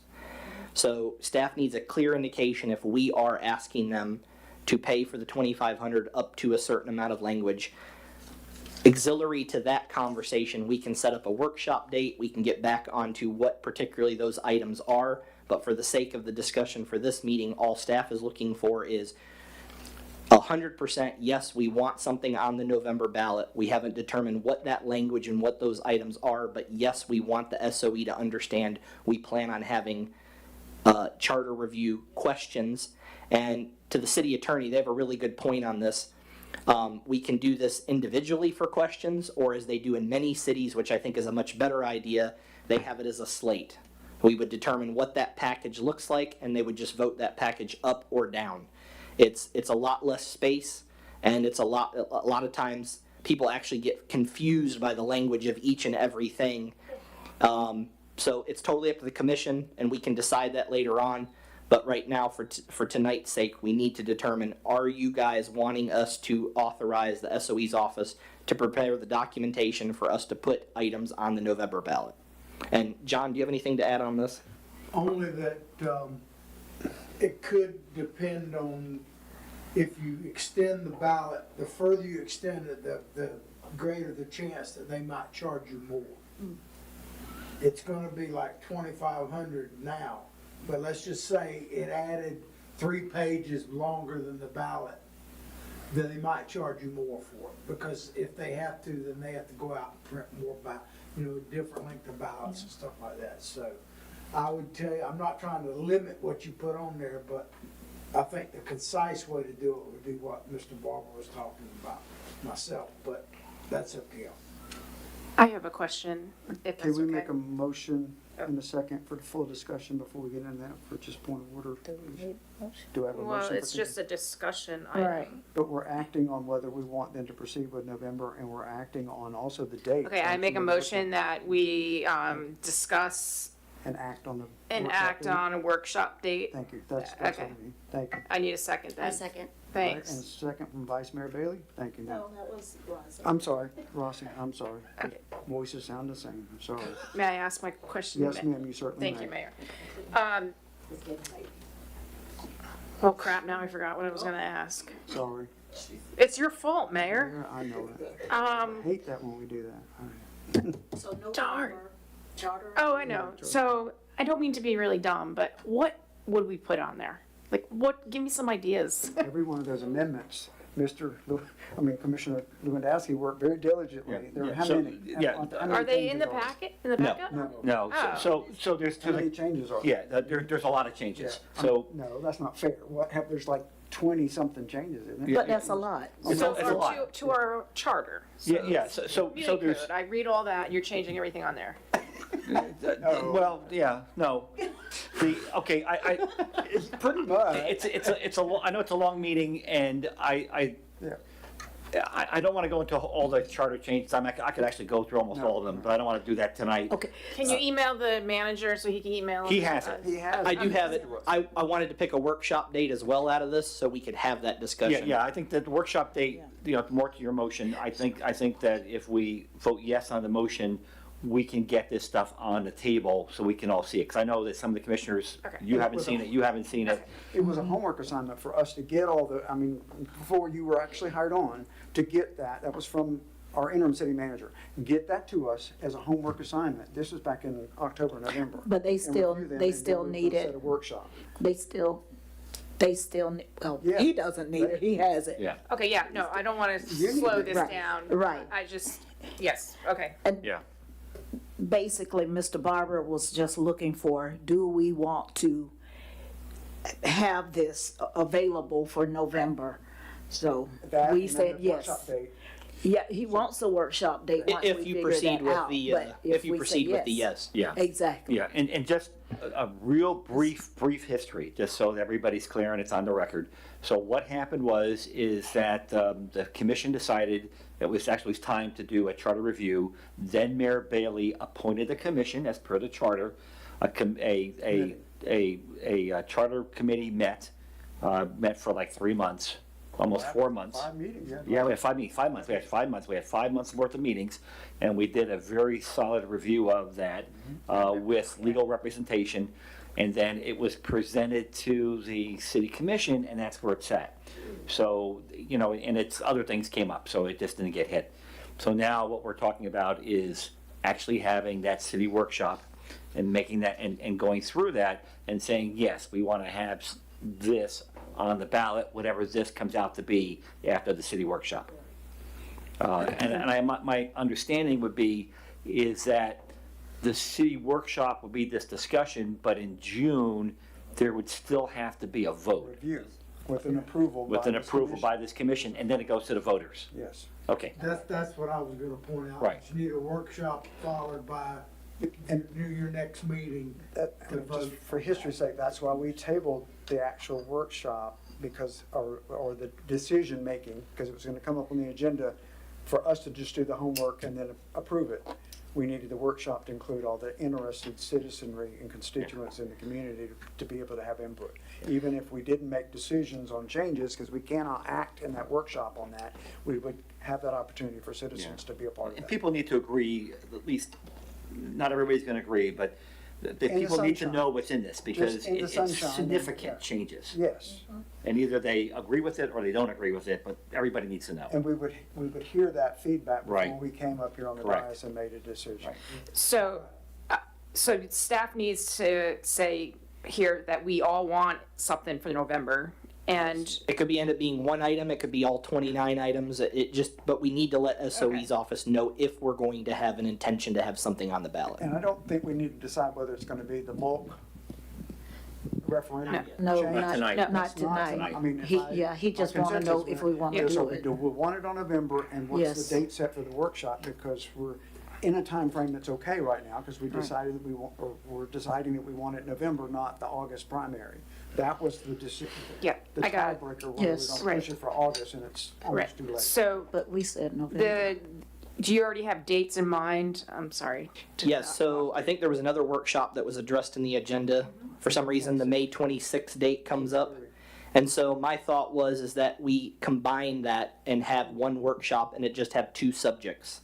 And it may be a little bit longer of a meeting, maybe 4 hours instead of 2 hours, but it's very difficult to get citizens interested to show up more than one occasion, and then also for you guys to get engaged on more than one occasion. That's very difficult to arrange scheduling What are for. the two topics gonna be? Budget workshop? You had to ask me that, didn't you? So one was on the charter review and the other one was on Land use, wasn't it? land use. Land use. Okay, because I thought I What day missed is something the when you said two 26th? items. That is, that's a Tuesday, it's the 26th. It's the last Tuesday of the month, I think. It's the day after Memorial. Which allows us just enough time to get it on an agenda packet for a June meeting. The June meeting. Thank you. Okay, any other discussion or questions? Any questions from the constituency? Yes, ma'am, Ms. Skinner. All right, and are these gonna be available, Mr. Barber, I'm sorry, on the website, once it's our homework assignment? Once you guys tell us yes, we're gonna put all of it on there for them to study, put the date on there, all of it, on the Once it goes out website. as homework for us, it'll be on the website for citizens to Yes. consider? Yes, ma'am. Or Yes, to sir. at least do their homework as well, to be prepared for the workshop? Yes, sir. Okay, I'm sorry, go ahead, Ms. Okay, have you all agreed that it will not go on the August ballot? Right, it's gonna go to November. Okay, thank you. That's I what, mean, that was last month. We wanted it to be a better representation of the voters. Yeah. that's what I was Yes. gonna point out. Thank you. Anyone else in the audience? Okay, let's go to a vote. All those in favor of the two items in consideration? And yes, one, November for sure, and then two, the workshop date that was recommended by staff, Tuesday, May 26th, 6:30. Say aye. Aye. Aye as well. Nays, like sign. Motion carries. Sorry for the second meeting. Here we go again. We're getting two meetings in a month. Well, because you worded it like that, I don't think that's how it was worded, but because you worded it the way you did, I did not vote because I was about to say no. Oh, Because okay. since it is on the 26th of May, Which is day That after was- Memorial Day. yeah, I was just sending him a message so he can put it in. That's not gonna be good for me, the 26th, but I'm only one person. No, I'm not trying to leave you out. I just. Yeah, I'd like to have the whole commission. But the the end of May, we have a lot of things going on for our outgoing class. So that week is gonna be crazy for me. So, I mean, I don't think I can make it at 6. I'm gonna have to see what time the events I are. actually made it for 6:30, just thinking of you. No, did you just hear what I said? I Yes, have to- ma'am. Yeah, because usually. Well, it's how gonna be about, later how about than the that, but first I'm gonna week have of to see. June, and we could just put something on the agenda knowing something's coming, but we wouldn't obviously be able to put all the items that were discussed at the workshop, other than a supplemental packet. So unfortunately, I'm not available. Yeah. That's you're your, going yeah, out. and then that, you're gone, that's right. Yeah, I'm gone, yeah. I'm available anytime prior to, the 26th and prior to it, I'm available. I was gonna say, is anybody gonna be, How's live next, streaming it? how's next week sound? That don't sound good to me. This whole month, this month is. It's this- graduation, This yeah. month is crazy. It is. Well, let me, so, Vice Mayor Bailey, am I understanding that you could attend a live stream? I could potentially be listening while I'm working. Is that Yes, acceptable? with my- Is that acceptable to you? To me, Since no yes. decision's being Yes. made, it's legal. Yeah, I know it's legal, yeah, but I just want to make sure that it's acceptable to Vice Mayor Bailey, because it's an important topic, and it's not something I really want her left out of. Correct. Okay, good, Correct. okay. Yeah. Now, I don't another, have a another problem with it. suggestion is that for engagement of the citizenry, we could move this to a Saturday, either during the day or during the afternoon, but that's just a suggestion. I mean, because, Citizens don't like coming to things like this. well, I understand that, I just, I mean, They really don't. that- I mean, it's just unique to Archer, but it's been an abysmal crash when we've tried to do that, with that consideration. How dare you, the sun's gonna be out on Saturday and Sunday, why, you know. whatever. So on a point of order, Mr. City Attorney, do we need to amend the motion in order to have it, have an addition virtual meeting to this? Or, no, okay. So that can just be, so if we pass the motion, we don't have to do anything else legally in order for it to have the attendance by Vice Mayor Bailey virtually. We'll be able to set this room up so that she can attend. would you like it here or would you like it at the community center? Typically, workshops have happened a lot at the community center, but, I don't think it's set up. I mean, as far as video? Yeah, for Zoom. I would do it like on a city device through an internet connection just for her. I wouldn't broadcast it as we do the meetings in general. But I mean, it could be in the chambers here, so. Oh, absolutely. It could be in the chambers. I just, you know, I that's mean, I would up to love y'all. for 25% of the population, voting population to be here, but we'll have the interested parties. Well, you didn't have 25% show up to vote, so you're probably correct. So I think if we have it We here, had less than 1% at the last. yeah, since there's no decision being made, I think, and if we have it here and we're going to live stream it anyway, Yeah, then we'll put it out for the. yeah, so, and I think this is probably a better venue for that, given the fact we're gonna live stream it. I think we're okay. That's Okay. my opinion. Because I can, Yeah, I mean, can we're not text. taking any action, but you'll be. I will make sure I have my phone there and I repeat and parrot or Vice Mayor Bailey's comments. Okay. For the number of people that we had show up at our meetings when we were doing the charter reviews, this is big time. Yeah, because it was two city commissioners and you, and that was about it. Yes.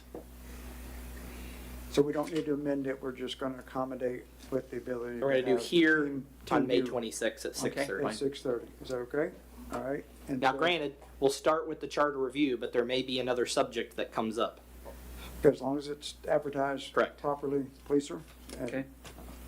Not for decision making, just for. Right, for Right. discussion and review, and the homework assignment will be sent out to us and on that website long before the 26th, correct? Yes, sir. I mean, please, sooner the better for when we do our homework. Okay, and so with that, do I need to do a roll call for the vote, or just, you're good? So it is 5-0, not 4-1? yes.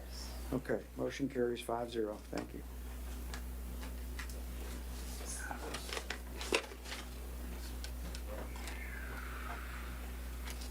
Okay, item F. Mr. Mayor, for the sake of For Powell brevity, Jones? Yeah. I'd like to join items A under item 7 and items C as one item to be discussed at the same time and bound and decided at the same time, if that would be all right.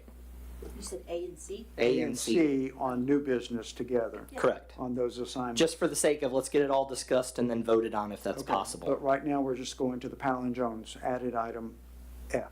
I apologize, you're right. Thank you. Yes, sir? Yes, sir. Okay. You are right. I'm old and cantankerous, but No, you are 100% correct. Thank you for catching yes, that. sir, that's the Powell and Jones, And then we have a G to boot yes, sir. from the consent Which is agenda. the You're P&Z correct. Resolution 2026-30, yes, sir. All right. So you want to speak to the Powell and Jones? Because Yes, so we did a staff report similar to what we did on the RFQ for the 2 bids that came in for the wastewater collection design. I will caveat that the only decision you have tonight is either to have staff award that contract, which will be $38,000. It is also another item that I included in the 1.5 debt consolidation, because I didn't take it out of our normal budget because I had no idea where it could possibly come from. Previously, I know we were budgeted for around $19,000. That's what we paid. So we could potentially use that in our budget and then the excess use on the loan. But again, that's where we assume that we would be paying for that. But Powell and Jones came out at $38,000, $30,000 for the audit, $4,000 for state compliance, $4,000 for federal compliance, total of $38,000. You can decide to not do it, and then we can put out an RFP. We believe the reason we got one, there were many that expressed interest, was because it was for the 2024-2025 budget. I think when we go out, and I plan on doing that sometime here in the early fall, late summer, for our current fiscal year we're in, I think we'll get many, many responses. I don't think any of them wanted to be tied to the lateness of that audit and the work that it will take. I will say that in the new RFQ, we did require Powell, or whoever bid on it, to spend a considerable amount of more time in the city hall working with staff. As I looked back on other ones, to me the greatest issue was there wasn't enough time in this building sorting through files, just making assumptions of, well, we can't find it, we're going to place it as incomplete. So for $38,000, it needs to be complete. Would be working that out, and then that contract would come back to you all in a final format. So again, if you have things that you really want to see that final contract, if you decide to have staff move forward with that award, then please email those to John or myself, and we'll make sure those are part of the negotiations. But it's either to award it to them or not to award it to them. My recommendation is that we need someone to do this audit. Okay, I entertain a motion for the RFQ for Powell and Jones as the sole source. So moved. For 2025. Have a motion from Vice Mayor Bailey. Do I have a second? Second. Second from Commissioner Lewandowski. Any further discussion? Yeah, I have. Yes, ma'am. So they gave us a price for this audit, even though they were out of contract. What was that price compared to this? Exact same price. It was. There was the $30,000 base price, and then there was $4,000 two components, federal and state. Okay, so they expressed that they didn't want to do it, I thought, earlier. They never expressed that. We got the impression that they weren't excited about it. Oh, okay. Probably because they knew the state of the finances. But I think in what people have been seeing and the changes that are being made, they maybe got re-excited about the possibility that more information could be pushed their way. That's, John, did you get a different impression? No, I think you're accurate on that. So I've stated on record, I'm very, I know we have to go with them. But the lack of attention to detail, I thought it was terrible. To have a citizen for 2 years in a row having to point out errors in their audit, you know, I had to go page by page. And it was multiple versions of the edits that I had to provide them, and then the lack of response that I got from them. It was disappointing, but I think our goal with staff will be that we improve that relationship, that response time. And again, we are a conduit, so if you guys have issues that you're seeing, if resolutions A and C get approved, well, A, you would actually be part of that process. Oh, they love me. That's kind of the point. Okay, thanks. And the only feedback I have from moving forward, when we put it out for bid and have more respondees of interested parties, that they be prepared to consider a biannual audit every 6 months at a minimum instead of just once a year. They come in at the 6-month point and then they come in at the end of the fiscal year. Newberry has that right now and is very successful with that. Newberry got A lot more staff as well. And that. Yeah, someone that works with, that would be so time consuming. You would pay more money to get someone in here to prepare for that. That would But we be, also have contracted with J&S, and I just, just for consideration with the future, the ability to have that caveat where they could do biannual and stuff. When we put out the next RFQ, we'll make a broader scope and we can see what they come up with. It never hurts to ask. And then to Commissioner Fiore's point, if it's affordable, that's something that we can look And at. again, this was a consideration and something that Dallas Lee brought up when we were in this complexity. And you've also got with Powell and Jones new principles, and that's a dynamic and why there was the slow train to getting your questions answered and you having to audit and find things like you did. Not saying he's incompetent, Caleb, I'm talking about, but no, I'm not saying that at all for the record.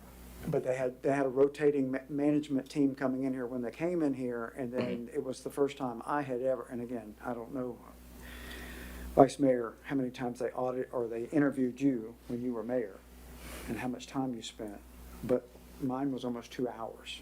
So we addressed that. Unnecessary. We addressed that exact concern in the RFQ.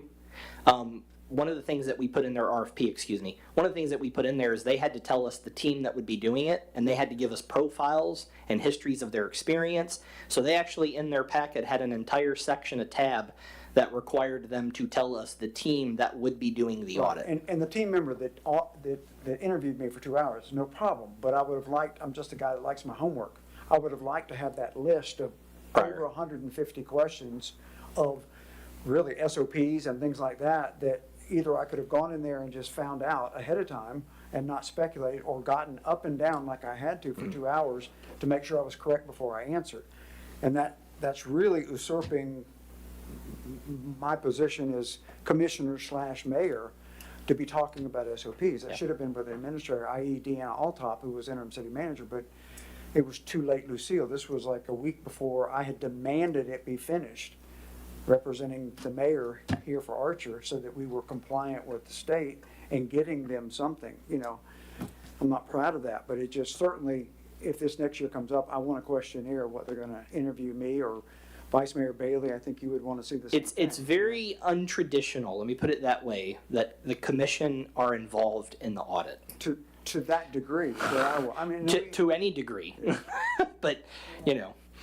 it's one thing to say, how do you feel? Do you have a comfort zone with what, you know, with SOPs? That's fine. That's an opinionated answer, but no, these were very detailed SOPs and things like that. So if we get into that, I want you to be apprised of that before I'm going into that interview, just representing the commission. So, thank you. All right, with that said, we have a motion second. Any other comments? Let's go to a vote. All those in favor of contracting Powell and Jones for the RFQ?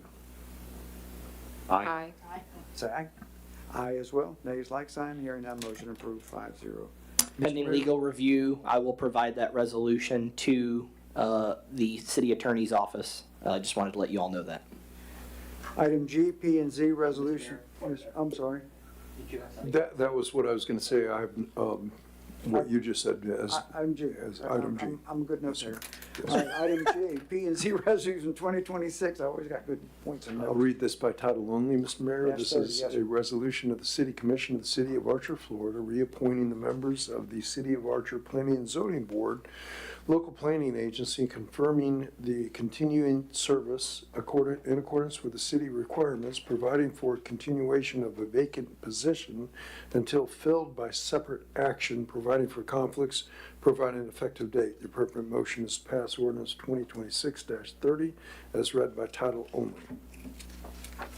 I'll entertain a motion. So moved. A motion from Vice Mayor Bailey. Do I have a second?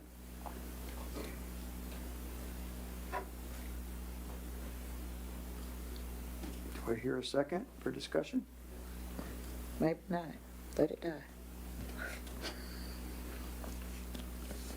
Okay, motion dies for lack of a second. So with that in mind, I'd like to make a motion. yeah, go ahead. So my motion is that,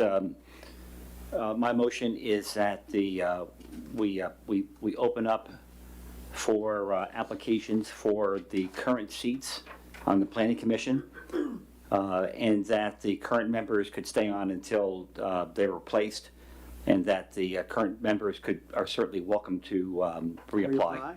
Correct. So reapply without prejudice. So the idea, let me explain this. So the idea behind the motion is that some of the members have been there for years. And I think it's time for everybody to requalify. And so I think we should open it up for requalification. If the current members want to reapply, great. But I think it's time to open that up. Okay, and I'll entertain a second for full discussion, because I've got some caveat to add to that. Mr. Mayor, for point of order, I mean, this is why we have a staff report. I mean, I could have answered some of these questions prior to the motion dying, and maybe it would have led to someone seconding the motion. That's why we offer a staff report. In the future, I'd like to go over the staff's findings. Point of Yes, order. sir. So, I mean, I put a motion on the table. Yep. So it either needs to be seconded or it needs to be done. Or Right, die as yeah, well. yeah. So based on that caveat of just re-upping for those current members, I think that, if I'm interpreting, that's kind of the concern here, is that everyone complete an updated application. Do I hear a second to that. Otherwise, it's the same, right? You just want everyone to reapply. Correct. It's a current member, and then reestablish the planning and zoning Correct. with regularity. To clarify, though, the motion stated that they would serve until we do reappointment. Was that not the motion? Yes, and they would serve till, So we would utilize the current board with unassigned terms until there were new applicants that were selected. correct. But all of them would have to reapply as part of this motion, Right, correct. which I'm saying, I'm using a common term of re-upping, because Mr. Walker, I don't know where to tell you to look, but 17 years of the Codes Enforcement Board, every 2 years, I think it was, we had to reapply. I mean, I stayed on there 17 years, but I remember, and it used to aggravate me that I had to do the same thing over and over, validate who I was on this board for consideration, but it was done as an action, whether it was through the charter or whatever, but it was done on that Codes Board. I think it should have been done on this planning and zoning the same way. And if we haven't done that, then we just need to ensure that we're doing it correctly. I'm sorry, we didn't get a second, but that's what I was going to just add to this caveat, because that's basically what you're asking for, Mr. Lewandowski. Right, and I just wanted to explain the motion so it was clear. So, and I won't do any more discussion until there's a second. Yeah, is there a second in this consideration for this motion? Second. I'll say. Yep, sorry. All right. Okay, I have a double second. I'm sorry, now I've already, Okay, so just to expand further, so the board is, some members of the board have been there for years. We haven't been diligent about, reappointing, there's term limits, people have just stayed on. I don't have anything against anybody on the board. I just think that it's time to get things back to where they should be.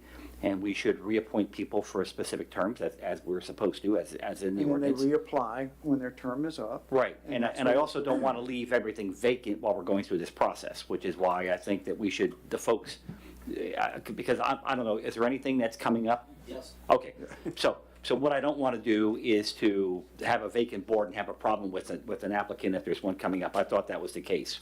And I guess this question is Mr. Walker, it just, the board needs to understand it's time to just reapply.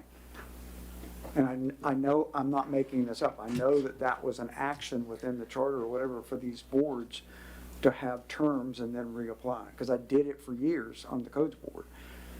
What I've seen in the past to kind of cure this problem is that when you have your resolution, ultimately, when we get the applications in and we establish the terms, you may start with staggered terms, whatever, but this member will serve for a 2-year term, this commencing here, ending And then here. skip a year, and the next one will do the next year, so that you And never that have way- vacancies.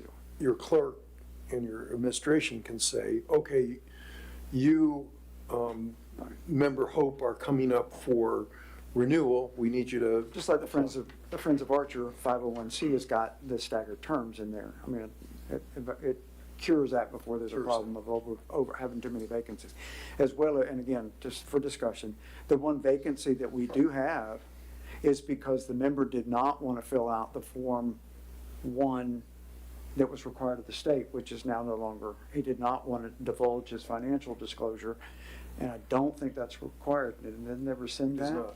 It's not. It's not It's required not, anymore. it's not, the Form 1 is no longer required, it's the shortened version.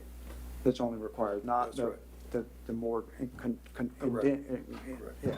Crazy form. So this person that, was a citizen and very valuable to the committee might reapply, because he doesn't have to just fill out that disclosure now. Not wishing that would happen, but he was, a vetted, interested citizen that was just angry about having to fill out that form disclosure.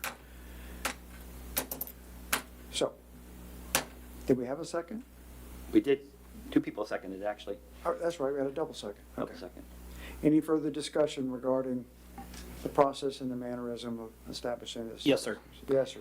So, again, I read 2026-30, which is what we're discussing, and the motion that's on the table, I see no language conflicting with the motion that was given, because the motion and the resolution was written simply to continue.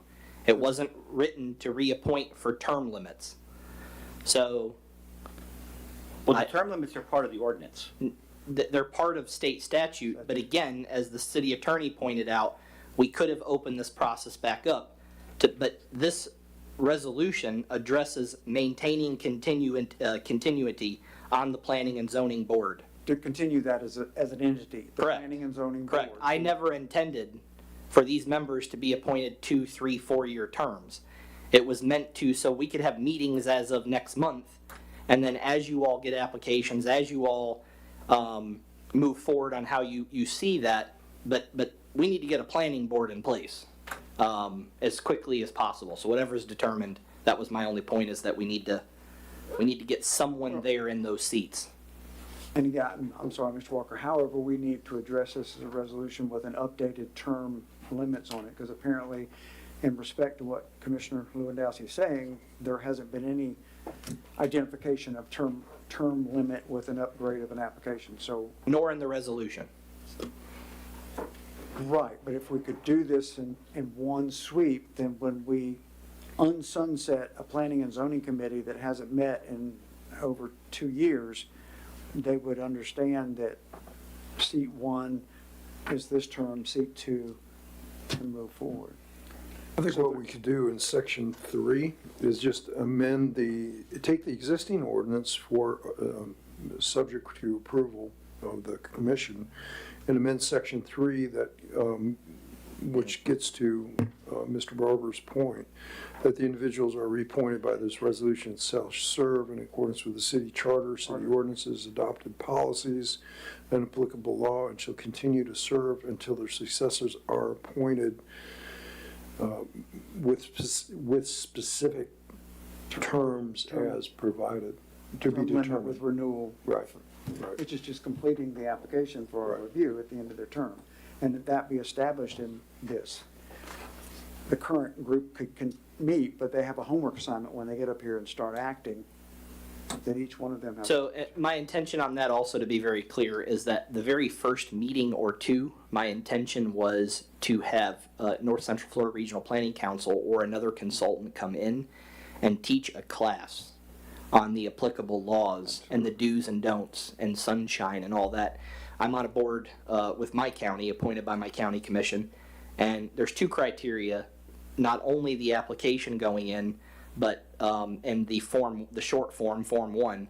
But the second caveat of that is every year I am qualified as on the Board of Adjustments of my county to recertify my sunshine training. And we have to sign an affidavit every January and turn that in to be in compliance. Those are the processes which have been mentioned all throughout the night that need to be changed here. And that I can't find anything in the past for. I could be wrong. I have maybe not searched in the right places. But again, to my point was, if we amended section 3 to include what you just gave on the sunsetting and then the reappointment of new members, reapplying. Nothing else really in this resolution disagrees with anything that was given. I specifically didn't put terms in here for that very reason. Well, how do we, as part of the resolution then, how do we have it set so that, because the intent is to be able to is to open the entire planning commission up for reappointment. So you just state that in section 3 like he mentioned.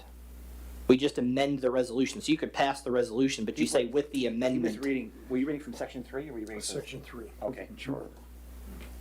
I mean, again, we can create a whole new resolution. I'm trying to save a little bit of time and process here.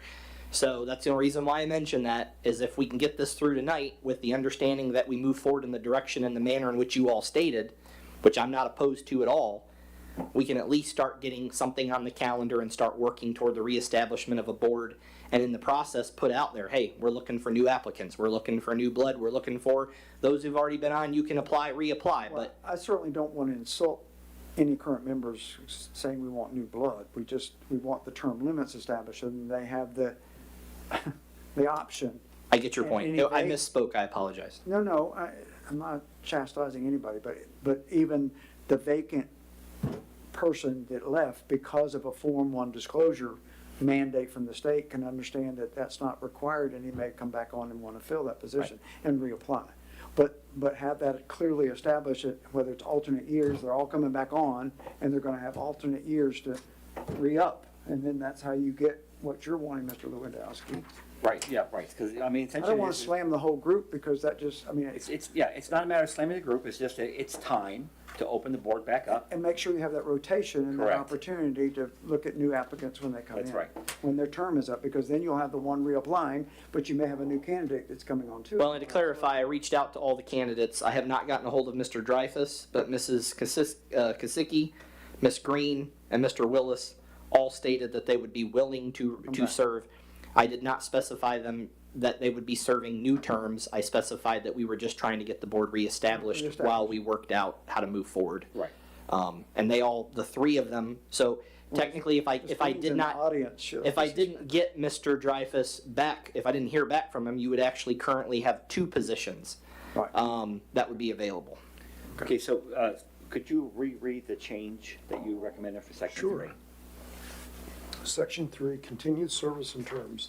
The individuals reappointed by this resolution shall serve in accordance with the city charter, city ordinances, adopted policies, and applicable law, and shall continue to serve until their successors are appointed and qualified,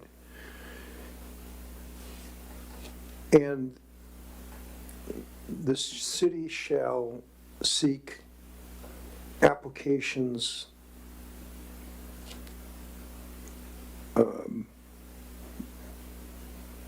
immediately associated with the qualification, the filling of all applicants, all members on the board. So I'm going to withdraw my motion. I think that's the appropriate way to do this.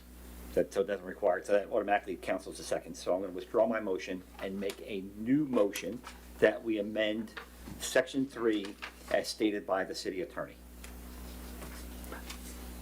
Okay. I second. And Commissioner Rossi, you're okay with that? Is an amended second, so we had a double second. Oh, yeah, sorry. That's all right. That's outside Robert's Rule of Order, but it's okay, just a courtesy. Okay, with that said, any comments from the constituents in the audience? Hearing none, let's go to a vote for the absence of the vice mayor. Yes, ma'am. Yes, ma'am, because you are certainly a member of planning and zoning. I just want to say that we had that structure. We used to have seats. We had seats, and you served 2 years, and you And then served you 3 years. re-upped But if- that practice went away with some of our other bookkeeping And systems. when the codes board was But that was in dismantled. place. Yeah. And it's just been over these past few, Yes, ma'am. 10 years. And that's what I'm saying, we just- Nobody even wanted to serve. Yeah. Yeah. And so I think it's time to restructure. And everybody just have their terms and then re-up when they need And to. I hope we can get some new people. Thank you. Anybody else? Okay, let's go to vote. All those in favor of the motion on the floor, say aye. Aye. Aye as well. Nays, like sign. With the absence of the vice mayor, passes 4-0. Okay. Thank you, commissioners. I appreciate that. Yes, sir. Again, a motion to combine item A and C under new business. We are there. Okay, so we're going to look at resolution 2026-28. So do I have to make that motion though, right? Oh, I'll go ahead and read the resolution 26. 28. 28. Commissioner Fiore is financial assistant. Yes, yes, sir. This is a resolution of the City Commission of the City of Archer, Florida, designating Commissioner Karen Fiore as the Commissioner Designated Financial Assistance and Oversight Liaison for Budget Development, Review of Past and Present Accounts, Audit Support, and Proposed Debt Reduction Measures, providing scope and limitations, providing for conflicts, and providing an effective date. The appropriate motion is to pass Resolution 26-28 as read by title only. Entertain a motion to consider 2026-28. So moved. I have a motion So from moved. Commissioner Lewandowski. Do I have a second? A second. I have a second from Commissioner Rossi.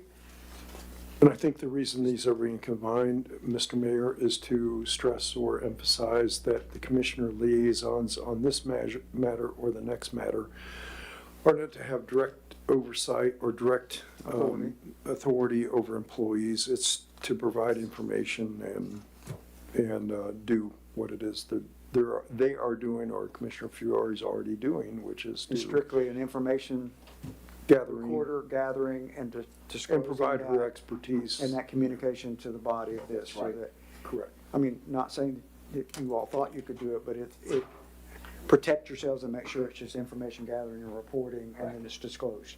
And again, I'm old school. We just had a motion and a second on Karen Fiore, Commissioner Fiore, being financial liaison. We're considering the liaison. I just spoke briefly with Attorney Walker, and, you know, my history, I used to be the personnel liaison for Archer.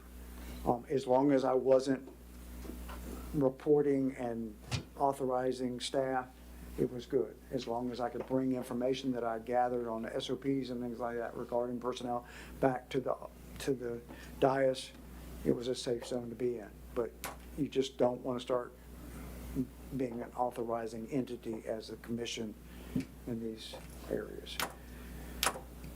Okay, so, no, I gotta ask for an extension, I'm sorry, let's get a motion on this. So with that said, all those in favor of resolution 2026-28, say aye. Aye. Aye as well, nays like sign. Motion. Mr. Mayor, since we're combining the next item, this Can I, point of order, I'm Go sorry, ahead. Ms. Walker, I'll entertain a motion to extend our meeting probably 30 minutes at the most. So moved.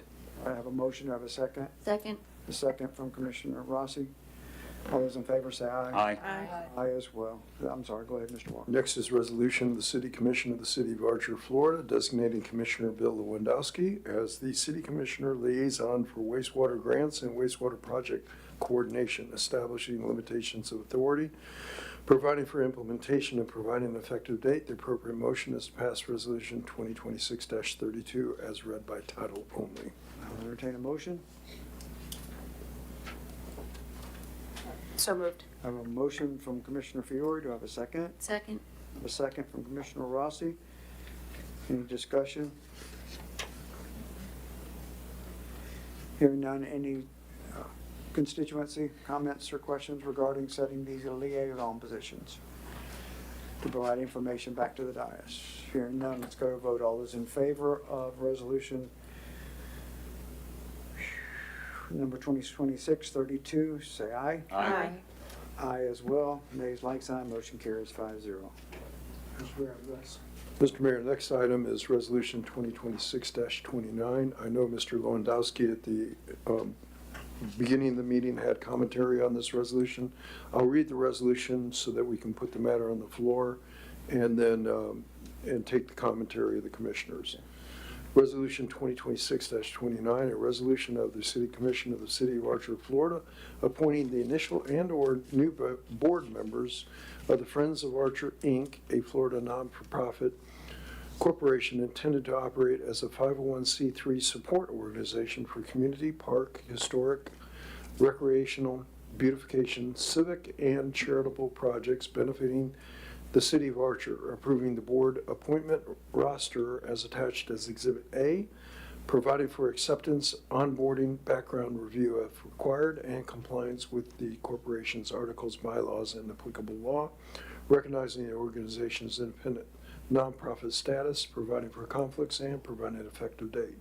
The appropriate motion at the appropriate time is to pass, continue to a date certain, deny Resolution 2026-29 as read by title only.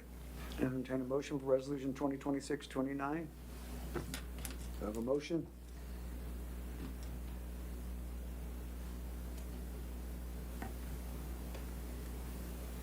I'll move for discussion. I'm not sure if the other commissioners have some Okay. items they want to talk Just for about. discussion, we need to have a motion for consideration for discussion. I have a motion from Commissioner Fiore. Do I have a second for I'll discussion? second it. Commissioner Rossi? I'm sorry. Yes. You all sound exactly alike. Gosh. Exactly. I'm sorry. Exactly. Commissioner Rossi seconded it. All right, discussion? Sorry. It's okay. It's my bad ear, I guess. I'm sorry. I guess I'll start the discussion. So just a couple of quick things. So one is that, before I go into the whole thing about establishing the board, in this particular resolution as it's stated, it's talking about incorporating, do we have applications? Yes. Okay, We have so far 3 applications that have come in. You didn't receive them tonight because I'm waiting for them to have more. I was hoping that 9 or 10 would come in that you guys could discuss tonight and go over.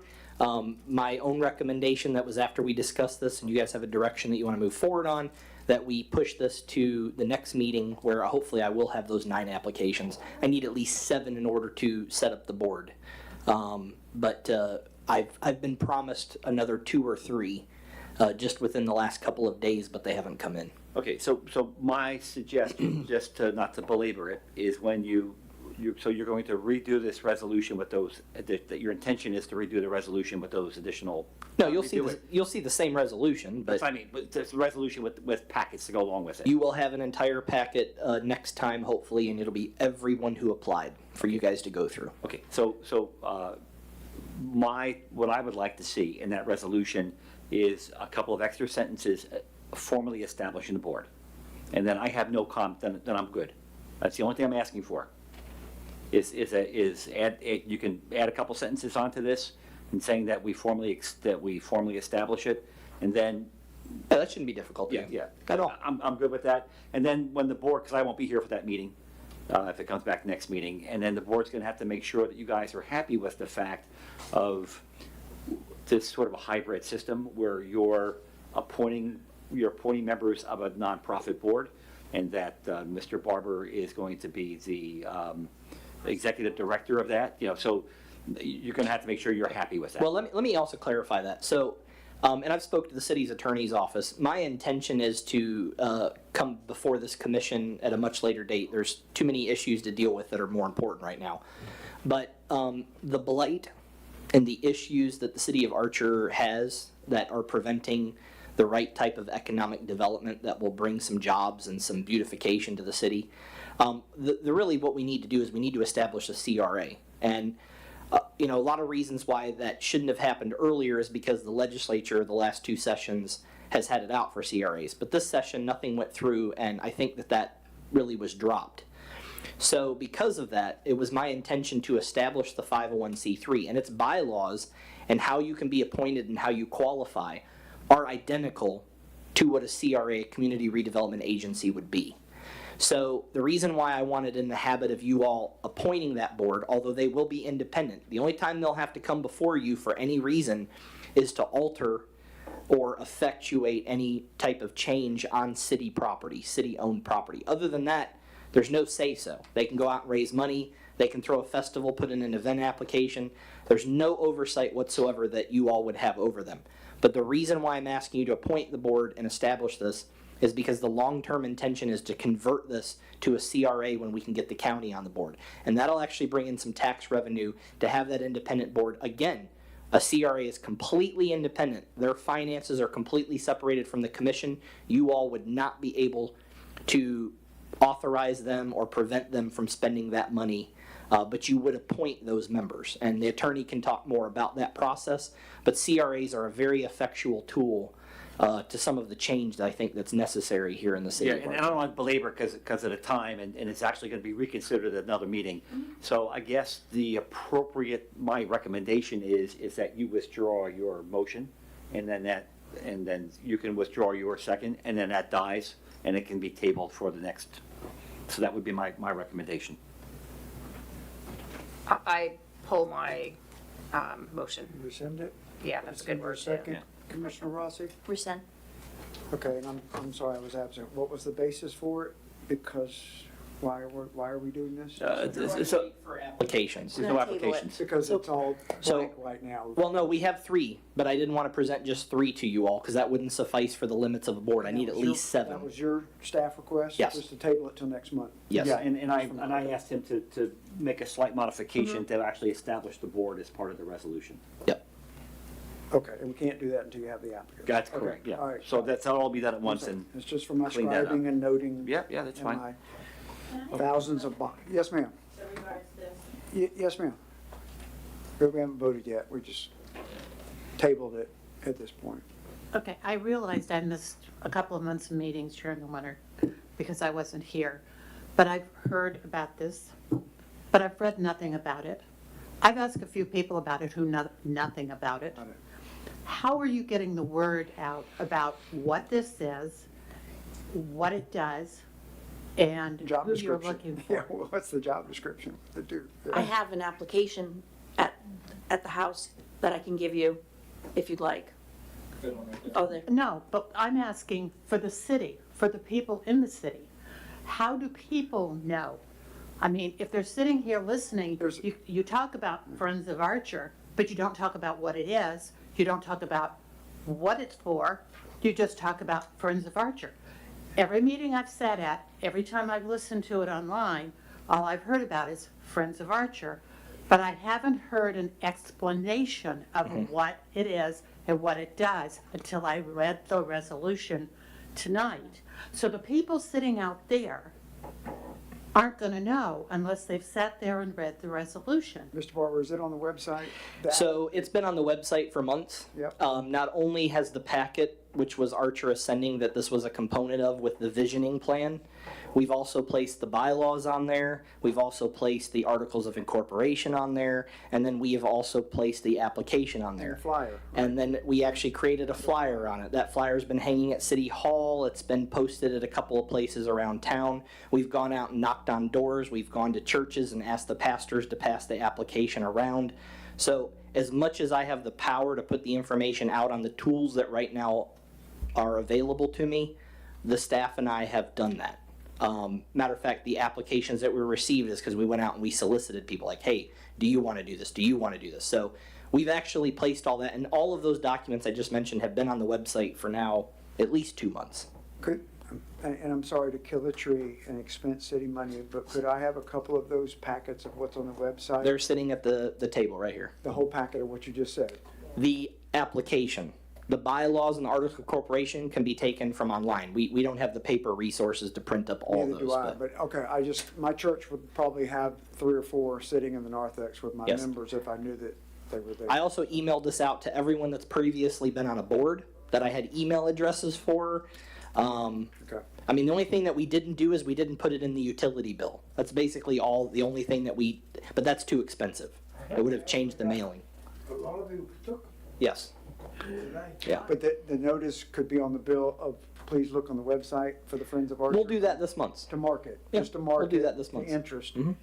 And I will expense the tree and kill the tree and make a couple copies and get to my minister. Well, we have the copies of the application, and the application defined the roles and defined the general I'm talking about being a concepts of it. salesperson to try to get you some members from some of the ministerial alliances, because I feel the churches have not been, my minister doesn't know anything about it. All right, and I'll go back and look again. Maybe I looked before it was out there, but I had looked on the website at one point, and it wasn't there. And that's not your fault. Our website needs a transformation, and the forms page and the attachments to agendas and all that are very confusing. We need to come up with a system, but that's been very low on our priority list. But eventually, there needs to be a change in how the documents are found And just on the website. Not to belabor the meeting, Commissioner Ross, not to put you on the spot, but does Reverend Pisco have them at the Arch United Methodist Yes, Center? I will, well, as No, of I'm not right trying to- now, no, but I know, yeah, we have put the them lobby there. or the narthex, and I would have Yeah, 3 or no, 4 I'll copies. put some up. And I would start the ball rolling, and Marilyn Green's already gone, but we'll certainly get. And any person that's come into City Hall and complained, they have left with a packet for the Friends of Archer. I have one thing to say Yes, about ma'am. the website. So if you're looking, it's also not by date. So you're not gonna, don't assume it's gonna be up on top, It's because not. it's a new, you have to It's like not. go through. It's a terrible website. Yeah, so the thing is, if you're putting on a website and you're saying all the information's on there, it may be in there, but the average person, I'm looking at it right now. It's So not- the average person trying to find Friends of Archer, And everything about unless it. they know exactly what to search for, are gonna have a difficult time. So, perhaps, A packet. no, do we have a, Commissioner, you were on a call with me to solve this issue with GoGov. There is technology to put out word on things like no, this. yeah, I don't wanna go But to. these are the tools that I have that you all have allowed us to have through a budgetary No, process. yeah, let me finish so I agree with you on GoGo, that's a whole nother discussion. But in terms of what we have here right now, the reason why people are confused about it is because the information is not readily found with the current tools. I admit that freely. Now, so my question is, do we have the ability easily to create an additional tab or page on the website? We have the ability to ask Emerald to do anything we wish, but they're gonna generate a work order, and if it goes beyond a certain task, they're going to charge us for it. Okay, so then here's my, So you know, Emerald has nothing to do with the website. So when we ask them, they will charge us. The website, to put it mildly, sucks. okay, so for now. It so- needs to be totally revamped. Okay, here's my suggestion. I think that you should write up something for Facebook, and We don't have Facebook. We don't do Facebook. we don't have Facebook, but you're on Facebook. You're not using my personal account for city business. So you're telling me that You all do not have the permission or the right to tell me to use a personal Facebook account for any type of city Smart business. Okay, no, I'm not asking you to put it, okay, so. That's not an offense, it's just, that's my red line. Oh, okay, so what I was gonna suggest, and if you want, you can send it to me and I'll do it, because I have no. That would issue. be wonderful. Okay, so, and what, you send me a write-up that includes links on the website. Sure. Something that briefly describes this, and I'll put it, I'm not gonna put it on my personal Facebook page, because that's not where it belongs. It needs to go on Archer Word of Mouth, Archer community, people of Archer, blah, blah, blah. That's where it needs to go to start getting the word out. So that gets that information out and provides the link for people to find it. Great idea. Okay, so let's do it that way. Now, how frequently would you or other commissioners like us to give you information to put out on those pages? You can send it to me almost every day. Okay. I don't care. Yeah, I mean, that's a wonderful tool. It's just not something I've known that you all were willing to do. So I'll certainly do that. The staff can know that they can do that. John? It's an issue. Yeah, go ahead. You gotta make sure it's not coming from the city. Cause if you put something from the city on Facebook, you have to take, by the Sunshine Public Records request, you have to have a verbatim record of everybody. Every comment, comments on it. every comment. So That's why you do not have a Facebook. page for If Archer has a Facebook site, you do not allow comments. yeah, no, so I understand that. He can send me the information on it. I mean, we've already publicly discussed it. We also, now that he brought that up, actually couldn't have you do it right now until you all voted on it. Because it would be an issue that would come up for a later vote, which would actually be a violation of sunshine. Because it hasn't been voted on yet. Correct. You have to be able to get a public record, so if the city puts it out, people, and someone comments. Yeah, okay. They Every have to- reference So has to once, be yeah, no, that's fine. And So believe once me, you don't wanna do that. I get it. So once the organization is established, once it's established, do a write-up, summarize, put the thing, Can't establish it or file for it till we have a board. that's what I'm saying, once it's established, okay, we can't do anything about it right now, but Right. once it's established, and you get at least some minimum number of board members, my concern is making sure everybody understands what that thing is, okay? And, some people will listen to it online, the discussion here, they'll still be confused about it. So again, the other thing that we could do is we could offer a staff workshop that would not require any commissioners, and we could publish a date where they could come in and learn about Friends of Archer. We could go over the bylaws with them. We could do a PowerPoint with them, and we can do it. We're willing to do anything that you all think is a good idea. Town hall meeting with that. I will say that this leads to another discussion later on that we can have, but there needs to be a way that we can take at least our utility customers' information and any residents' information that we have and put out mass information. And we don't have that as a tool right now, which is concerning for me coming into hurricane season. We need to figure that out as a city. It's very easy. There's technology that's out there. This is a good example of where that would be useful. Yeah, and I'm completely in favor of that. But as of right now, what I'm just trying to do is to get some way for us to get, and I'm willing to help out with this, is. That's a great offer. Yeah, once it's established, get something to me, and I'm happy to post it anywhere. I know how to post it appropriately, so it doesn't violate sunshine law. So I've got that formula down. I'm sorry. So I just want to make sure that you get me the information when it's established. I will do everything I can to get the information out there so everybody understands what this beast is. Mr. Barber, I have a question. The 501c or Attorney Walker, can they establish a Facebook page? Absolutely. If they so choose as a board? Yeah, they're not under sunshine. Okay. So there lies the answer to the issue. They have a lot better time of it than y'all do, because Then they can market, there's no sunshine with a nonprofit. fundraise, I mean, they should have a Facebook page. Now, if that it's they can- converted to a CRA, they will then have then have to sunshine disclose compliance. everything, Yeah. but they can go Facebook. But that's because it's crazy. public funds. Oh, I have a question. So you made the comment that we have no way to send out information, but I don't know if that's what it's called, but we do receive notifications by email saying, like, we used to get it for this meeting, or we used to get it for, It's Everbridge. Nope, we used to first get time it I've ever for heard the that. food drive reminder. Ever heard of Everbridge? I was in that, what is it called? John? Yeah, John and I have never heard of that. Okay, Ask so Ian we about it do, tomorrow, 'cause- Okay. and, huh?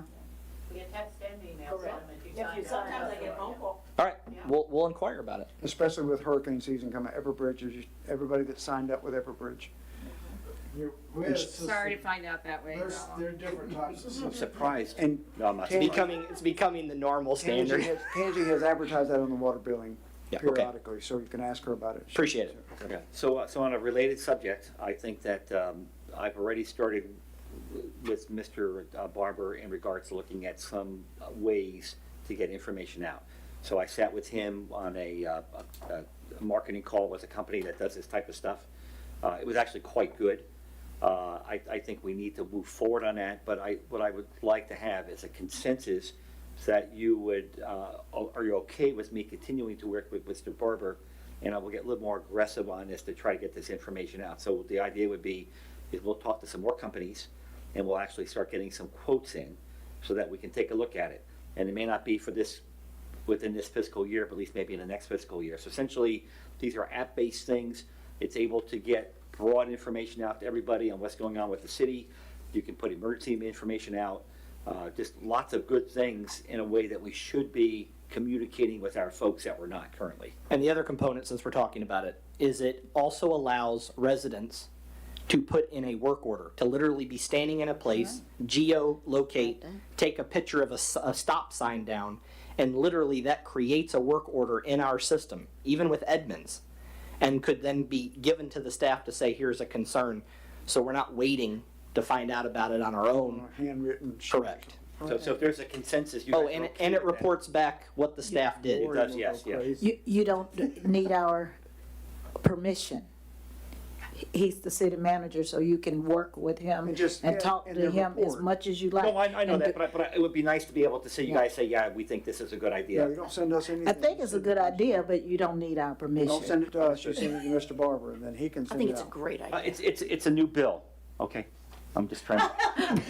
We need to extend the meeting. It's a kinder, gentler, it's too bad Mr. Arnold's not here. It's a kinder, gentler bill. We have D still, unless we're That's just it. moving this. Okay, let's move on. That's the only one left.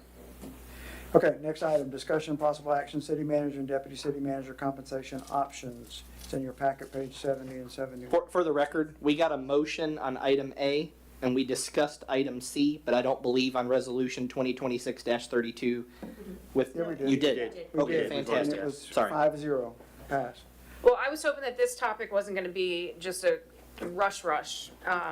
I'll start the topic for this one.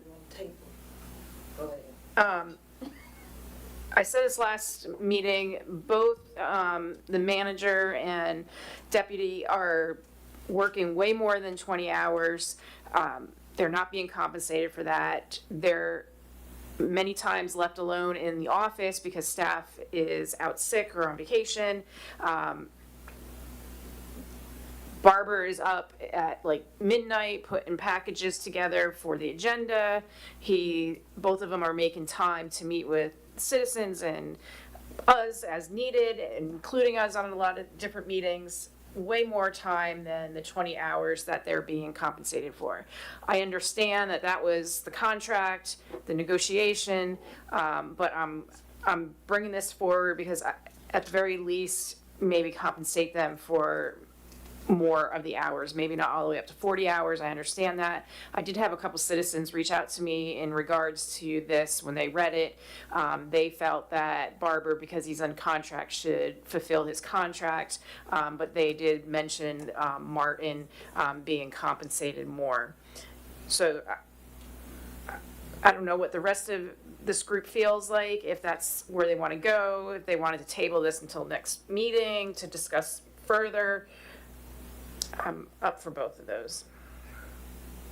I just think, I mean, it's probably odd for them to be sitting there, but I mean, the hours that they're putting in, and they're doing really great work, and we've seen a lot of great progress. Okay, if I can interject, I have one question that's related to compensation currently now. The former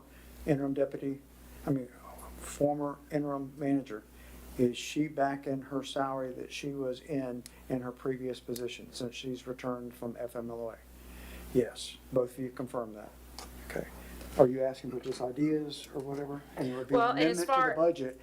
Well, it's not an amendment to the budget because No, the budget was at a full-time city manager. Oh, no, that was No, last year. No. No, okay, Part-time. hold on, I'm correcting myself. That was 2 years ago. Yes. You're correct, it was part-time. It was part-time with benefits. Benefits. And so we're not doing the benefit And piece. right, neither one of these gentlemen are collecting for that. And there was a vacancy when Deanna was interim, so therefore you had the vacancy from her other position. Right. Yeah, so. So here's where I go. No benefit package, yet a budgeted full part-time position with benefits is what we're budgeted. So we're, take away what I'm saying about amending the budget. You have these guys making 30 each, correct? That is correct. Sorry, not to insult you, but I'm not making a motion, but I'm recommending that they go up so that the equivalent is the same as what we were paying the budgeted part-time position plus benefits. Mr. Mayor, Yes, sir. Which I know you said. my contract, it actually allows for this to be addressed specifically with me at the 6-month mark. Evaluation. right. For the sake of Mr. Martin and for the sake of the comment that Commissioner Fiore just stated, I would defer. I would like to hit that 6-month benchmark, which is going to be July. It's not like it's far away. And it's within our budget. And by that point, we'll know where the budget sits. We'll have a P&L, as been pointed out. We'll have had possibly a budget workshop by then. So why don't we defer the conversation with me? I appreciate it. I don't want you to take that I don't. I really do appreciate it. But I would prefer that this gentleman here, who has not only been here in an interim basis when you guys really needed someone to step in.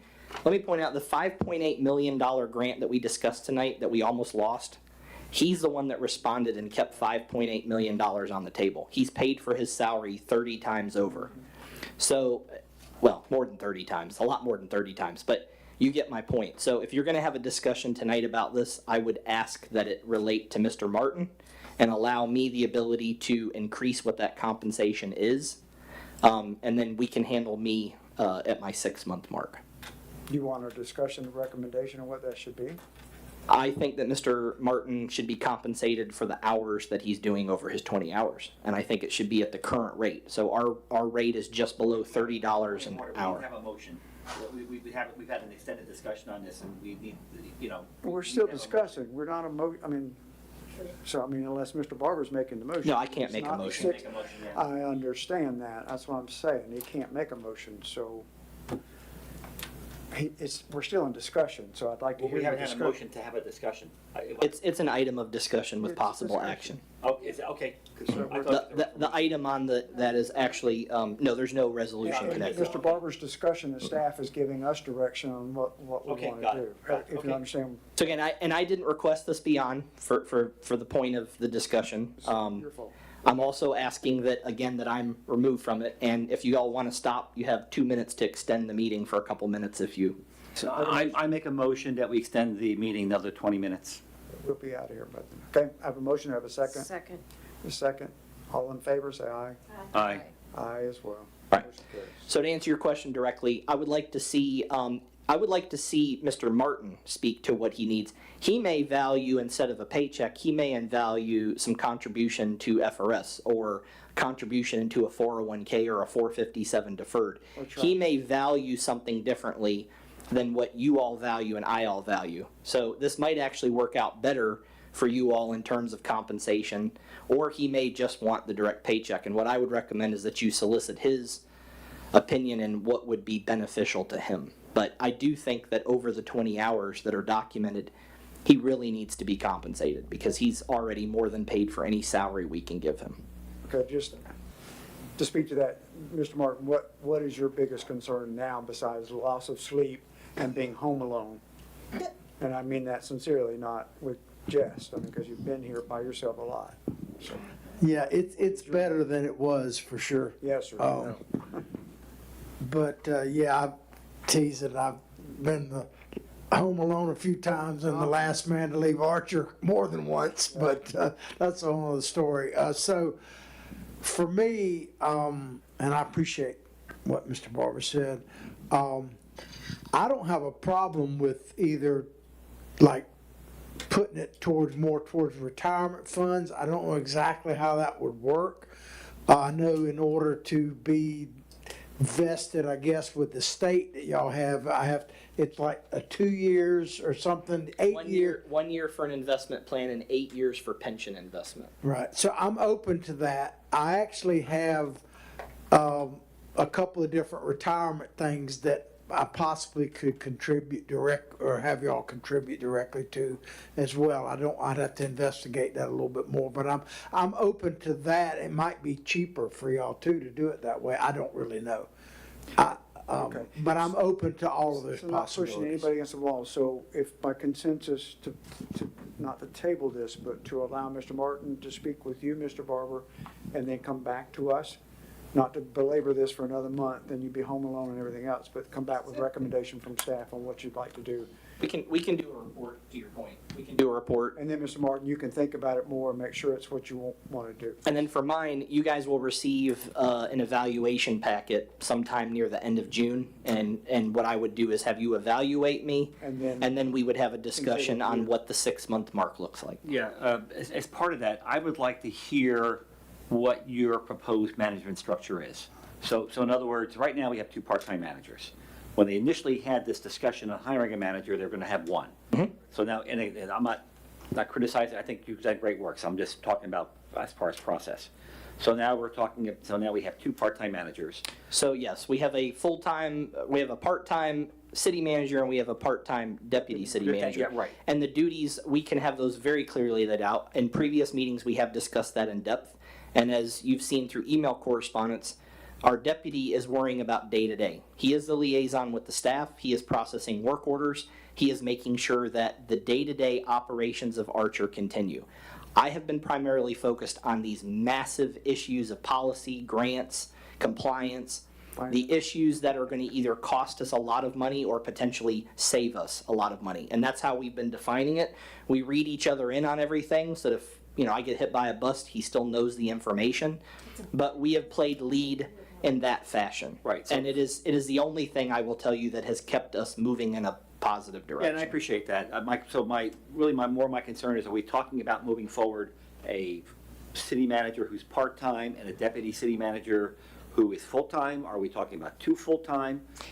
My recommendation with the staffing levels that you have and with an entire new department of wastewater that's coming and with economic development that's coming, you all are going to need more staff. Whether his title is deputy city manager or whether it's something else, you need more people, not less. I mean, we have an entire position that really should be staffed separate from that even. And I'm going to try and find the money in the new budget for someone just to file the paperwork and get our records retention caught up to where it needs to be. And that's literally someone just standing there and filing papers every day. So my suggestion and my recommendation, seeing the workload, is that even the 2 of us are not sustainable for the future long term. It's a stopgap. And both of us could contribute well in excess of 40 hours a week and still have plenty more work to do. Yeah, no, and I understand that. So Mike, what I would like to see is... The commission has to decide on my value. Do you want a full-time city manager or do you want a part-time city manager? So what I'm looking for is a recommendation. Well, my recommendation is, although I have a job and I love my job, my recommendation is that you as a city, separate from me as a person, need to determine whether or not this becomes a full-time position again. And my recommendation on that is absolutely it needs to be. But I understand the reasons why you had constraints, and you were a wise commission at the time to do that. And so I think that the opportunity and how it was presented would have never worked out this way if it had been advertised as a full position. At the time, I wouldn't have applied for it, and I certainly wouldn't have been here in many cases to recommend that my competition become my deputy, which from an outside perspective I've been questioned on. But I can tell you that this man and I think very highly of him, and I hope he does of me, and it's worked out very, very well. It's just we wish we could put 100% into it. Right, so moving forward then for this, But Mr. Lewandowski, what you're asking about is budgetary considerations for the next 12 to 18 months that we're going to go through this summer. that's right, so I'm looking for the management structure that you recommend that translates into budget. Thanks, I should have been more clear. Thank you for putting me back on track. Yeah. So I'm looking for that within this budget year that we have to deal with, and then for the next budget year. So we have this budget, we have a budget. We don't seem to know exactly how much money we have coming in. Yeah, all we that need good we stuff. need the P and Ls to your point. Right. And then after we figure out that we're at the P and not the L within this budget, to Ms. Fiore's point, there should be money. I mean, there was a position that was unfilled for a period of time that was a budgeted position. You had 2 public works positions budgeted from October of '25 that were not filled. So there's been plenty of positions that won't be filled. If you ask me from an elevator viewpoint, is the money there? I would say yes. But that doesn't mean the money's there. That's exactly right. So if you come back with a recommendation for this budget year and for next budget year, and what that management piece would look Staffing like. and the organizational Yeah, chart. And that would be perfect. That's what we're going to go through, I'm sure, Yeah. in the budgetary process. Right. Because 6 months after that, we're going to be in a wastewater collection system. And what's the staffing and the certification and the water certification, things like that. I mean, all of this is spinning in my head, but it's a budgetary questionnaire coming up through summer. Yep. I mean, what are those staffing levels and compensation levels going to have to be? Yes, ma'am. So you two are going to work together with coming up with what you're wanting. If the desire of the commission collectively by consensus is that we come back with how this could look in the future. Yes. And then come back with the numbers to back up whether or not it's possible. Yes. Mr. Martin and I will certainly give multiple proposals that could be something that would work. With him first, and you're With him just going first. through the I'm evaluation not going to address the subject Right. until later on. Yeah, I got that, but we're going to hear what it works best for you. Okay, And thank you. through We're gonna him work together and put something to come back to us with. at the next what- meeting. Yes. It'll be an agenda item for next meeting for your recommendation and our decision, based on his Well- input to you. So he's an employee of Donald's. Yes. So he doesn't really need us to come back to commission. I mean, you may want to just to check the box, but he could send us emails saying that based on this conversation, he recommends giving XYZ for blah, blah, blah. I'm good either way, but I'm saying we don't really have to wait for the If you next have the meeting. time to do it ahead of time, give us a homework assignment, but otherwise it's gonna be the agenda item for our discussion and action at the next meeting. If Mr. Martin, you're okay with that, I mean, unless you need gas No, to get I'm home good with alone that. tomorrow, so, I would answer yeah, I'm good with that. okay, what you just said. okay. But to get specific to what Mr. Barber was talking about, in my opinion, based on my experience, you absolutely need, and this is not a criticism of Mr. Barber, where you're asking a question about city manager. Archer needs a full-time city manager at some point. You know, Mr. Barber would be a great choice to do that. There's nowhere, you're not compensating him anywhere near that. So what you need, if you're asking me, take the people out of it, Archer needs a full-time city manager in the future. And then that person needs to be empowered based on the budget For staff. to staff people, Staff. whether it be a position like I have. Because like for me, the flexibility is as much important to me as the compensation and towards retirement and stuff like that. You know, so him being able to judge what's flexible, because like, I have no problem working 10 hours one day and 4 hours the next day. You know what I mean? If that works for whoever the city manager. And to send a feather to you guys, that's the compliment that I've gotten outside by evaluating municipalities is, God, y'all have done it so different in such a way. I said, as long as those guys are okay with us and work with us, yeah, it's very different from Archer and the structure we've always had. It's a compliment to you guys as long as you all are okay. And I think that was your concern from a monetary basis and time in, time out. We appreciate the input. I just want to make sure that decisions that the commission makes are based on the positions in the city and not on individuals. Correct. I mean, really, to this discussion, And that was, it is anathema and it is irrelevant, Mr. Martin and I being part of that equation. It just needs to be evaluated as what's best for the city, no matter who was there. and Yes, plan correct. accordingly for the future, and that's why I put that. Okay, are we through discussion? You'll give us a report back. Thank you. All right. Last but not least, unless I missed an item, public comment? Madam Skinner? Mr. Rossi? That's Mr. Rossi. It is Mr. That's Mr. Rossi, her partner in crime. Thank you for staying to the bitter end, buddy. So, all right. Yes, ma'am. So since we don't have any public comments, ethics training, are you guys projecting for December of this year We are again? definitely going to do it. We talked about moving it up a little bit because some of the cities have asked to move it up. But I don't know that we're going to be able to make that. We will absolutely will have it in December. No question. If we can't make it earlier, we'll definitely have it in December. Didn't we just have it? Yeah, in December. She's just asking because she's planning her calendar. She's the dean. She's got to plan her calendar that far And ahead. it's gonna be a lot of changes at the school next year, so. Yeah. Yeah. And I keep on hearing that Fulton Walker puts out a spread, so I'm interested in that. Come on. Just make sure you have a designated driver. Let's spread in, so. And the only thing we didn't have on the agenda, or it was mixed with just city manager and staff updates, is the reports from us. So whether you want to put that, I mean, But we could be. yeah, we're good. I mean, unless anybody's got something stellar that they're going to report on, but if we could include that in the next agenda, if you want it up there with. Again, totally my oversight, and I apologize. Mine too, because I just realized we always do this at the end. It's like, God, I didn't run my mouth about anything. But you all approved my resolution, so I'm excited to get to North Central Florida Planning Council. So, okay. Ms. Skinner, nothing to comment on? You just, What I had, I'm just gonna speak to Mr. Martin about. okay. Well, thank you for warming the seats to 10:40. If there's nothing else for the group, this meeting's adjourned at 10:40. Thank you. Yes, ma'am. We're gonna get